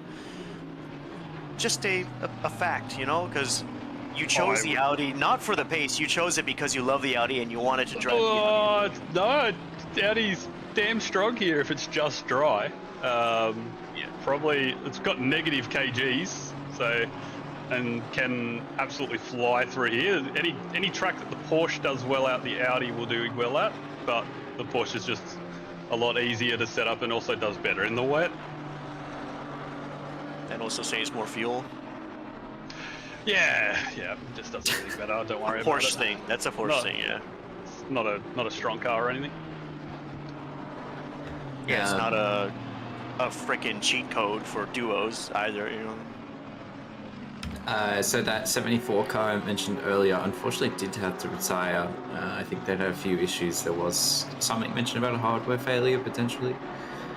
So shame for those guys. They said they learned a lot, so good to see. Hope you see you guys at the Bathurst 12-hour early next year. But for the time being, this is heating up. I think Slade had a bit of an average run out of Beckett's and through Chapel. Rashuti very, very close to the back now, but it's been difficult going. I'm not sure if the pace advantage is there for a straight-up overtake, so we'll see if any of these blue flags can influence what happens, or if Rashuti can force a mistake via pressure. Even though they're battling, they're still pulling in PA, and it's to Rondinella. That gap's down to, what are we looking at, 2.6, 2.9. That's been coming down absolutely rapid. So I'd say even though they're battling, they're still punching in some lap times, because I'm not seeing them lose time to, I think, Tan or Rondinella. Definitely pulling in Rondinella, but it looks like they're matching Tan. So these two are still flying, even though Rashuti's absolutely making that wide Lambo even wider, and definitely letting Slade know that if he makes one single mistake, he's going to mug him harder than Turcolini. Yeah, it's looking at the times right now. Rondinella is about a second off the pace of these guys, at least for the last lap. I'm not sure if he had a particular mistake. You might be able to see as he crosses over now, or if that's just the pace that he is setting. No, yeah, he's about a second off the pace. sorry, Saxon. That's right, I'm copping it from you, and then in the chat they're saying I'm salty about the pork. I'm not crying, you are. Look, yeah, as you said, I mean, you're still doing well. Especially, it's just, you know, it's old machinery. It's all right. Oh, yeah. Look, if we come out in the top 10, I'll be a happy boy. And, you know, we're currently sitting P5 over the course of the entire series. So I think as a two-man team, I'm pretty happy, except for Kailavi, where we had JC as well. But I'm pretty happy with how we've gone too far. My bad for choosing the Audi here on variables. I was thinking that it was going to be like Kailami, where we were promised wet as a little nudge to Glenn in the corner box there, and got nothing but dry. And then today I was thinking, oh, it might be the same deal here. We might be in for a good run.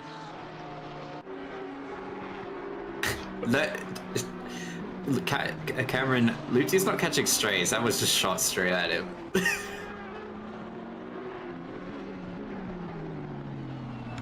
For now, though, Slade holding on here. I think these guys really are going to reel in Rondinella very, very soon. And I think that's going to play an interesting part in what happens between these two. I think it's a matter of time before they get past Rondinella, but we'll see if Rashuti can do anything like we saw Damiano did potentially, just using cars on track to his own advantage. But for the time being... Oh, go ahead, John. Yeah, I'm just gonna hop into the TeamSpeak and tell Loopty to drive as crazy as he can to deter anybody else passing him. No. Oh, we've got a replay. Yeah, so looking up. Yeah, the backdoor incident. Yeah, this is so good. Yeah, so it's just Cheng. Maybe it's a little bit of an inexperience thing, letting that car through at the corner so deep. It just lets Daviano just get straight through without a care in the world.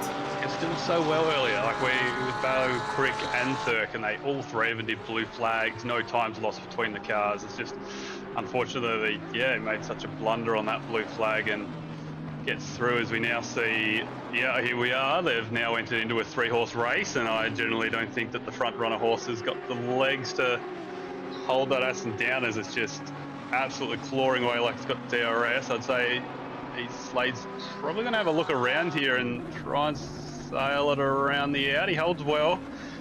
Loopy keeps Rondinello keeps them at bay. Should be able to have the brakes here over the Aston, but again, it's going to be kind of interesting as, whoa, that's coming from downtown and still gets the, whoa, Slady with the slide. Yep. That's got to, there you go, it's Rondinello. There's your get out of jail free card. There's only one of those cards. You will need to start upping that pace. I don't think you're going to get a second luck out on that one.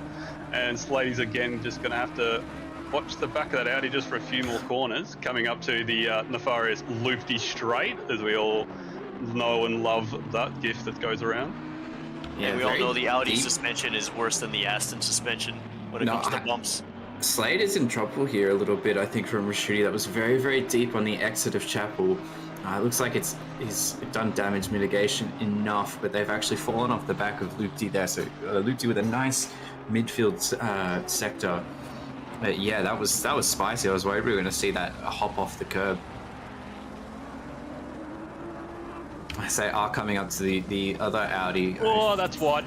Ooh, forget which. No, was that the 100 Audi? Nonetheless, not relevant until it becomes a blue flag situation here. Inside. Gonna have to dip. Loopty's got 3 laps left in the stint, so I've got a diff over there. It's been an honour and a privilege, and hopefully Loopty can keep himself ahead by the time I hop into the car.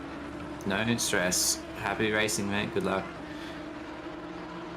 I think it's going to rain. He's cursed himself. Totally. Very much so. I completely agree. But for now, Loopty maintaining that the number 100 Audi getting well out of the way. Very, very deep there into Chapel. I think I got my corner names wrong, but for now, I think this is definitely on. Loopty actually staying on the racing line. I think he's throwing in the towel slightly, but they both go so deep, but manage not to touch because they're both deep. Does invite Rashidi. He's going to have a look on the inside. If he can get late on the brakes, this could be move done, and they are side by side. Nice and late on the brakes there from Rashidi. But it's going to, the inside becomes the outside. Slade still has the line here. Rashidi all the way around. He's gonna try and the switch back, but the power's not there. Interestingly, that Aston gets a good drive out of the corner, so Rashidi's gonna have to look somewhere else. For now, though, Rondinello getting away from this. A bit of another get out of jail free card.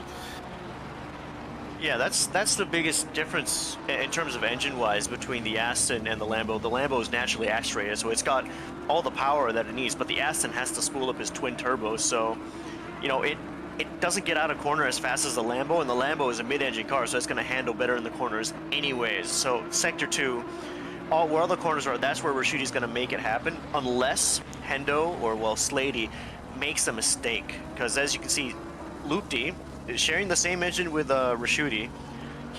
I think he's babying the car a little bit now because the tires are probably very worn, and that driving the Audi is already a gamble and a half. Yeah, a little bit of an average last sector there for Rashidi. He's fallen well off the back. Not sure what's happened there, but yeah, Loopty, obviously, I presume as the stint is about to be over, those tires are probably going to come off too with that driver change, so probably right at the end of their life. Doing a really good job to hold on for the time being, but right now Slade not under threat from Rashidi, can really look forward, but that's really an average, very average from the number 8 car coming through Maggots and Beckett's, and that has invited Rashidi back into the fray. We're going to do it all again, John Gormley. Yep, now we've got the double slingshot going on, and if if any car is going to overtake in a corner, it's a mid-engine car. And as you can see, right there you go, down the inside, he's kind of, okay, he's still really hesitant because Slady closed the door, and that's something you always have to be wary of. Is Slady goes around the outside now through Vale. On the inside, Loopty's on the inside, no contact, but now he's on the inside. Loopty goes around, once again Slady losing traction there, but still up ahead. Loopty just trying to get the car around. He's now side by side with the Lambo. But Slady has actually managed to make the pull out. We'll have to see if he can hold this through Village. Loopty, yeah, just losing grip going wide. Slady's finally got some fresh air, and Rashuti once again putting it down the inside, trying to brake late for Loopty, but yeah, no. I feel like Loopty, that Audi is at the end of its stint, and it's ready to change tires and swap drivers. Yeah, definitely. Yeah, very much so at the end. I think you can see right there at the loop, Loopty just gave up a little bit. Yeah, that battle was done. So Slade and Rashuti through, both relatively quickly through past Loopty. We'll see when these guys come in. We'll see if Loopty comes in this lap or if he's going to keep going around. But yeah, for the time being, these guys can still dance.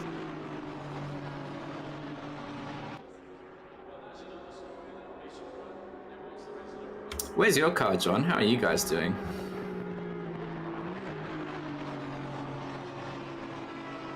Jonathan. Okay, never mind. Do not know. John's left me hanging here. For the time being, hit the these mute guys, button by accident. Fool. I have to do You're setup for my teammate. I've got ACC drive up and running for Daniel Clark because he's got cerebral palsy, so we gotta do the setup for him, third party. So I'll be right back. Yeah. Okay, no worries. So those guys, the number 14 Aston Martin, actually just outside the top 20 for the time being. I've seen them a little bit here and there. Oh, that's a skill issue red car, that's right. Good mix of drivers in there. Pretty middle experience. I think Ataniake was also in that car, if I'm not mistaken. So keep an eye on them as the race progresses. But for the time being, Rashuti definitely really close to the back of Slade. I think that Lamborghini is just handling just that little bit better versus that Aston Martin running allegedly very little wing. As they're coming through the midfield section here, gonna throw it through Village. Nice and narrow there for Rashuti versus Slade. Slade very deep, actually there. Nicer line, I would say, but a little bit of oversteer there from Rashuti. That's gonna hamper that exit. I think Slade is gonna get away as they get down the straight. There's an interesting message on the back of that car about pit entry or something. We'll see. Maybe we can see that later on, but nicely done there. Really late apex, but a little bit of oversteer as well on that Lamborghini. It does like to sling that engine around. So we're gonna come around this last corner. A little bit of grass there for Slade. I'm gonna do it all again on the next lap. I will just say as well, I'm going to shout out Daniel Clark. John just mentioned it. I talked to Daniel a little bit earlier in the year, and he wanted me to bring up, I'm not sure exactly how to approach this, but he wanted me to bring up, his situation. He's has cerebral palsy, but he loves his sim racing. And I think, just wanted to put awareness out there that, everyone can get in and get amongst it. Nothing, if you don't let it stop you, you can obviously get in there. Okay, forever stuck at pit entry. I don't know if I get that reference, but yeah, I just wanted to give a big shout out to Daniel Clark. I think it's... I see. Reference to an earlier race where they Austin powered themselves in the pit entry. Makes sense. But yeah, so big shout out to Daniel Clark. Very happy to have you here at Octane, Daniel. For the time being, Rashuti still trying to line up this move. They're going through Abbey. We're going to get in the midfield section again. I think this Lamborghini has a little bit of an advantage through these twistier sections. It does seem like the tires are starting to give out here. We've seen a little bit of oversteer. Very narrow. Is he gonna try and set it up the inside? Not quite. Close enough to see that message on the back of that Aston Martin for the time being. We're gonna send it down the Loopty straight, the Wellington straight. And they're gonna just keep going at it.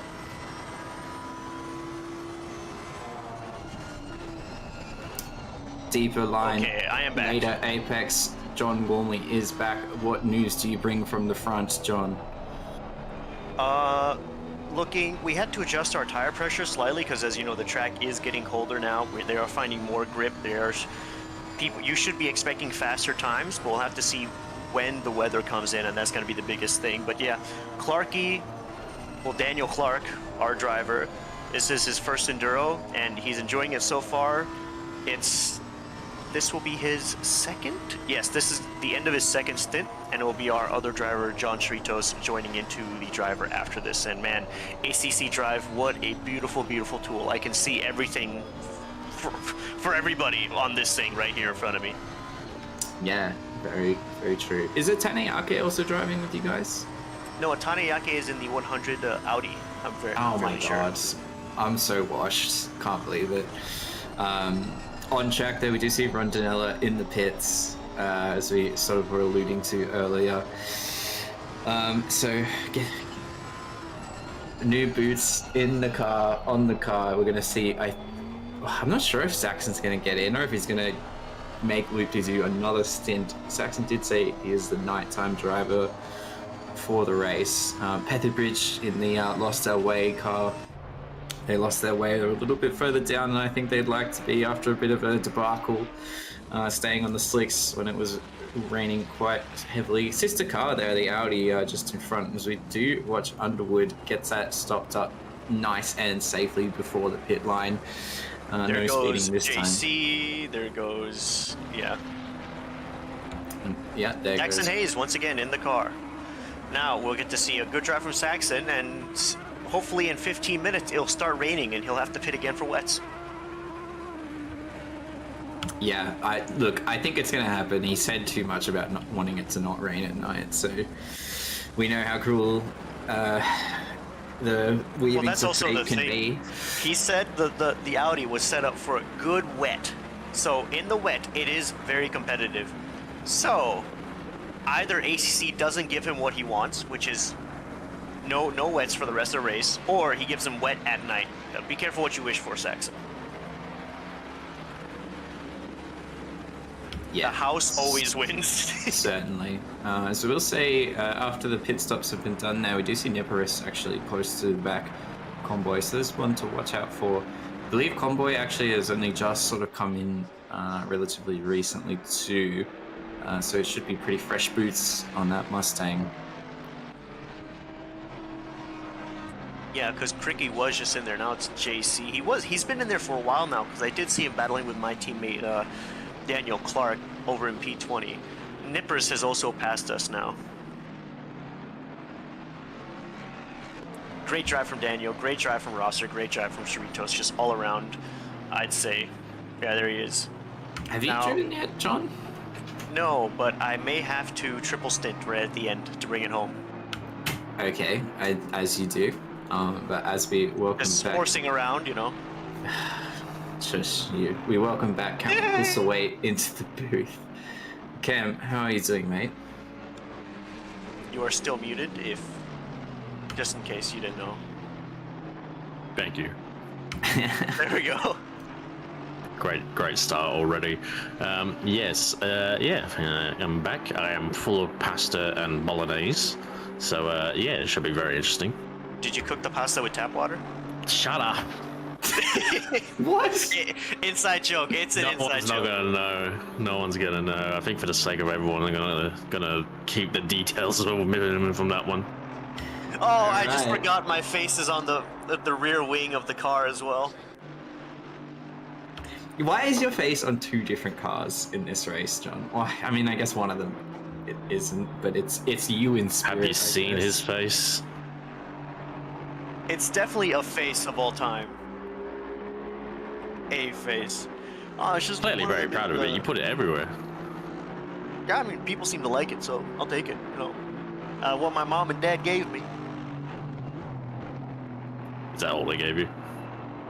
No, I got So the top half of my face is my dad, very handsome, but the bottom half of my face is my mom. We have the same smile, and they're both very good-looking people. So I think that's the reason why I got what I. That's not you.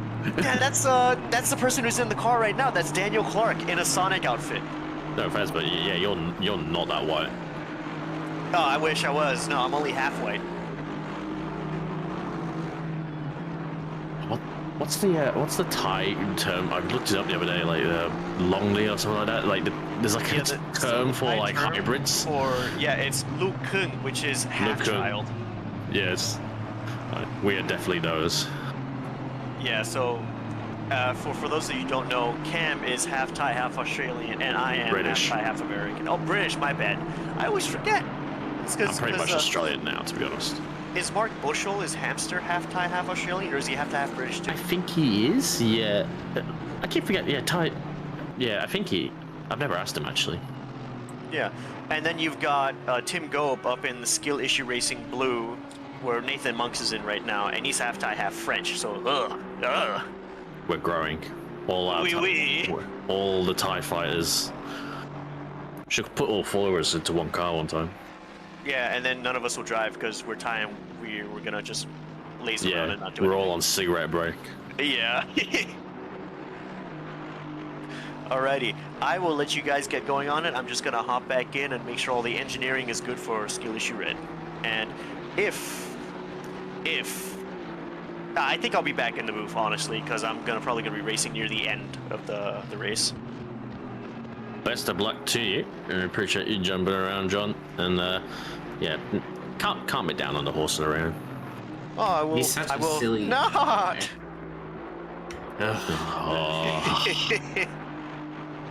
Hey, look, this is what you guys paid for. I'm already counting. You guys didn't pay me anything. You know, counting down the time. I've already just arrived. Ay. Well, we say goodbye to John for the moment. We welcome in Aiden Squires. Aiden, how's it going, mate? Good. I'm actually really pleased with how this race is going for once. An endurance race that hasn't had something, you know, completely out of our control happen. So we're sitting up in P3, which is the highest. Please tell me you were touching wood just then. You cannot be jumping in.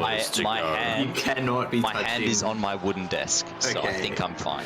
Guys, you cannot be jumping in the booth and saying stuff like that straight up. I feel like I'm not a superstitious person generally, but commentator's curse has been just unbelievable. Can you curse yourself though? Absolutely, yeah, for sure. Every time, no, because people get in the booth and like Damiano did it like 3 times, and then his car spun out twice. Like it's just, if you're racing, just whatever happens. The voodoo comes out through the microphone into the stream into the car. More fate being tempted than Tiano and Square right now from Aiden. Yeah. This is the highest I've ever been in an OOR race. So hopefully if we can hold this position, that'll be a nice podium considering we started, I think it was P9. So some things have gone our way, strategy and just race-wise, but we're putting down the laps and yeah, just counting down the hours, I guess. Yeah, good stuff. I saw you in the car a little bit earlier. How did you feel you went personally? Oh, I was basically just on my own. Like, I had the occasional blue flag to deal with, but yeah, I just basically just got to drive. And those of you who've seen me drive would probably know that I'm not much of a Porsche person, but the 2 people with me definitely know their way around the car. So I'm the anchor for this race. I will definitely admit that. But yeah. We're tracking along pretty smooth. I didn't put it in the wall, which was my goal, and I didn't have much time to practice this week. So the goal was survival, which was achieved. So yeah. World's fastest anchor, probably. I will say though, are we gonna have to penalize you guys for not having the proper number plaque on the car? What's that about? I'm not sure. All I know is that this livery was let's say requisitioned from someone else and put on the car for this event. I've just been busy with work this week, so yeah, I didn't have much time for practice or whatever. Breno and I basically just said to Glory on the day of quali, oh yeah, are you good to quali? And he was like, oh, I guess so. So yeah, it's been all a bit last minute, but it's going pretty well so far. And yeah, just had a few things go our way, and Johnson and Hamilton have absolutely just flown off into the distance. Those guys just setting down some insane pace compared to the rest of us, I must say. Yeah, I've alluded to it a few times, but you know, there's some of these guys. We've got a lot of good drivers here, but just absolutely like head and shoulders above even some of the best of us. So it's hard to keep pace with them. I mean, Johnston's got 15 seconds over Hamilton. We do see Slade coming into the pits. Rashidi not able to get by on track, but is going to keep chugging along. We'll just have to keep an eye on those guys. Safe-ish pit entry. We've seen some pretty mad ones so far, and I think that was one of the more in-control ones. These guys had one of the spiciest ones. They smacked the wall. Before, yeah. That was certainly an alternate line coming into the pits. I haven't seen that one before, but yeah, hopefully Slady. I think he's got that one stopped up. He did look pretty in control coming in. As we've got Cheng now with Jamie Conboy in a Mustang right behind him, so that Ferrari's going to be a bit under pressure here as Conboy's going to try put the nose up. That's a dangerous spot to do it. There's no contact for now, but they both get off the corner, and now the Mustang can just open up that big V8 engine and probably drag down to the back of this Ferrari.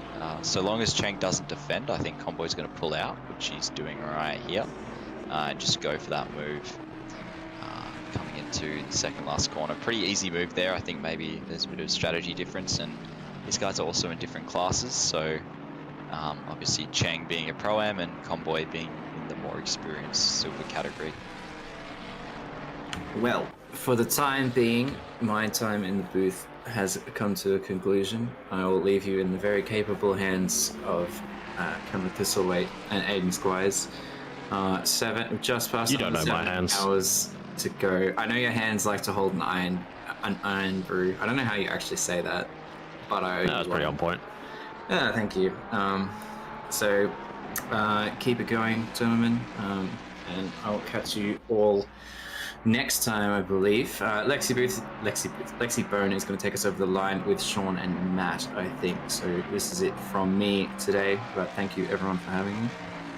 Thank you very much, Blake. You did an excellent job, despite all the solar power installation in the background. Yeah. I think they've stopped lately. They've kind of been waiting for you whenever you start talking up, they just like to fire them up again. But it sounds like it's all done. Yeah, no, I've been done for a little while now, but it was an interesting couple of hours for sure. It was having to pick my moments when I said stuff. But thank you very much, guys. So catch you later. Thanks, Blake. Thank you.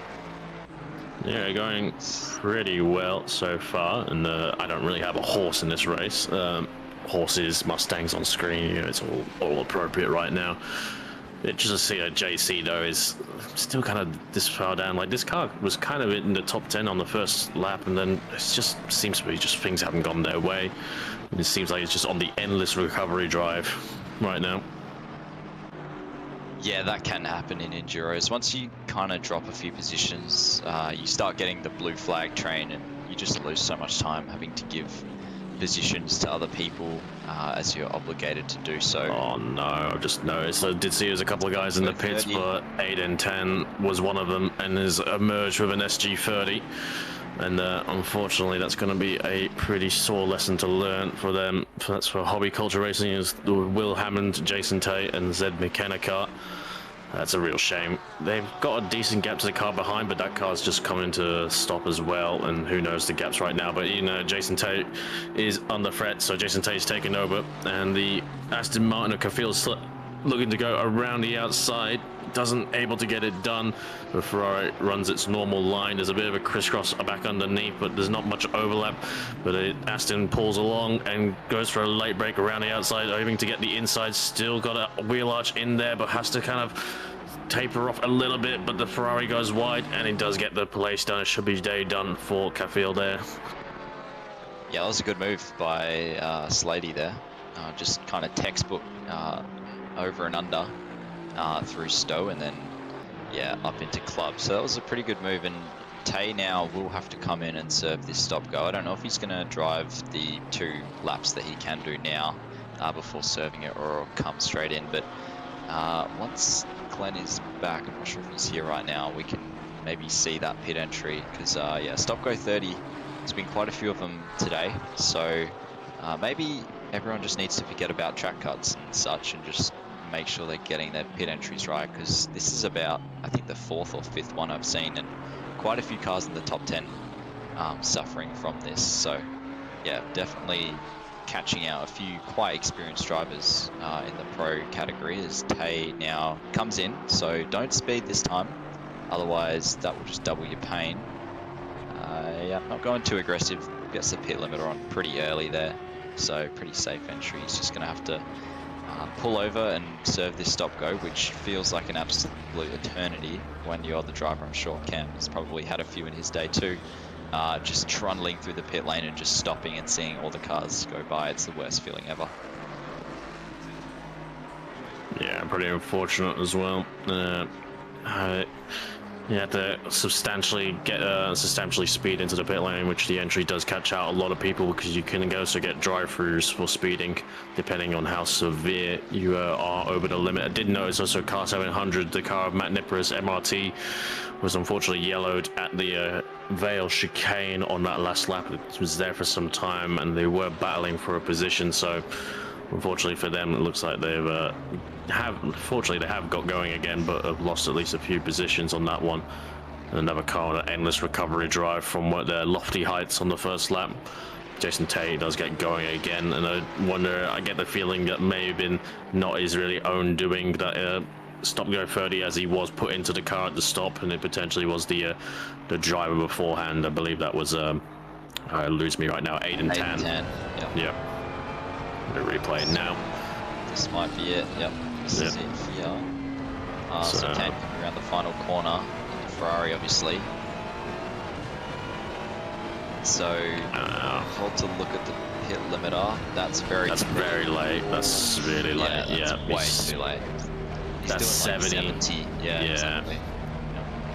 I think that's the thing, you have to, because it's a bit of a curb braking zone, you really need to straighten the car as much as possible and brake a lot earlier, because as you start to turn, you're extending your braking zone even more. ABS won't like it if you start putting some input into the wheel while you're trying to ask it to not lock up the brakes. It's a bit bumpy too, I think, as well, which just really upsets the car and the ABS. So yeah, you just drift wide and that's it really. The car just doesn't want to slow down. So yeah, message to everyone, if you're watching, keep those pit entries safe. It's much better to lose half a second on the entry than lose, I don't know how long the SG30 is actually total here, but it's got to be like a minute or something, surely. Yeah, I'd say at least, at the very least 50 seconds, if not a minute. And that's a lot of time to lose, even nearly 5 hours into this race. It's definitely a substantial amount of positions lost. See, Matt Nipper is here, falling back behind Cheng as well, looking to maybe recuperate a little bit. He's done a lot of stints so far as Matt Nipper is in this car. I'm not too sure if they're another two-man team. I know Austin McNeil is in that car. Checking now, they got Chad Peffybridge as well on the entry list, so potentially maybe saving him for a bit later. Yeah, I think I've seen Chad in the car when I was driving, so he's been in. But Austin McNeil, haven't seen him in the car yet, so... He's definitely done a stint, because I saw he was streaming, but Nipris has basically done, he must have done at least 4 stints by now. Yeah, just running the map 2 on the Merc, I assume, is what they're doing. Yeah. Just running long stints, kind of like what we're doing in the Porsche. Just to, try to be as fuel efficient as possible and, do 1 or possibly even 2 less pit stops by the end, which, as we just said, it's about a minute in the pit lane you save. So, yeah, the Merc is one of the best cars for fuel saving, which is a bit strange because it's a 6.2 litre V8 as Cheng. Oh, he's going for the move up the inside, Nipris. Cheng maybe just having a little bit of a snap on the exit and really slow off the first part of our village. Yeah, just Nipris is able to drive past. Yeah, it was a pretty clean move. Got a bit of a flash as well. I'm not too sure if Cheng felt he was a bit aggrieved there, but it looked all fair to me. And it's a little bit weird, the AMG. I think it's probably helped by its large fuel tank and while it is a big engine, it is quite restricted these days on what it can actually produce. So, and the map 2 is actually pretty efficient in the car, but you definitely notice a difference in between map 1 and map 2 in terms of power. Not unlike your Porsche, I have to say, where everything really doesn't make much of a difference between the two, which is why everyone runs normal map in the Porsche. I feel like that's fair to say. Yeah, look, at least for Enduros. I just follow the instructions of Breno, who knows much more about Porsches than what I do. Well, it's like you don't really have much torque in that engine. It's all revs, and especially at this track, well, to be honest, there's no real straights are not really long enough for you to hit the top end, and that's really, you're not really gaining anything by being in quali power for the Porsche. It's a bit of a snap there, yeah. Yeah, it's having a moment through Abbey. That's not really one of the cars you'd expect to be a little bit all over the place. There's Matt Nippers, 15-second penalty for collision on lap 146. Did we see that? We didn't see that, but I did note it down that they were yellowed at the chicane, and I suspected some contact. I feel like that's what that penalty is for, as that was about. Thank you very much to Glenn. He's on that one. Shout out. He's around for the whole race as well, from start to finish. First to arrive, last to leave. Glenn does an excellent job behind the scenes. Oh, cheeky fiber. Thank you very much, Glenn. Yeah, of course. Only 5. Yeah. Generous today. And to all the stewards as well in the box. I know they probably... Oh, there's another snap. Stop it, Slade. He's in Audi mode. Yeah, he is. He needs to get out of that Audi mindset. But Hignet's also just jumped in the pits, I've noticed. But as I was saying, thanks to the stewards as well, who have been in the box. There's not been too much to deal with, I think, from what I've seen. But obviously, stewards don't want to be inundated, so I guess that's props to most people for keeping their noses pretty clean. And this team of 8 laps down did start pretty far back on the started so last. They didn't qualify. Yeah, last. So last to P8 in almost half the race now is pretty good efforts, and they got a stop-go penalty too. So. Yeah, and they've been up there for a while now as well, for the last few hours. The Regan Durbo did a very, put in some work on the first few laps, and I want to say they actually, no, I think they were on the right tyres. I think they did start on the slicks, so they were one of the people who got it right on the start. We got a replay now.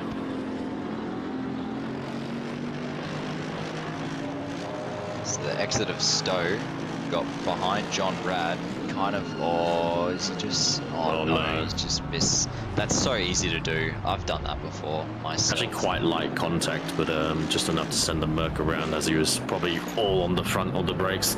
And I think that actually explains why Cheng gave him a bit of a flash when he went past. That makes a lot of sense now. Yeah, very easy to do into that braking zone. Is you can kind of get fooled into trying to go for a move on the person you're next to, like he did, and then end up hitting the person turning in on the apex. So yeah, that one, just a bit of misunderstanding and outbraking yourself, and that's some hard work that's now gone down the drain again. So 700 having a bit of a day to forget. They're going to lose another 15 seconds when they come up to serve their next pit stop. So that will definitely be painful. Now kind of, down towards the back of the silver class. They did start quite high up, so not really what I expected, to be honest. Maybe Austin McNeil can put in some work towards the end. We all know he's a pretty quick driver, and maybe he can gain a few more positions. But Slady continuing, and Rochford as well, up in P7. I'm not sure if they're synced pit-wise, but that's a pretty good drive from them. They were kind of close to me when I was driving my stint, and they were very consistent and just putting in those laps. I think that's them right in front here. So yeah, we'll see if Slady can really overtake them easily if they've been out for quite a while, which Slady should be able to do, as well as the Porsche. Drive through. Oh, drive through for Josh Holmes. No, he's just got in the car. I think he's pretty much just got in the car. I think it was just pitted. Yeah, you're right on that one. I wonder if that might have been, you know, the first lap kind of determines how much you can fine limit, the track limit, because it bases off your delta from your best lap, and obviously your first lap has got nothing to reference. Scott Rushford is going over to the side of the track. Is he just going to let the Aston go by? I think he is. He's not going to fight this at all. I was going to say, Scotty, I figured he wasn't going to fight this too much, I imagine, based on obviously their classes. But yeah, that was very generous. Yeah.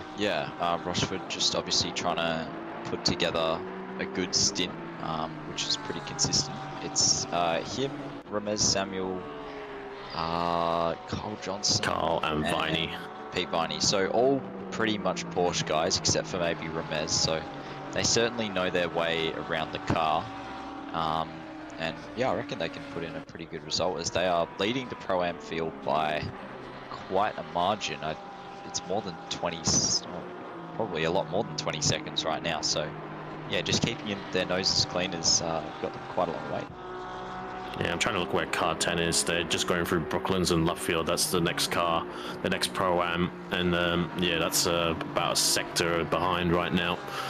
So they have got a substantial lead. Still not too sure yet on their pit stop. It's very hard to tell right now, and hard to keep up with where everyone is in terms of that. Josh Holmes comes in to serve their drive-through. That's quite unfortunate on that one. Won't lose any position though, I don't think, considering. Yeah, 695's gone through.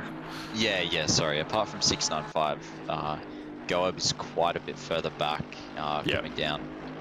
Wellington now. Yeah, Wellington straight. So not too bad. I mean, if it had happened at the start of the race, the outcome probably would have been a bit worse. But they did lose a position to Chris Taylor in that Dick Johnson. I think it's Dick Johnson style. Yeah, I think it is like the Shell Helix. Yeah, Shell Helix. Quite cursed, I have to say. Yeah, this is not much of an AE Falcon looking car, but yeah, throwback, I guess. Whatever fits, whatever works for you. Just, I think he's been in the car for a while now. Obviously, Brad Cook at the start, and I have to say, I'm going to sing and song his praise. Like, he did an exceptional lap in quali in the top 10 shootout.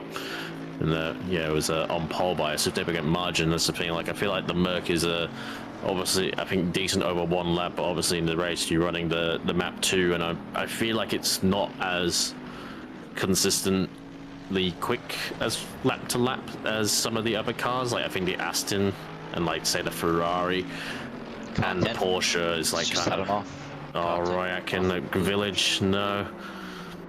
It's unfortunate. We'll see if we can try and find out what's happened there, because he was around a few cars. I reckon there's been some contact. It's not exactly somewhere that you lose the car and go for a spin by yourself. Hopefully not too badly. He's recovered a bit. I'm not too sure if he's actually lost any positions. I think he was close to 416 in that fight as well. Yeah. I mean, it's just tricky. And the thing with the map 2 and the Merc 2 is that with the rain, and especially at the start where we kind of had pitting all over the place when the rain was coming, it kind of throws off your strategy. You're not quite as in line as what you'd hope to be, which makes more of a difference when you're basing your entire race on strategy like you are when you're running map 2. So yeah, Roy Ankin now coming into the pits. Rochford was just in as well. Yeah, Rochford, and so was the leader. I believe it was Johnson was in. I don't know if Johnson is still in the car. We shall find out soon. And here is that? Oh yeah, he'll be blue flagged, Rushford, against Ben Higner, I assume here, who's driving past down the straight now. But Tay and Rochford are battling for position. So Rochford in the, it's Ramez Samuel now in the Porsche, with Tay in the Ferrari, who's had a few laps before to kind of burn off a little bit of fuel and get the tyres up to temp. So potentially the Porsche will be quite under threat here, but Ramez is pretty quick. I think he kind of knows what he's doing in this Porsche, although I haven't seen him drive it much. He does seem to know his way around it. He did stay kind of with me for my entire stint, so definitely knows what he's doing here. And that Ferrari close for company. I haven't seen Tay around much in OOR, if you can. No, I have to say I'm not too familiar with him either. I have to say though, just from watching him and how he was attacking, he was right there on the back of Scott Rochford, obviously falling a little bit back now as obviously Ramirez is finding his pace a little bit, but the Ferrari did look very confident under the brakes. It's kind of a bit of a telltale sign of how the things go. But obviously we've got to the replay now, see what happened with Roy Atkin. The Ferrari behind of Jay Parker in the 416 is right behind, defends the inside as Roy Atkin, and there's just going to be a small tap there, and just a bit of a misunderstanding with the carrying the speed, and unfortunately that's pretty a shut and close case, I have to say. Yeah, I think it's not too bad for Roy Atkin in terms of time loss. I think damage will be very minimal, if not a scratch. Yeah, he did come in immediately after, so maybe it was the end of his stint anyway. Yeah, maybe. So we'll hope that, because that's the best possible outcome, I guess. Ramez Samuel trying to defend against this Ferrari. Now I did notice the Porsche is quite lacking on this straight we're about to come onto. I think it's Hanger Straight. Yeah. Off the end of Maggots and Beckett's, it just doesn't quite have the get up and go that some other cars do. I think it also suffers from the run off Chapel as well, like the bumps kind of unsettle it a little bit, doesn't get its power down as well as it would like. Yeah, you probably saw Nathan Monks attack us quite a few times going up that straight, just because the Aston was able to just draft up right behind us, and we just don't quite have the top end. As Parker, there we go, that's a 10-second penalty for that contact with, Buckerfield's now in the car, but it was with Roy Atkin. So yeah, Porsche right now kind of holding its own, but that Ferrari definitely is there and will capitalise if there is any mistakes from this Porsche. Yeah, not too sure where Tay is in terms of strategy either, how far he is into his stint. Ramirez is starting to find a bit of time though, in places, looking stronger than the Ferrari, and I think he'll be more than his right to defend this one. So he has built a gap already, a bit of a gap already. But I think the Porsche obviously very supreme out of low-speed corners, such as like these ones. To be honest, they're kind of like low to mid-speed corners, but those like mid to high-speed corners, like the exit of Chapel and the run onto Hanger Straight, whereas it's like the Aston is very strong due to its turbos are all fired up and in the right gearing. Oh, it was a little bit awkward there as the Audi, lapped Audi. It was maybe caught Ramirez a little bit in an odd spot, but gets through quite cleanly and gets ahead of him before Stowe Corner, which has definitely built the gap further to the Ferrari behind. So looking pretty good for Ramirez, I have to say.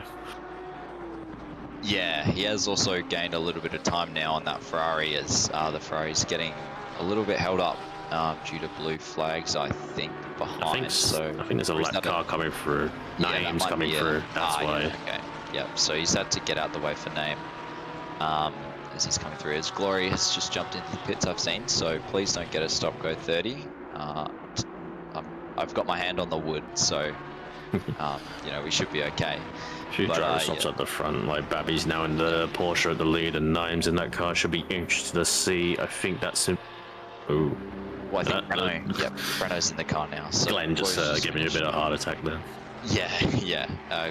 Glory's just finished his stint. Now it's Breno, and I believe the next one will go back to Glory, and then me after that. So, yeah, Breno's in the car. He should just be able to hold our position. I think we've got a pretty healthy gap. If I look to where 695 is, yeah, they're going down Wellington Straight right now. So, very decent gap we've got going on between us and some of the cars behind as Breno cuts the entirety of the grass and gets that little weird Porsche bounce. This car really scares me through Maggots and Beckett's. Like, I just can't commit because I'm so used to the Ford not turning. When the Porsche wants to turn, it like throws me off. So it's very strange as Breno gives a little flash. He might be watching the stream right now on his other monitor. But yeah, cloudy skies as well. I'm surprised we did have that rain cycle at the start. So we had the wet start, then a little bit of dry, and then wet again.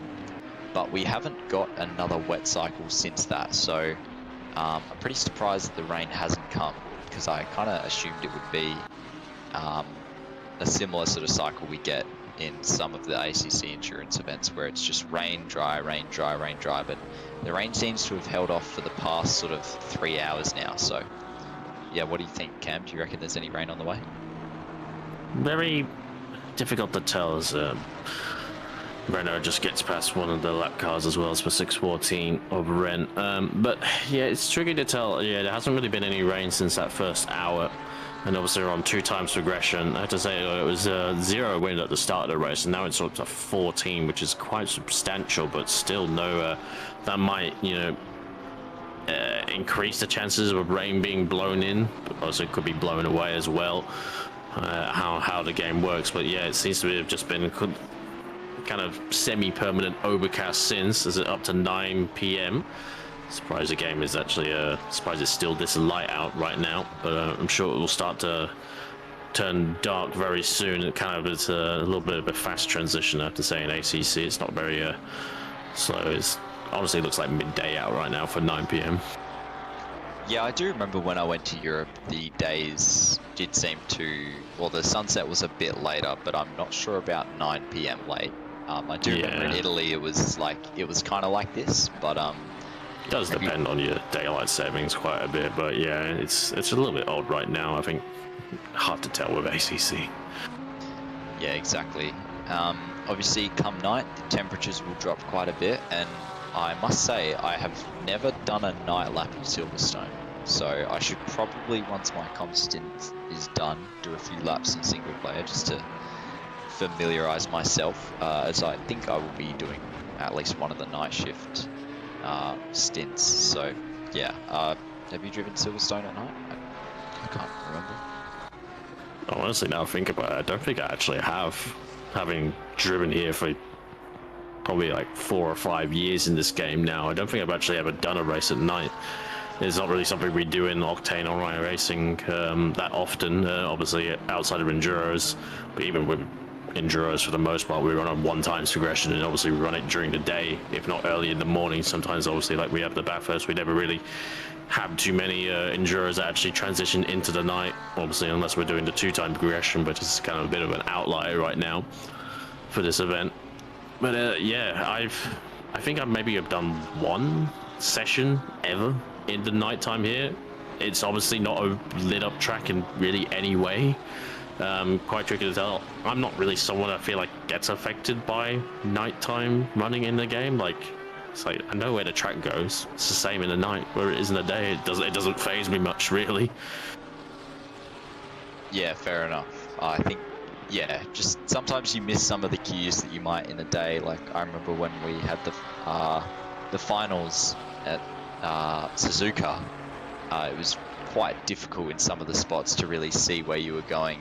The track is quite bendy and it's not very well lit, so I did almost drive off the track a few times, just not really seeing where I was going. But Silverstone is very wide, you can see pretty well, like you can see a lot of the corners in front of you, so it's a bit easier than some other tracks, say Bathurst or whatever, where you really can't see anything in front of you. But yeah, also I've noticed that delta between Name and Bab is I was just going to mention that, yeah. Yeah. Oh, that might be a cut for Breno there. He's just gone a little bit wider, so I hope it's not, because we were on 2 warnings before, so yeah, I don't want to DT. Yeah, I mean, quite tricky that one. Yeah, I did notice there's a couple of seconds been taken out by Naim on Bab. As much as Bab is a very good driver, he's a little bit of a not in the same league as Mr. Naim. Quite an alien himself, and yeah, I think Breno might be unlucky there. If you're, I think like you're okay as long as you keep 2 wheels on the rumble strip. But I think he was outside of that. Welcome to the booth, though, Roy Atkin and Liam Hamilton. Gents, how are you? Hello. Quite good. Good to be here. Hello, yeah. I'm a little bit tired and a little bit sore after basically doing a double stint this morning and just finishing off that one now, but otherwise feeling pretty good. You could definitely be happy after that one. You were absolutely flying, and you've given the car over to Name, who is obviously a pretty experienced driver, so I think your race is in good hands. You're also starting to close up to the lead Porsche of Michael Babb. Do you guys hope to maybe catch him in this stint?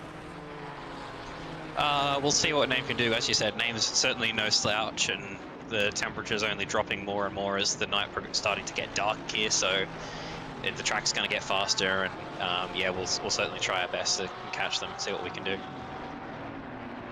Definitely got the speed about him right now. It's quite crazy that P2 is about to lap P5 right now as well, with Josh Holmes just ahead. Although still with the fastest lap right now for that car, but I think the fastest laps are going to change quite a bit as the temperature peels off. I think we're definitely at the lowest temps that we've had in the race. I think we started at 19, 18 ambient. So yeah, much lower right now. So it's going to be all chop and change. But yeah, already kind of starting to close in a bit on Michael Babb. Roy, unfortunately we did catch that little touch that you received from I believe Parker and the other Ferrari behind, and you guys boxed on that lap. Were you guys towards the end of your stint, or was that was it more damage than we could have anticipated? Oh no, that was certainly our last lap, and my plan there was to try and frustrate him, keep him behind me as much as possible. I think I just braked early because my tyres were done. He had new tyres, and unfortunately we had the incident. Yeah, it's pretty cut and clear from our perspective as well. I didn't get the feeling it was just a bit of a misunderstanding on his part. Like, obviously, you have, as I said, you guys on worn tyres, his on fresh tyres. It is a substantial delta difference. Yeah, that's right. I'm not sure if his team's talking him through the situation, but certainly for us, we've got people talking us through what's happening front and behind. So, for example, I knew he'd just come out of the pits, faster tyres, etc., but I'm not sure if he knew that I was end of stint. Yeah, so Roy, are you, is this your first endurance race for OOR? Or have you... No, this is my considering the big ones, it's my third, but if you take the duos, it's my fifth. Ah, okay, right. So sixth actually, because I did the ACAD one as well. Yeah, sixth. Ah, okay, right. Yeah, so you're a bit more on the experience side now in that number 10 car. How are you finding, the strategy for this race, considering you guys are still technically in a podium position and possibly going to move up to P2 once this penalty is administered? Is this going to be your best result, or have you picked up the win before? No, I think this will probably be our best result if we can keep track position more or less the same. So our read currently is we're racing Parker and Samuel, who's in a Ferrari and a Porsche, and they seem to be on a very similar pit stop strategy to us. So by our calcs, they will likely make the same number of stops. I think we got another 5 stops to make. I can't remember, but they are the same. So we have to win it on track position alone. I don't know if a pit strategy is going to come into play unless it starts raining. Right, so it's essentially just go as fast and hard as you can until the end. Exactly right. With a bit of fuel savings, so we can make our minimum stints. Yeah, right. Okay. Well, good luck to you guys. Obviously, hope you guys can get a good position finish, as you said, highest that you possibly got. And to Liam, have you guys had the same sort of? I know you guys obviously very successful team. Are you guys going to be happy with the P2, or are you really going to try and get the win? We'd definitely like to try and get the win. We came very, very close to taking a win at Coda, but we haven't had a win so far in this endurance season, so that is certainly our goal, but we certainly won't be upset with P2. Currently, I think we're about 6 points ahead in the championship, so if it finishes like this, we will still take the championship overall. Yeah, that's a good effort. As we see now, we got the champions. Is there enough of a point swing though, over because obviously 777 is ahead. If they win, I'm not too sure the point difference between P1 and P2. Would that be enough for them to take it if they win? Yeah, it's only 2 points between P1 and P2. Oh, okay. Yeah, I didn't do my research on that one. So you guys actually are pretty. Not safe, but you guys don't need to necessarily, not necessarily absolutely, like, I thought it was maybe a potentially, like, you guys got to beat each other on track to actually win the championship, but no, it sounds like you kind of need to stick close to the 777 car. Yeah, it's not quite do or die at the moment, but like you said, we of course we always want to take a win if we can, and we're certainly going to try and fight for it, but we're not going to try and push anything too hard and do anything crazy that might sort of land us in hot water with the stewards or anywhere else with more damage to the car than we need. So we're just going to see what we can do and keep pushing or try and get Bab. I know Name is definitely pushing hard, and Taufik's keeping him updated on the gap. So we're very aware of what we've got to do and what's coming up there, and just see if we can actually get it over the night. Yeah, it's great to see the pros up front. What's it, 7.2 seconds between 1 and 2 after a significant period of racing. That's fantastic. That's why I love endurance racing. Well, if you saw Coda, maybe things would get a lot closer towards the end as the strategies kind of intertwine at the end of the race. Things can be a lot closer than what is anticipated. So, yeah, definitely don't go anywhere, or if you do, make sure you come back for the finish, because yeah, by the end, there can definitely be some very spicy racing as people try to close out the championship series for this Enduro season.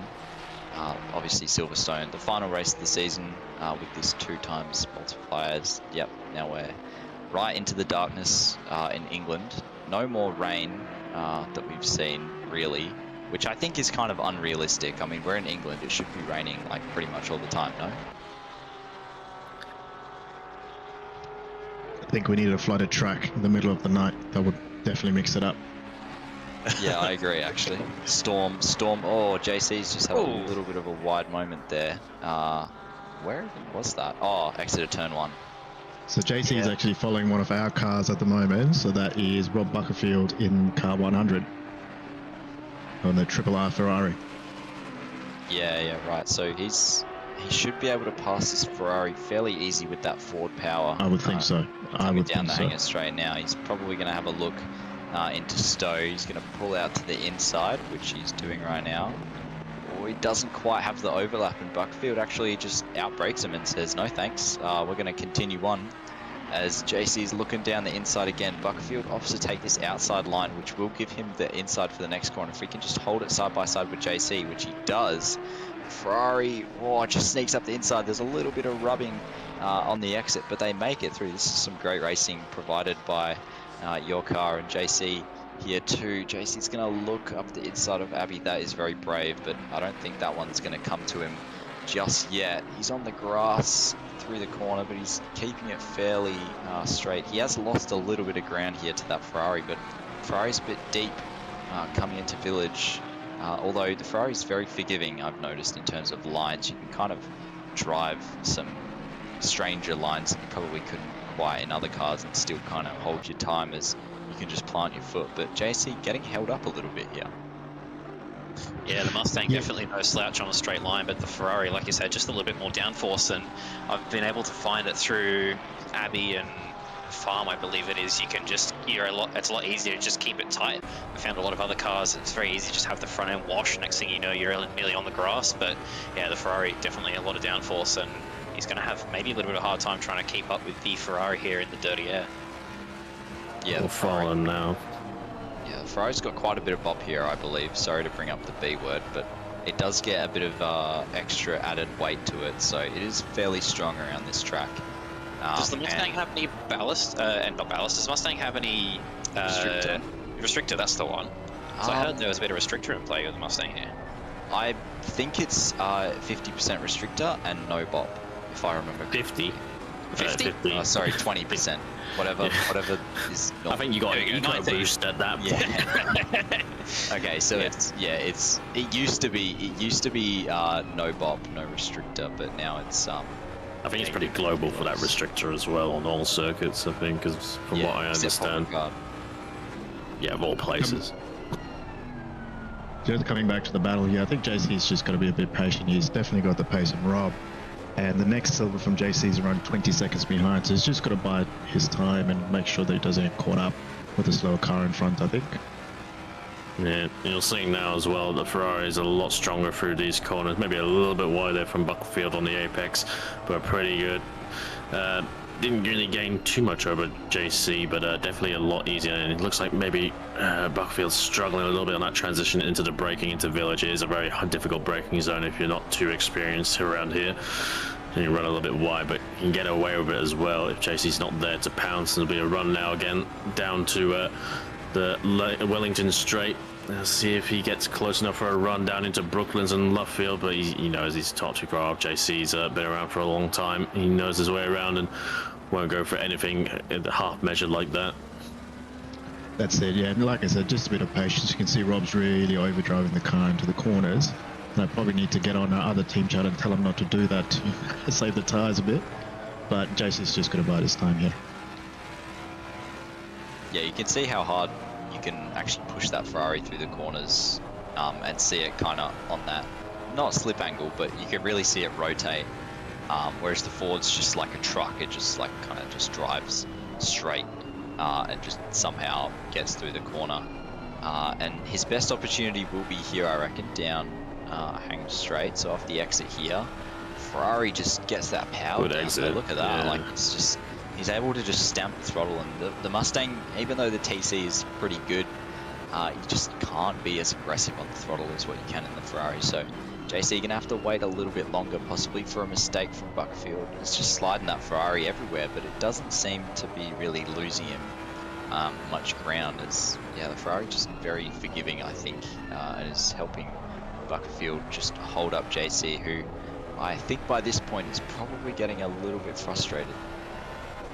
Yeah, it looks like he's actually, sorry, looks like he's actually just pulled a bit of a gap there on JC, so maybe JC has realised that it's not quite worth trying to fight this battle at the moment, just maybe going to wait for his tyres to fall off a little bit, and I should come back to him. But yeah, and it's worth, like you said, the car behind is next Silver is 20 seconds behind, so sometimes in a long race like this, it's just better to pick your battles and not try and get caught up in a fight that you don't need to. I think also JC is about halfway through his stint, whereas obviously car number 10, as Roy can attest to, is pretty much on a fresh set in comparison with a fresh driver in the car. So going pretty well on their own right now. I think it's got enough of a capability in him, as long as there's not too many major mistakes for the car 10 to stay ahead, as I'm sure Roy will quite enjoy. Yeah, definitely no mistakes from Rob. That's what we've been telling him. Just keep it tight, no mistakes, finish your stint. And I do wonder if JC's trying to fuel save a bit in the Mustang here. I'm not sure, but JC's definitely got the pace, and he's just being patient, which is what's needed. Yeah, difficult to say. We're joining the booth now. Matt Madden, paging Mr. Madden. Are you there?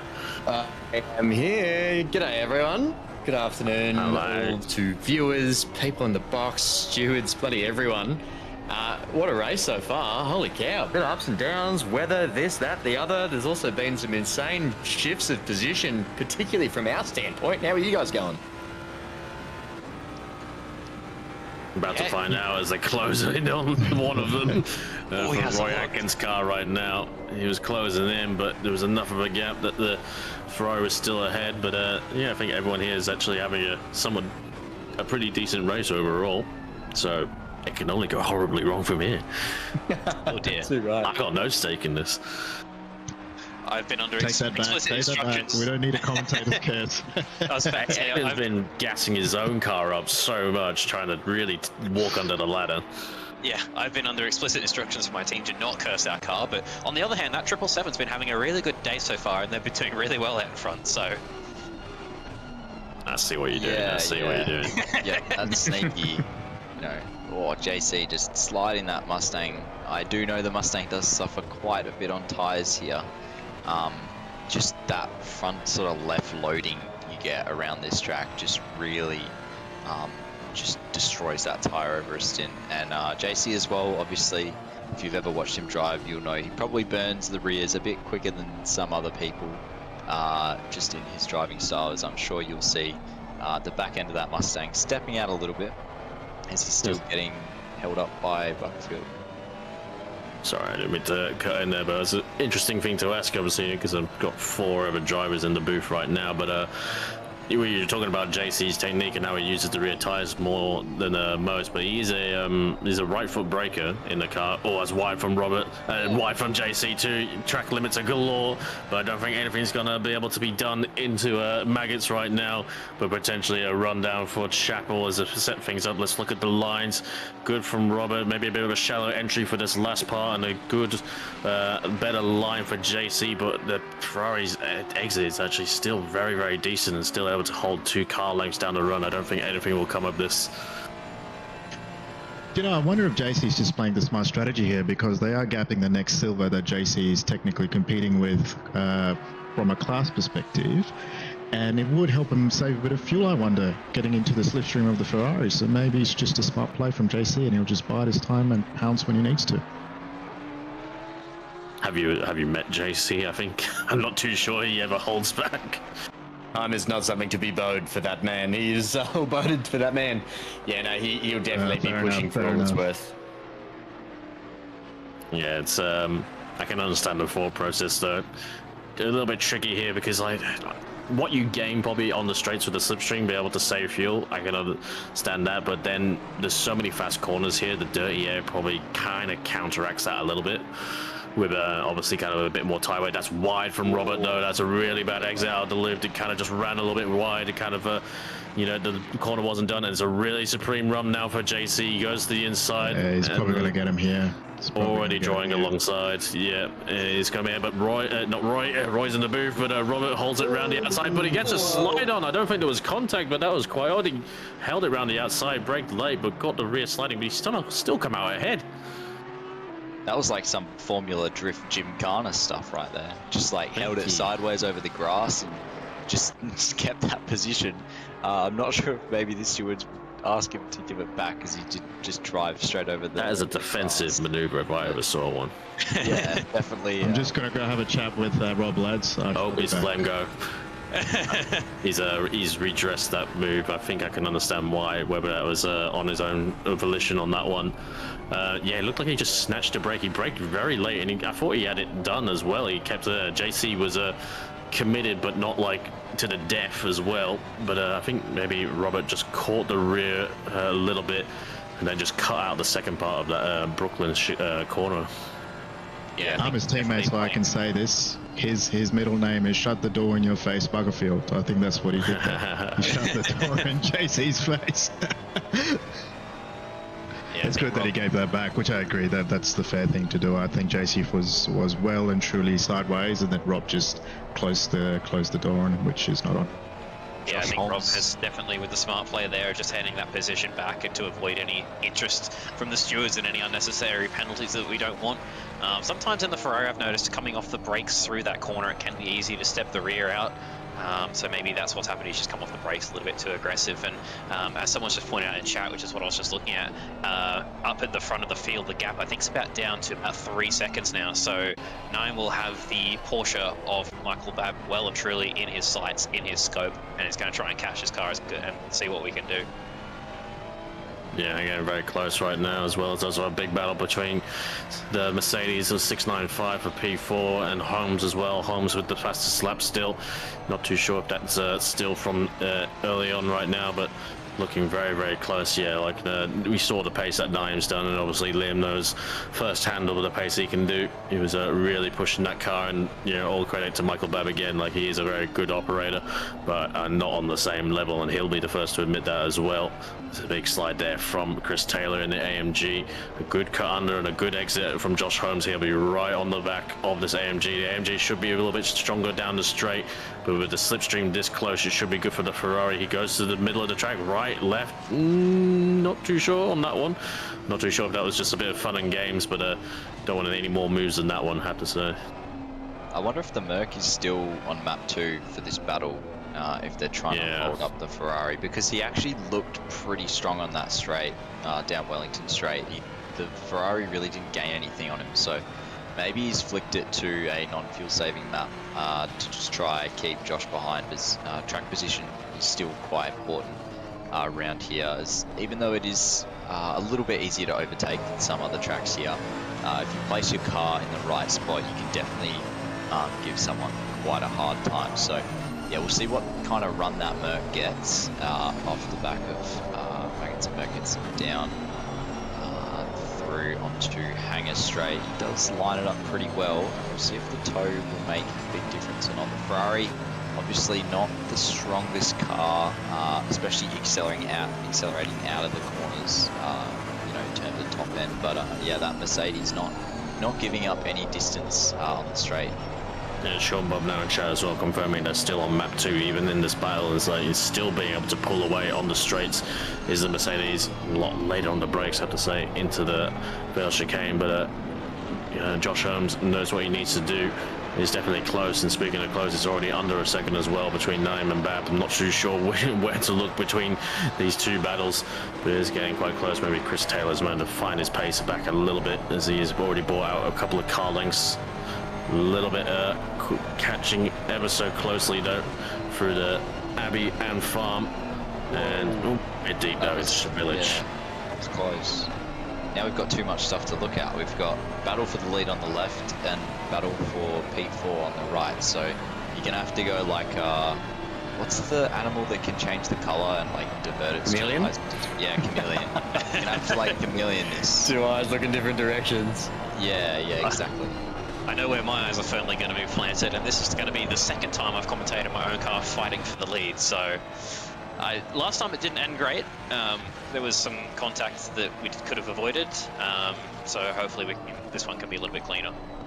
I think Michael Babb will do his best to try and fight this one as much as he can, but he doesn't want to ruin his race. But for the sake of the championships, for their attempts, obviously you guys may probably win it on just being one car spot behind these guys. So, but these guys really need to stay ahead at anything to kind of keep their championships hopes alive. Although it's hard to tell with Lucas Keys and co whether they actually care about these championships sometimes. Yeah, I mean, P2 is definitely enough to secure it, but I mean, we're all racers at heart, and everyone, as he looks around the outside of Stowe, he's going to carry the speed around the outside. Not quite. There's a little bit of a tiny overlap. It's going to leave him space. It's going to put Naim along the inside of the Vale chicane, and that looks like that's going to be moved done. Babby not quite not enough pace there to hold it around the outside, and that is going to be the 124 Ferrari up into the lead of this race. Yeah, that was a very interesting move as well. He held it around the outside. I love moves around the outside of Stowe. It is very much possible. Don't let anyone tell you otherwise. I think Babby did his best to try and hoof it as much as he can to to avoid drawing alongside, to try and pull ahead to claim the outside, and did his best. But the Ferrari was still there, had to run off a little bit. But I think that'll be set as play on and not necessarily gaining an advantage, as he kind of had to go up track because of the Porsche on the inside. I think it was hard. It was fair. Yeah, absolutely a great corner for racing, and one that you can get so much room out there, and it's so wide at the end of the straight that you can just carry the speed around the outside. If you've got either a tyre advantage or a pace advantage like that, you can just hold it around the outside, and then it puts you in the inside for the next chicane, and like you can see there, it's a great move to make. So well and truly, nighttime racing. As it tends to do, as soon as it gets to the last hour or half an hour, the light completely disappears. It's always good to get to this level of darkness though, because to be honest, the headlights don't work until the sun has properly gone away, if I recall, in this game. But looking good so far. Yeah, we were talking about racing here at night time before in Silverstone. I know some drivers get a little bit find it very different at night time. What do you guys think? Do you kind of does it make much difference to you guys? I think for me, the first time I tried it, it was definitely a bit harder, but I think it's all about confidence and feel. Definitely find at night time, just have to recalibrate your brain to your visual markers, and then you're probably okay. Yeah, I don't find it makes too much of a difference. I would say what's worse is before it's nighttime, when you've got either sunset or sunrise in your eyes. That comes a lot harder because it is so much more difficult to see. So we see Josh there getting a good run through Stowe. Mercedes going to park it on the exit. It's going to leave him with nowhere to go. He just gets a little bit of a slide. Not going to be able to make that move. I think similar to a lot of other long form tracks rather than the short twisty turny ones, sort of like Kyalami. There's not too many spots you get caught out by the darkness on this track. I think that really serves to its advantage when you're driving at night. However, it is very dimly lit, especially I've done a bit of driving on LMU recently and did a night race over at Bahrain, and you don't realize just how much of the oil money can light up the track at night compared to this stuff. So it leaves a lot to be desired, but I'm actually watching, there's just been an amazing overtake for 23rd and 22nd position. I'm being biased here, but my teammate Dave Stevenson has just got around Charidos, having chased him down for the last maybe 45 minutes. So that's an amazing turn of phrase for us, but outstanding racing we're watching here at the front. It's awesome how these little battles are just finding themselves this deep into the race as we watch Jonesy just coming really, really close to the back end of Chris Taylor in the AMG. He's there. boxing. He's boxing. They're going, whoa! Ooh, Jonesy was following him too much, trying to get too much toe. Yeah, I think you could tell that the Mercs tyres were pretty done, just through the cornering speed comparison of the Merc and the Ferrari. Like the Ferrari was just able to roll in so much more speed, whereas the Merc kind of just held its position by getting a decent run off the exit. But now Josh Holmes is free. I'm not sure what the gap is to Breno. The gaps seem to have all just disappeared up the top, so we'll hopefully find out sometime. But it's definitely, last time I saw it was about 30 seconds, so decent gap to the car in front.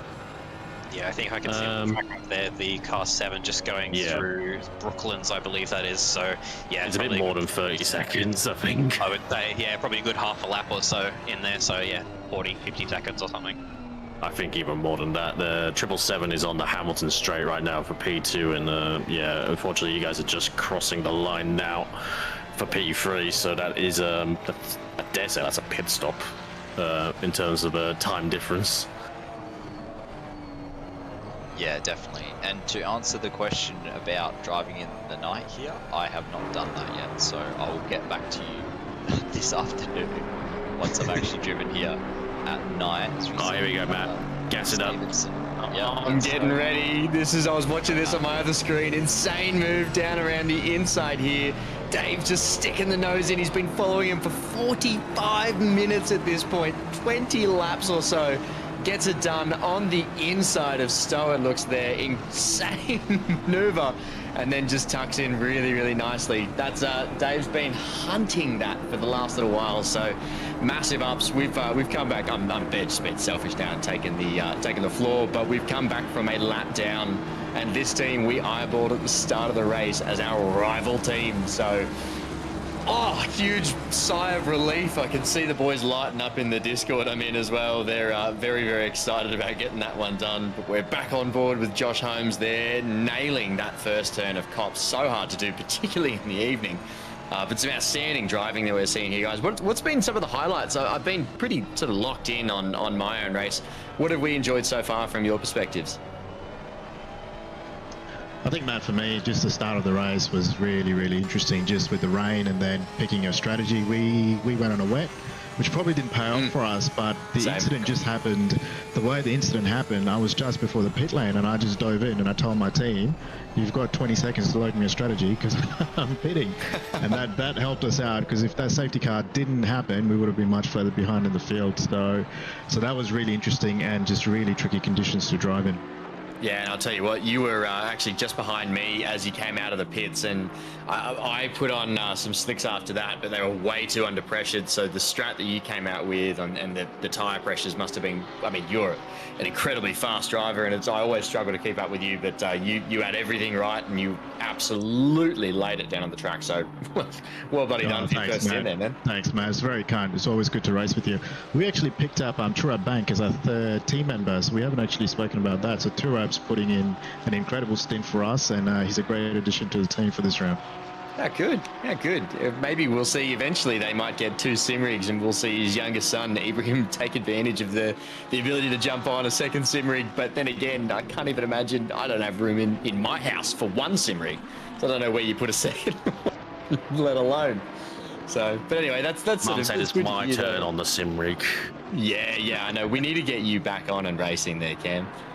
No, it'd be nice. It'd be nice. Glenn can set us up a GoFundMe at some stage, I'm sure. Liam, what have you seen so far? Took you through your race, mate. Yeah, so like Roy was just saying, the start of the race there was definitely a little bit spicy. It's sort of a 50-50 call on whether you start on slicks or wets.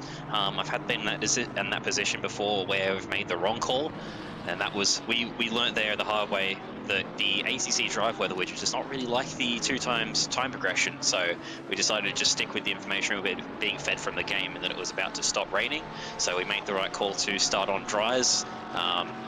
And then I received breaking into Village, I believe it is, a bit of a tap from someone behind me. I think it was either a GTR or a Merc, which It was on lap 1. I think that was the Aston Martin of Mr. Nathan Monks, I think.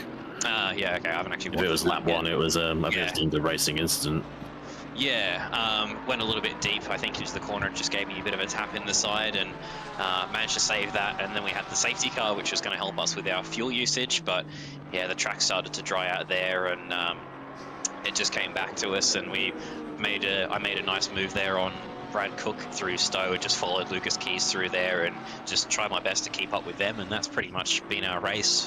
Keys has been ever so slightly faster on his stints, but not by a great deal. I managed to steal the purple lap from him there at one point, and we've just been pulling away from the number 7 Porsche behind us. So up until this point, it's been pretty quiet. We've just been focusing on what's ahead and making sure they didn't run away too far, and now Nine's been able to take that first position, which is great for us. Yeah, money. We do love that. It's so good, these events. Like the amount of things that you can document, the moves, the mishaps, the whoopsies, the absolute incredible moments and full sends that you can get across these sort of 12 hours is immense. And the fact that we had a bit of the weather at the start, it just adds to the experience, right? Like the dry enduros are fun because it really helps people, especially those AMG and Porsche drivers, capitalize on the strategies that they can run. But when you get a bit of that variability, you know, we've just even in this box alone, we've had Roy and I who started on the wet tires. You started on slicks, I would imagine. Aiden's team also probably started on slicks as well. Slicks too.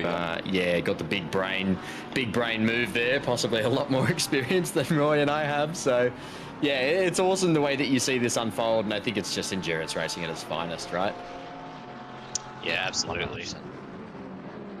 Yeah, that's exactly it, Matt. And I think, you know, for us that haven't played the game as long, you're really sort of guessing at the start of these events, and knowing how to read the game and what it might do probably makes a huge difference. I mean, for us, we sort of thought it's going to rain for maybe 10 minutes or more, and we're trying to go off ACC Drive. But I think Liam, you just sort of said that app doesn't quite like the double time thing going on, so that caught us out big time for sure.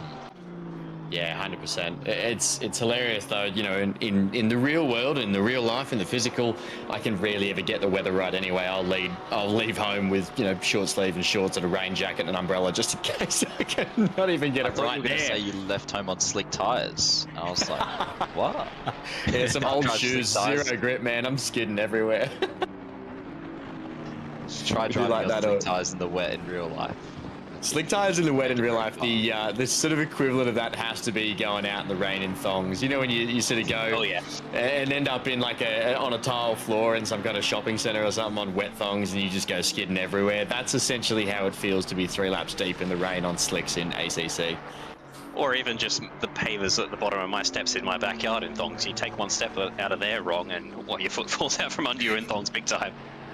Yeah, no bueno, man. So, you know, I've got some wets at home somewhere, I'm sure. I just end up pulling out of the cupboard every time it bloody rains. I'm not sure if it's just me, but we do have a stream pause notification sitting in front of us, so that's why we're not saying anything about the action. Glenn, we may need you to get the stream back for us, big man, whenever you can. I've sent him a message. I think he might have actually gone AFK, unfortunately. Oh, we're back. Oh no, we're back. Glenn is all over it. I don't know how his missus doubtfiring the hell out of his Saturday.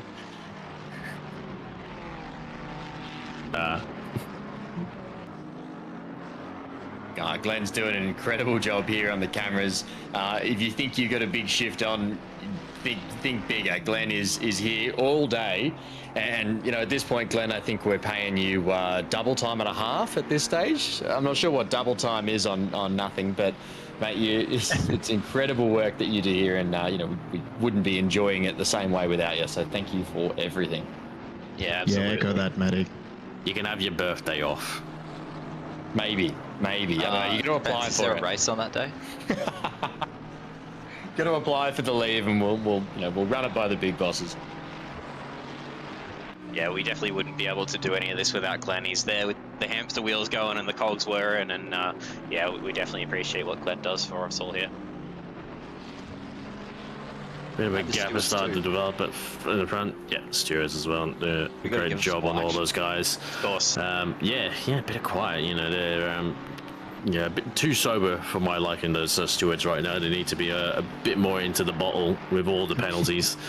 But yeah, they a bit of a lead developed out there, about 8 to 9 seconds as well for Naim ahead of Michael Babb and 777. Definitely not far, and kind of nothing in a 12-hour race. So definitely not going to be the end. I'm sure it won't end that closely either as well. But yeah, the weather hasn't really changed much since the first hour.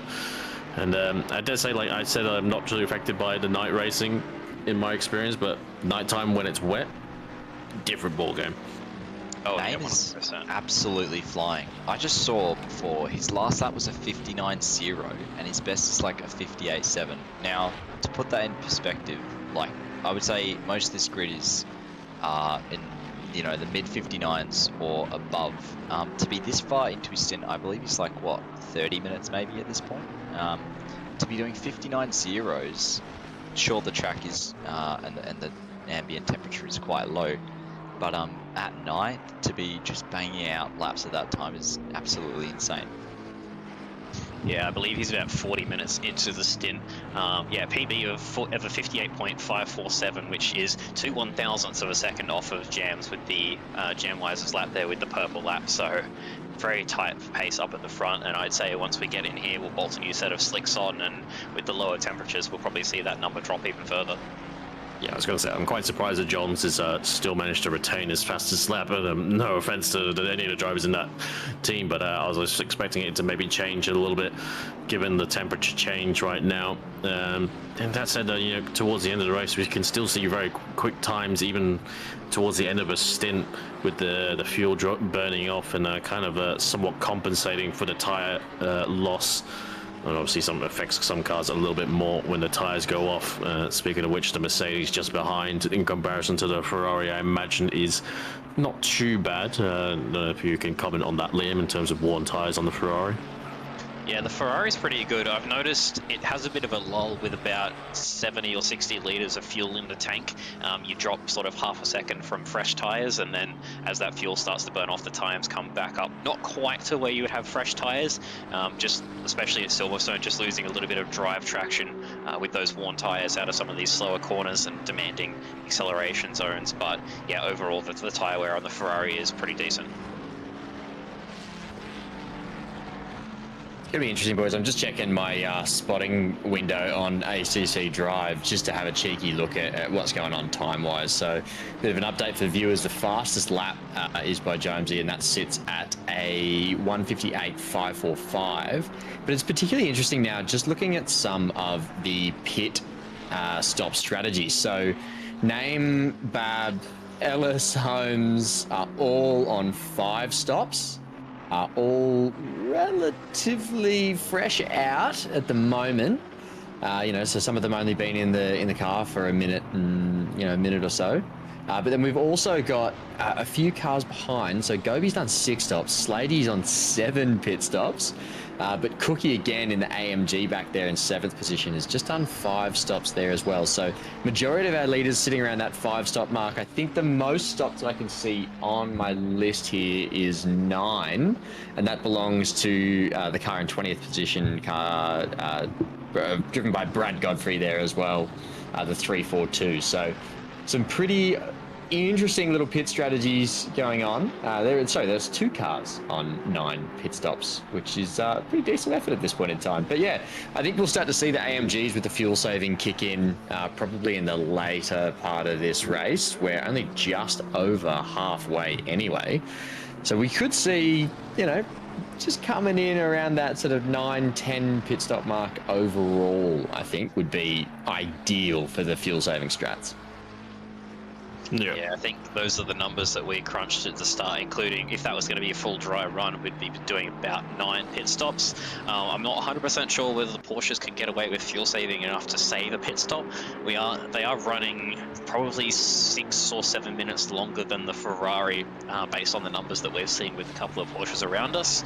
So it'll be interesting to see how that unfolds towards the end of the race. I've just seen their car 8 with Kafil Slade in there with it getting a drive-through. Most likely that'll be for track limits. Yeah, I'll just jump in on the Porsche thing quickly, from what I know at least. I think we're aiming for 8 stops.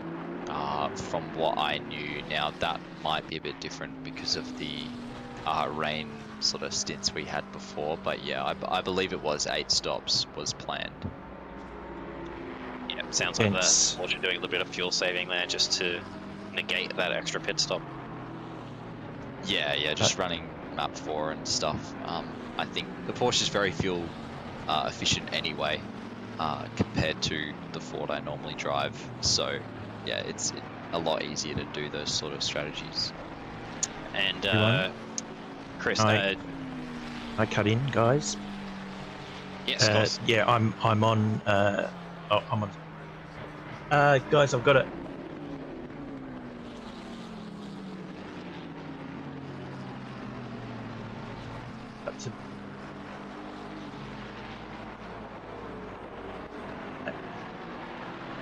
Round and also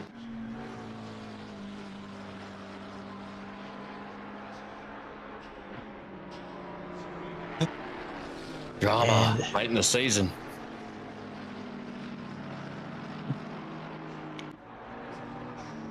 Fastest lap was place at least a 1 point difference.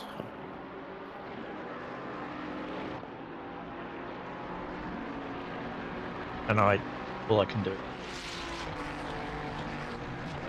You know, it's funny you bring that up. We were actually discussing this earlier when I was trying to get the purple lap, and we were looking, thinking, is there actually points for it? And we couldn't see it. So I'm glad you've it's in brought that the up. rules.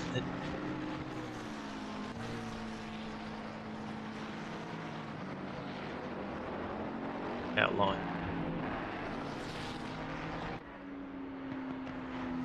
In the I mean, Lucas at 1 point. He won the sprint season by 1.2, didn't he? Yeah, that's pretty amazing. He's got both championships done by 1 point in the end. Yeah. Gotcha.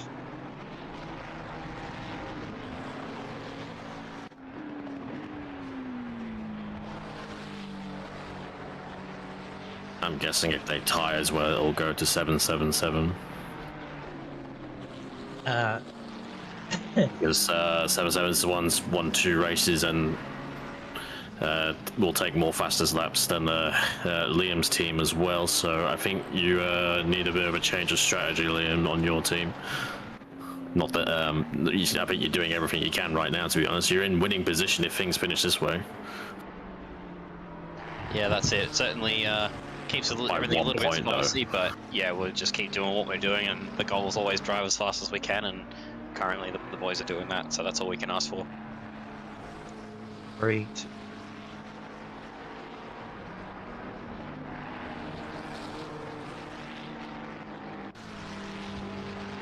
No stress, Glenn. You've got so many things going on at once. It's like you've got 2 brains working on overdrive. So, thank you so much for the update. Add up, Matt. No, mate. It's immense, but it adds a bit of drama late in the season, which I really quite like. So, this is like the Big Brother twist on episode 19 of 20. This is good. OOR's keeping things tight right to the end. speaking of tight, on my second screen, I'm looking at all of the gaps here. The closest one I can see is between 21st and 22nd position. They're about to have a bit of a battle here. Oh, it's your car again. I know. Again, like I said, on my second screen, I'm watching all this happen. But the other gap that I'm watching as well is between 16th and 17th. Spenceley is hard on the tail now, about half a... sorry, no, this is Nipris behind Rad at the moment, but has been just slowly whittling that down. Nipris being really, really consistent. Looking at my ACC drive window, he's actually been keeping it quite tidy. But yeah, absolutely, they're alongside now, which is immense and doing so well. Yeah, these two running side by side. The Mercedes on the inside and the better grunt of the V8 is surely going to give this to Nipris unless John Red can really hold it around the outside, but it looks like he isn't able to do so. And no point really fighting someone, especially if he got a 15-second penalty as well. But that's a good move there by Nipris. That car is really yo-yoed up and down the whole field. And, I think Nipris has done so many stints by now. Well, John Red's coming to the pits as well. Not too surprising, he didn't fight that much either. But yeah, it should be interesting how that things change up the front. I dare say, the fastest lap can also dictate, swing it either way with 1 point difference. Fastest lap being 1 point, obviously counting at the end of the race. Currently now in the hands of car 69 of Josh Holmes. There's sort of outside chance of those guys in P3 for that car, but we shall see how things develop. Yeah, just been on the phone to my teammates informing them of the current state of play. But Naim, go faster. We're doing exactly. That was pretty much it. Is please drive faster. But no, he's doing really well. I don't think I can ask for much more from him at the moment. 957. Daryl Lim is going slowly on the Hamilton straight. I'm just sure what's happening there. I think he was by himself as well. Wonder if he's found that big old sausage curve on that club. Just checking in. If I mysteriously disappear, it's because it is currently raining. Well, at the moment it's sideways, but it does look to be going upwards. Yeah, the weather is missing from in-game. I don't know about you, but I'm hearing thunderstorms here in Sydney as well. So yeah, mate, I'm South Sydney, and that's where they are at the moment. So if I disappear, it's because everything's on fire.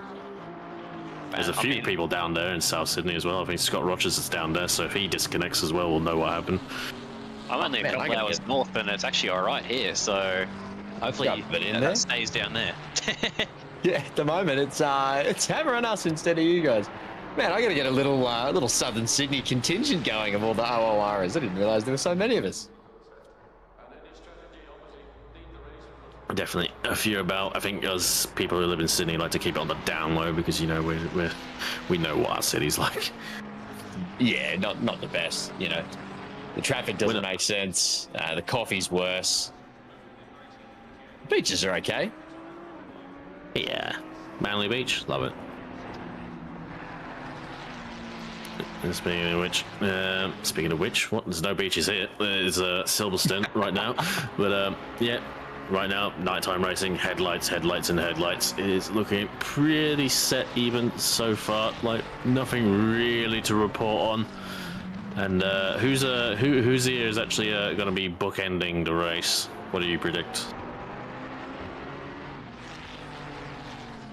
No one? Cool. I don't want to predict anything at this point. I think I want to stay quiet. Same.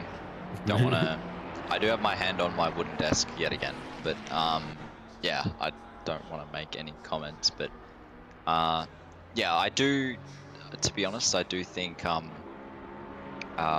Hamilton and his Ferrari team do deserve a kind of not a comeback win, but something after what happened to Coda, where they got a little bit unlucky with some contact towards the end. So I do think you guys do deserve a good result. As much as Lucas Keys is always up the front, sometimes it's a little bit good to give some other people a shot at winning, as everyone who's raced with Lucas has probably experienced. If you're racing with him, you're probably not winning. So yeah, I do give my luck to the car number 124. Yeah, it would be nice for him to share the spotlight from time to time, so hopefully we can do this, and that's what I'll be aiming for.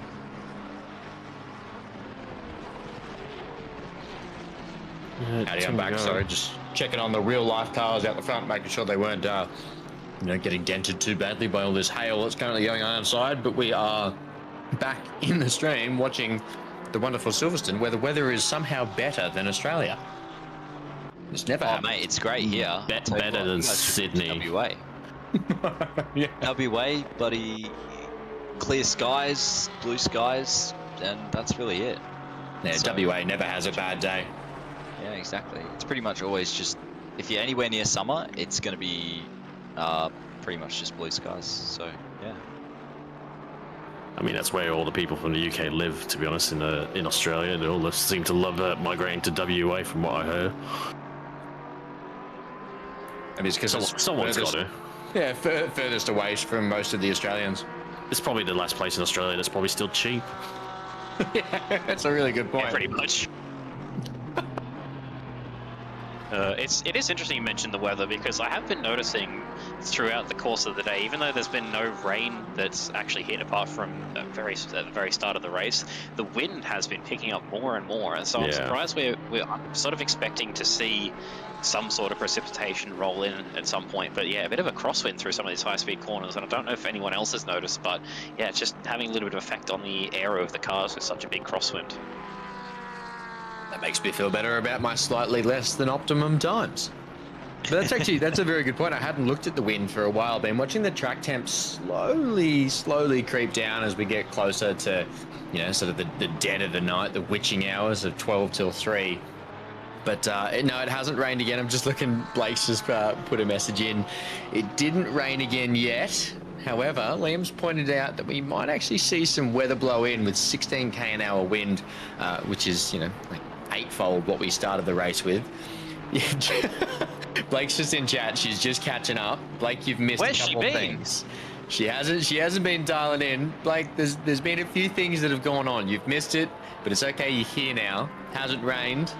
We've had a change of position. 124 is sailing ahead at the moment.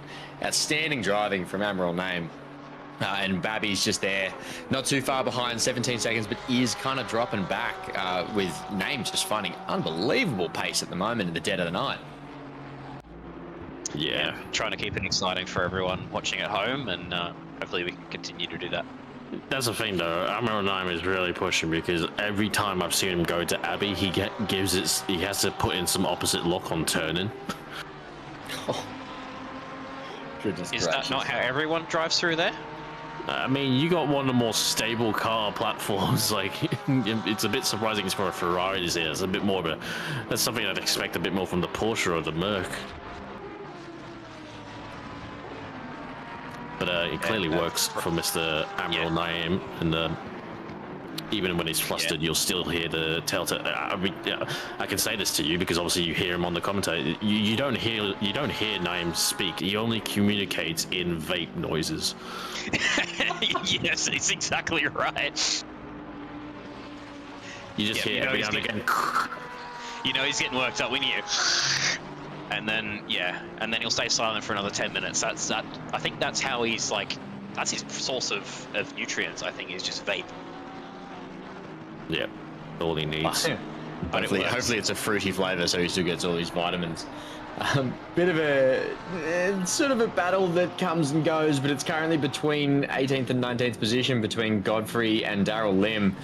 Godfrey sitting 1.3 back, but was actually just creeping up to within about half a second there, just briefly.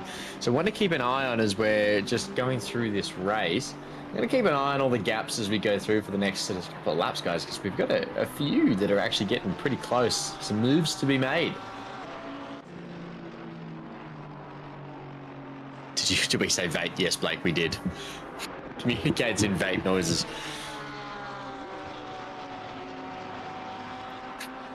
Definitely going well right now. Yeah, I think everyone's starting to realise it's no longer an in-joke. Everyone knows now. Going well so far, and normally see him usually with Moyen Taufik and co, but I don't think any of those guys are actually racing today. There's Brennan Ellis. Taufik is here? What car's he in? He's in my car. Oh, he's in your car. Oh, there we go. So he's in. I can assure you he's in. I forgot. I don't think we've seen him drove yet. I'm guessing he's a bit more towards the end of the race. He had one stint earlier today after my double. It wasn't supposed to be a double for me, but he was having some stomach issues, shall we say. So I ended up doing a double stint this morning, and I think if they're still going off the plan I've got sitting next to me, he'll be in next. Difficulty there in the engine room. No good. Yeah. Yeah, I wouldn't want a sim race with the belly of turbulence. I'm hoping it passes very quickly. Maybe he's had some of my cooking. No, should we be scared? Should we be scared of his cooking? I think I'm scared of my cooking. Hopefully there's no slippery surfaces being deployed behind our car later. Yeah, we don't want any backfires, so we'll be focusing purely on the nose of your car rather than the tail of it. We'll keep away there. And yeah, Blake is just talking about the initial that's missing from our car, Tim Purcell. Fortunately, wasn't able to make it today. He's had some personal stuff going on there, so we wish him well, and hopefully everything's going all right for him. But he's yeah, unfortunately hasn't been able to make this one, so we're down to a 3-man team. 3-man's pretty good for one of these enduros. I think 2-man is the ultimate in terms of so much time behind the wheel, but I think 3-man for 12 hours sits pretty juicy. I reckon that's about the sweet spot for these sorts of things. 4-man's great, but you sort of end up by that point in time you get 2 stints each usually, and it gets a bit skinny on the timing. Are you sort of aligned to that, or you prefer the 4-man teams, Liam? I've usually been racing in 4, so 3 is a little bit unusual for me. But no, the 4 is good. The 3 is definitely still good. Anything longer than 12 hours, you'd probably want 4 at least. But I certainly don't envy the people that are doing 2-mans at a 12-hour. That's a little bit much for me. Yeah, yikes. We almost did, but I think there's a lot of 2-man teams in this one here. Has OOR ever done a 24-hour enduro? Yes, end of 2023 we did a Spa 24. It was the night of my work Christmas party, and I woke up at 5 o'clock hungover and jumped in the car. That's the mark of a true endurance athlete. Incredible. I don't think we've done one since, have we? No. No, that was the other one. But I did that one. It was 24 hours it's a lot. Like, we had a 5-car team, and I'm pretty sure we weren't the only ones. It was an ordeal. Like, the gaps, like you'd sit there, do like a double or a triple, and you'd still be maybe 1 position different from when you started. Yeah. Yeah, it's absolutely a long slog. I think we had a 6-man team when we did that one, and yeah, it's definitely a very long time. Yeah, hooray. We've got Harry letting us know that 2-man's where it's at until you have a tech issue, or just anything, you know? Absolutely anything. I know that he's talked to basically everyone about it, but JC famously achieved a 12-hour solo at one point in time, as we're just watching an incredible move here, almost from Godfrey looking around the outside of Daryl Lim, but he's going to have to hold it all the way up the hanger straight into Stowe, or Stove, as Cam Thistleway just went through the other night. Late on the brakes there, just to look for a way past, gets the move done, but is missing the apex, so he's going to have to pull out of this one. We've got Daryl Lim hanging around the outside, going to have the inside for the next corner, the best spot to be, especially in the Ferrari. You're going to have a wealth of grip, and on the exit here, taking as much curb as he possibly can. And then we're just going to have Godfrey just sit behind. A little bit of shakiness. But they are going to give each other a great amount of racing room. 2 excellent drivers here. What a great little series of events. This battle's going to be on for a while, I think. Yeah, it was really dicey as well. It was a good late braking from Daryl Lim into the chicane.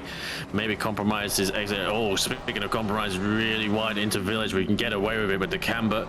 And a good run through the loop as well. I think there'll be nothing that Brock can do about this one. I'm not sure it's really going to gain much on the Ferrari here. And geez, he's revving the thing out really high. Like, you need to start shifting a bit earlier at 7,600, and looks like there's a blue flag coming through 153. It's the Aston Martin of Nathan Monks, I believe. sixth in position is come through. So that's kind of decided that battle as well.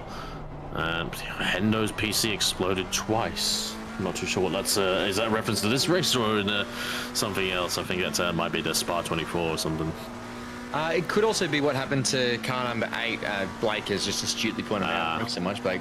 She's just let us know that car number 8, which is currently being piloted, I think, by Henderson. Yeah, Nick Henderson's up the back there. And it is, they're right up the back now, 27th. I think they were in the top 10 just before. They were approaching the top 5. That's a real shame because they've gone from the back of the grid to right up to around P6, P7, and unfortunately they've fallen all the way back. Unfortunately, the PC is blowing up. And another tidbit can kind of relate that to the Spa 24, as I imagine Glenn can remember when Cricky's machine blew up that was doing the overnight stream. I think it was to that race. Reminds me of a melted certain Kyalami 9-hour a few years back where Mr. Hignett had to basically rebuild his entire computer while Connor was out there. I think he did a double or a triple stint, and Ben's computer literally blew up. So he was in the middle of literally rebuilding it while Connor was racing. There's a Spa 24 as well. I decided to build a brand new PC like the few days before the race as well. My teammates were a little bit apprehensive. Yeah, that's spooky stuff. That's cutting it too fine, right? But I had no money to parts. Must spend it. All income is disposable, as we're seeing. Brock Godfrey just sitting hard on the tail there of Lim. Hard to see anything behind and around the cars in front of you. This track, I find it particularly because it's so many high-speed sections, really, really tight turns, particularly Maggots, Beckett's, and then the sort of village into Luke combo there as well. Really, really hard to look for a way around, hit your brake markers, and then even maintain your own speed so that you can try and find a way around the car in front. At least, hell, for somewhat of my lack of ability, I find it quite difficult. So it's immense what these guys are currently doing in the dead of the night. Wear rain. Wear rain. Yeah, wear rain at this point.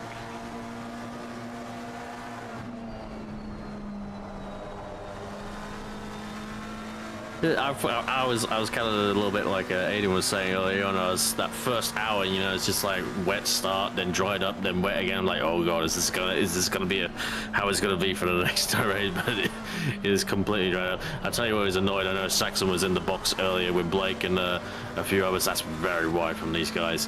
Got away with it, but Saxon was a little bit kind of lamenting a little bit how they've had to kind of clip the wings of the Audi to make it drivable in the wet, but unfortunately kind of really it kind of suffers, makes them suffer in the dry as well, so they're kind of like in a bit of a no-win situation. And unfortunately this race, they were expecting a bit more rain in this race, and it hasn't really shown up since the first hour. Yeah, we did the exact same thing. We clipped. Well, you're not really clipping the wings of the Aston as it is, pretty damn decent in the wet. We really just took a little bit of rear ride height out of it, expecting a little bit of rain during the entire race. But so far, nada. Yeah, it can definitely be hard to find that balance. Myself and Taufik were up until, well, at least midnight here. I think it was about 12:30 last night, still making setup changes, trying to calm the car down a little bit in the wet. And by the looks of things, it seems to have helped in the dry, just softening the rear of the car up there to help with traction. And yeah, but so far so good. But I'll certainly take the dry. As much as everyone likes rain, I'm pretty happy with the car and the driver now. Yeah, particularly at this point of the night. Happy for it to... It can rain around sunrise just after, but let's keep it dry for a little bit. 16k an hour wind, so anything could happen from this point. Nor'easter, so if there's any weather coming in from that direction, we'll wait and see. But at the moment, everything's pretty tame, which is good. But Brock Godfrey looking for still a way around Daryl Lim here. The two stand alone. There's a little bit of a gap in front of Lim, a little bit to Austin McNeil up there, but we've got Brock Godfrey looking for a way around. Brocky just trying to find any kind of mind punt that he possibly can, but it's so hard to follow here through Maggots and Beckett's, not lose any of the speed, because if you get too much drive out of the corner and your opponent that you are chasing down, you're going to lose a lot of speed just hitting the brakes, and then you'll completely ruin the entirety of Hang It Straight. So he's done an amazing job just keeping this close to Daryl now. Daryl has given up on the Audi after a season of that in sprint, so it's good to see him back in a Fezzer, something a little bit more reasonable, and seems to be holding really quite well. They are still getting, they're gaining on the car in front, and it's a blue flag car, so this is going to get a little bit tedious, I think. As long as that car can let them both by and they'll keep battling, we should continue unimpeded. Yeah, going well so far. Welcome to the booth as well, Dario Bartoletti. I hope I got your name right on that one, but is it your first time in the booth, Dario? Yeah, definitely first time in the booth and first time commenting, and thanks for having me in the studio. No worries, we were struggling for commentators before this race, and now we've got the whole corral in here, so it's just how we like to run things in Octane Online Racing. We kind of we do it live, but feel free to chip in at any time you want as well.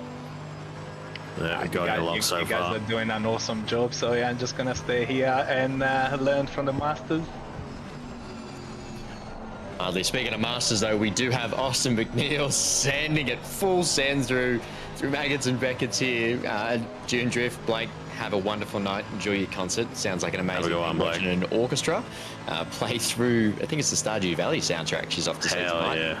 Hell yeah, but we do have Austin McNeil gone down the inside there, getting it done of the blue flag car. Currently still battling out. Austin McNeil, not a usual purveyor of the AMG, but he's absolutely making it work for him tonight. Yeah, he's having to do a lot of work, and I think Henderson pipped through as well on that one. They're not throwing the towel in despite the troubles they've had. And they got the Audi of Calm Lloyd just up ahead, gets out the way, cuts out the throttle. It's the right way to do it, and I think, yeah, heading over through, I think, yeah, you saw him at the last minute as well, not too bad either. But yeah, Austin McNeil, not really used to seeing him in the AMG either. Yeah, he likes a bit of variety across cars, though. He doesn't really have a set favourite. But yeah, unfortunately, this race just hasn't really gone their way for this car in particular. But they're still in it, they're still in the race, still pick P16. And I think they can definitely still get a top 10. It's with the exception of the front, I feel like most of the fields, like there's still some good packs out there. It's not there's it's definitely obtainable to kind of try and still move forward. Yeah, too right. And we've just seen Chris post up in the chat, smooth operator. That is absolutely Austin McNeil. He and Benny Vinton are two of the smoothest drivers to observe in all of OOR, in my humble opinion.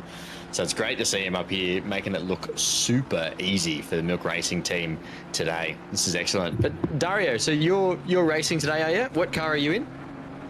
No, I'm not racing today. Not racing. I participated in a sprint series. This is basically my first year as a sort of series sim racer. So yeah, didn't really do any endurance, but definitely looking forward to it. Yeah, fantastic. And how's your first sort of season been in and around OOR? Obviously, you're with some OOR folks, and so you've got to butter us up a little bit, but how's it been for you? What's it like racing in a league as opposed to sort of, random public lobbies online or anything similar? That was just such a big learning scale. You are surrounded by skilled, super fast racers, but also, it was good for me just when I do a bad race at the end, I'm still learning, my racecraft, and I definitely look forward to the next season and just try to use the baggage of knowledge that I learned from the first year in Octane. Yeah, as someone that's still very much learning, that's all you can ever do. Yeah, definitely, and sometimes might be my mistake, sometimes might be somebody else's, but at the end of the day, even if you had a bad race, you're always learning, and you can use the things that you learn to improve yourself. Yeah, sometimes it can even be good in some of those races just to watch the people at the front and see what you can pick up, whether it's a line or it's a technique, a driving technique or something like that. So even I'm still learning. I find it little bits here and there, so you never stop learning. Absolutely. Yeah, there's been I had some pretty good races. I remember Misano, I had some decent pace, and then I ended up having a double penalty for track limits. I didn't know there were double penalties, and I ended up getting a drive through. So basically, I went from being in a pretty good position to being totally out. But again, that's racing. So now I know, and next season I'm gonna be more competitive. Yeah, that just sounds like Mazzano in a nutshell. You've got to take so much liberty with the curbs that they've run off to make lap time. It's very easy just to run a bit wide there. Speaking of the front of this race, I did hear in the background on my PC a little while ago, there was a pit stop for the 124 car, so that explains the change of position. Looks like my spreadsheet that I had was not updated yet, and Naim has stayed in for a double stint, which is probably a good call. I did want to mention that, yeah, and I feel like you guys didn't box too far away from the 777 as well, and obviously there's a difference between the drivers of those two cars, with obviously Naim kind of closing that initial 10 seconds down and passing Bab as well, but I feel like Bab's pace might be indicative of maybe they're going a lot longer on fuel as well, because as I said, I think they boxed quite not too far away from you guys, and obviously they're still circulating right now. Yeah, I would expect to see them in probably within the next 5 minutes or so at maximum, and then we'll see who they put in their car to fight us. Yeah, it'll be very interesting. I think I was kind of a little bit surprised that, as I said, like some cars haven't lost the fastest lap, but I feel like if we chucked Lucas Keys in that car right now, I think that purple might be going back to 777. No offense, Mr. Benjamin Hingner, he was very much staunch in his defense of, like, that's my fastest lap. He was claiming it in the chat, and he has got it by 2 1,000ths, I think, over the best effort from Mr. Naim. But we'll see what he can produce again, as I imagine he would have obviously boxed and got a fresh set of boots. Yeah, stands to reason, mate. Biggie Higgy the Piggy couldn't let anyone else take that fastest lap on him, so he's gone out and got it done. It reminds me a bit of Kyle Lamy, I think. So I was actually in a team with the one and only Chris Cooley, aka almost better known as Ding Dong, and he put down a purple lap for us just for sort of kids and shiggles. And Lucas Keys saw that and went, no thanks, I think I'll take that back. And he ended up putting down an insane lap at Kailami mid-race. So incredible work across the board. And I do like the competitiveness that comes around, just laying down that purple. It's quite good, and especially as Glenn said before, it's worth that extra point as well across the entire season. So may as well slave for it if you can. It's a nice badge to wear, the purple badge of the fastest lap. Dario, I wouldn't know. I would have no idea what that feels like. Yeah, I know the feeling. Lead us in. Yep, so you're on the money there, Liam. They are in pretty close. To take a sneaky look at their drive time, and they were at about 1 hour 21, so they're running about 80-ish minute stints there in the Porsche. I'm not sure if Aiden's got anything different going on in his team, but that seems to be sort of 80 to 82 minutes, I think, in the Porsche.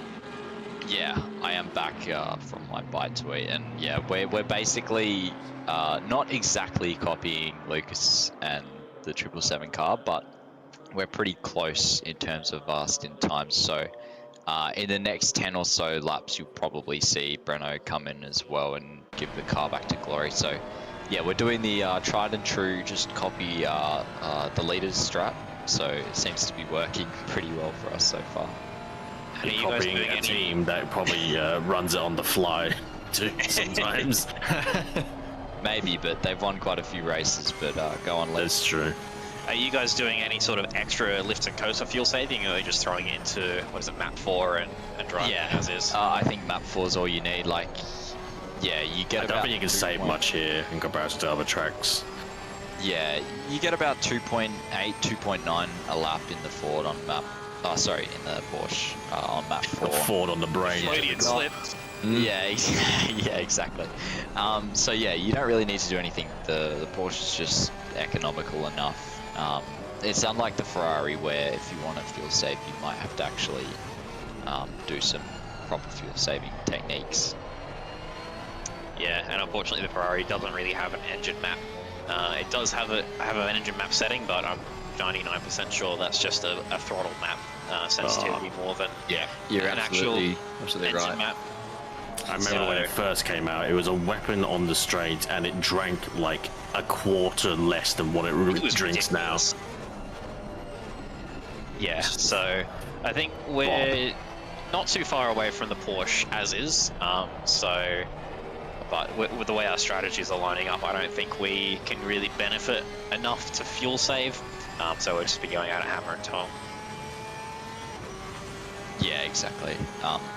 Yeah, I mean, in terms of driving, we're also kind of doing that, but I don't think we quite have the raw pace of some of the other people, particularly when I'm doing my role as an anchor in the team. So maybe, yeah, maybe without me they'd be a little bit higher, but they've brought me along to this race. As Chris Taylor just pointing out, the Mercedes 2.55 litres per lap if anyone wants to compete.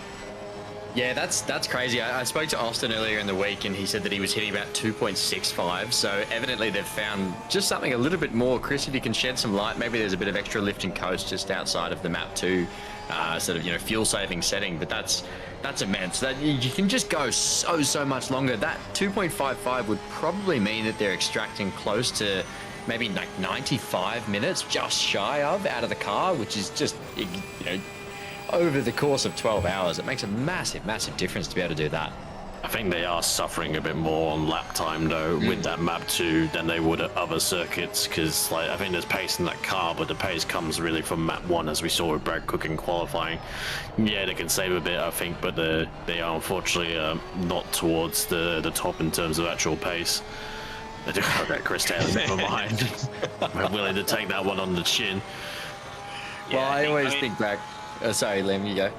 Yeah, we saw it play out. We weren't sure about how the fuel saving would go in the Mercedes, but we saw it play out at Coda with, I believe it was Page's Mercedes there, ended up just coming out in front of us, and we, with the lack of straight line speed in the Ferrari, could not find the way past. So it is definitely a valid strategy, probably something a little bit harder to pull off here at Silverstone, with those big, fast, open corners, not as much of a place to actually do a little bit of lift and coast and fuel save, but definitely a valid strategy, and we'll see how that comes into play in the last couple of hours.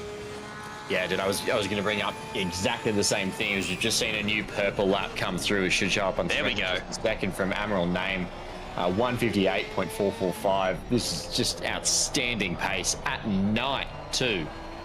Crazy. Right. Very keen to see. Obviously now the other light bulb for 777 has been fitted. Like all drivers, they're all light bulbs. They can just take them out and put one in. Lucas Keys, though, one of the brightest light bulbs out there. Interesting to see how he is able to respond and pace. His last lap was he still hasn't done a lap since his pit stop, so he did a 2:53. I think that's a little bit off. There we go. It's 59.8 invalid though, so he's still got to bring the tires up a little bit. I imagine tires will take a little bit longer to come up in these temps. Yeah, it's pretty cold out there, so I suspect give him a couple of laps to bring those tires up, and I'm sure he'll be putting in cookers as well. I mean, we saw with Naim, he's been out there for a few laps now, and it's only now he's starting to find that ultimate pace that he had in hand. Still, though, it was crazy, though, that Naim was already had passed the 777 car before the 777 car had even actually had stopped for their pit stop. That's a great pace on a full tank of fuel. Like imagine just going around the Megots curves with 120 liters of fuel bouncing around the car. It's quite fast. Yeah, it's immense what these guys, particularly Lucas Keys, can do. And the worst thing is, I know he doesn't. I don't think I've really seen him stream, particularly with the webcam sort of involved. But I'm pretty sure that he'd be sitting there with a like half a bowl of cereal on his lap, one hand on the wheel, and just kind of like talking to someone in the background. This is just so easy for him. It's incredible the way that he does this. I think that's probably what really separates like a good driver from great drivers. Like I can't do two things at the same time. If I'm either talking or driving, I can't do both things at the same time. I'm gonna drop seconds after seconds. It's just the male brain, mate. No multitasking occurs in my head whatsoever. It's just too hard. Yeah, it is just too hard. But speaking of multitasking, I am going to drop and get ready for my next stint. Mr. Dave Stevenson's out there for a little bit longer, and I'll probably be in next if it's not Adam Lewis. But I will drop. I'll be back in the box probably a little bit later tonight. I think Sean Muller and I are going to close out this evening. So I look forward to jumping back in then, and I'll talk to you all very shortly. Good luck for your stint. Yeah, best of luck, Matt. Thanks, Appreciate you folks. jumping I in. might need it. Catches. Best of luck to him. Really great addition to the commentary group, I have to say. Has been Matt these last few months as well, or this year. And great to have everyone as well stepping up, giving their voice, having a yarn on the mics. Tim Brook now been kind of following Saxon Hayes for a few laps now. And it's obviously saw Breno Ellis has taken their stop as well, a little bit later than the leaders. But going to be interesting to see. I think you're a little bit outside chance, I have to say, for your team. You're kind of just there, but you're quite far ahead of Brad Cook, that's for sure. I think you're 2 minutes ahead of Brad Cook, if I recall. Yeah. Like I said, with me playing the role as the anchor. 1 minute. You guys just serve your stop. Sorry. Yeah, we're not in a lead hunt unless something quite dramatic happens. Cough, that could always happen, as we've seen sometimes in the past. But yeah, we're just there to pick up the podium. I'm gonna utter that very, very carefully. You sound hesitant. Yeah, I'm trying not to upset the sim racing gods. Hopefully they look down favourably upon me, and I'm also hoping they look down favourably on Mr. Saxon Hayes, who is driving the absolute death trap that's the Audi. I know Jaden Rondinello, I did watch him and it didn't seem like he was having the most enjoyable of times driving that machine. Saxon, I think, has quite a bit more time in that car than what Loopty does, so I think it's in a little bit better hands with him there, but we all know that Audi is it's a handful. Yeah, I did speak to Rondinella after earlier the other day after he was doing some practice, and it wasn't really so much conversation, it was more just screams and a voice of panic. So yeah, definitely finding that Audi a little bit tough, and I haven't driven it myself. I've kind of steered away from it because I like my cars to not kill me. I did have a run in the Honda once, and that was enough. So I can only imagine what the Audi's going to be like around here, especially for 12 hours. Yep, enough to drive a person insane, I think. As we'll see him run through Abbey here, looks pretty stable. It's annoying for Saxon. Sorry, finish. Yeah, sorry. Apparently they've had some setup issues in that. They were really struggling. Or Tim Brook is getting really close here into Village, but apparently the Audis they've set up their car for more rain, and apparently it's Reagan Herbert 58.2 purple lap. So that's not really a car we were expecting. In fact, I don't know if I've missed something, but they're way down the order now. One of the drivers' computers has had a failure, so they unfortunately went from being in the top 10 to back to where they didn't qualify at the start of the race. Right. So they're far down the bottom, sadly, but they're still going and still got base, evidently. Yeah, so Saxon was saying that the Audi, they had to kind of set the car up for wet conditions, which they expected. And in the dry running, it's just very difficult for them to drive. So that's their racing driver excuse, I think, for this race. Yeah, Saxon was saying earlier, like on stream, it was to make it kind of safe in the wet. They've had to kind of clip the wings of it, and it's not necessarily the wings, but he was saying I think like 6-8 increments down on the rear ride height, so they've not been able to run the rake. But right now Tim Brook is in the slipstream. Saxon defends the inside line going into Stowe. The Asiman is going to try and hold it around the outside, but he's kind of left a bit too much space and does end up falling back. So there's a good defense there from Saxon. And I think like I don't think the rear looks quite planted, but I think that's because of the changes they've had to make. He doesn't really have the direction change and the drive that he would like, with a bit more rake in the car on his, if it was a full dry setup. That's great driving by Hayes, just having the pressure of someone just with your headlights right on your wing, and for quite some times now, and he's not making a single mistake, he's not leaving a single door open, so that's some great driving from Hayes. Yeah, it suffers a little bit of a struggle rotation. Another fastest lap from Regan Herbert. It's very quick times from those guys. I wonder if they've actually got the full fuel in, because maybe they don't have the necessarily full fuel in because they're out of the race. But Yassin's looking at the inside again, but Saxon keeps it well enough ahead. But he's really on the back foot against this Aston Martin. He's doing everything he can. Just getting good exits as well. Not exactly the best in terms of power of the Audi either, and the TC is pretty lackluster in it as well. So I think it's just kind of, it struggles for exits and struggles on the straights of power. It's kind of just having to make up all its speed by keeping the speed up in the corners. Not too dissimilar from the Porsche, I have to say. Gets a good run though. Quite a bit of a shallow entry for this corner, but sets it up nicely for the Chapel as well. But those bounces, I think, are really setting off the TC and the Audi. You can see just how much from the camera shake from us. Granted, the Aston Martin didn't get the best run either. But yeah. I think from what I know and from what Brenner was saying, setup-wise in the Audi, you have to run it super stiff. So it's basically like driving a plank. In terms of bouncing, like it is very unhappy under bumps, and you can really just see how stiff the car is when it's a very short wheelbase as well, with very little aero overhang as well, so it really does feel the bumps. You need it to be stiffer for the aero platform, but then the problem is also, I think if it's too soft, it just makes the kind of TC kick in more as well, which does seem to be like kind of a bit of the issue with the Audi. Which is why a lot of the quick times in it tend to be TC off. But he's got good brakes underneath. A little bit different lines between these two, just going into Village and the Loop. But still, everything. Another one. Strike free for Regan Herbert. Another fastest lap. He's going to get a 57s at this rate. It really is quite impressive. Yeah, I think he's just stealing the fastest laps off Name and Keys. I wonder if Lucas will try and get that purple lap, although it does... I'm not sure if he'll be able to top that.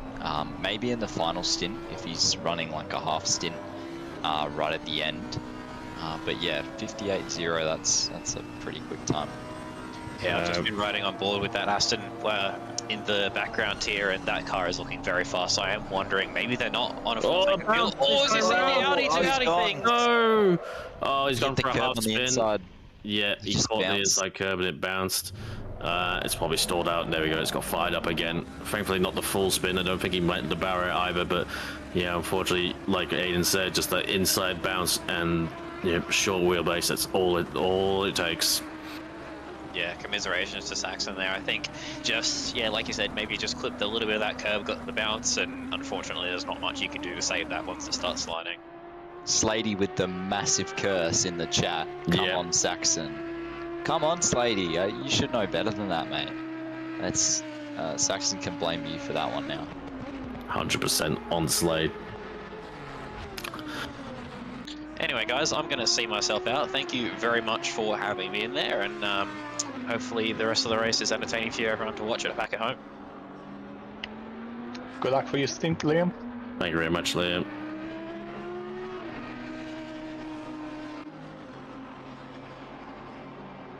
I'm not too sure what's happening now. I think we are scheduled to have another break, if that's right, Glenn, according to the schedule. I'll be done for the day. I don't know about these two.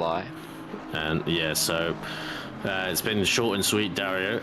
I might have you a bit later on with the rest of the guys, but yeah, I think we're due to have our scheduled break, and we'll be back in an hour, if that's right, Glenn.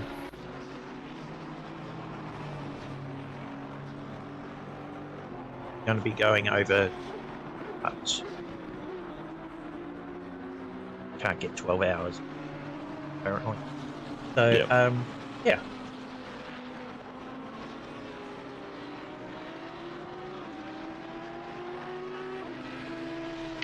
Thanks, guys. Thank you. Thanks, Dario. Yep. Cheers to everyone and the stewards and everyone behind the scenes that keeps the old hamster wheel running. And yeah, I'll jump back in the car. You might see me out on track. Thank you, Aiden. I appreciate you jumping in, and yeah, thank you again, Dario. But yeah, I think I'll leave you guys to it. I'm gonna have a nap. Frankly, I'm shattered.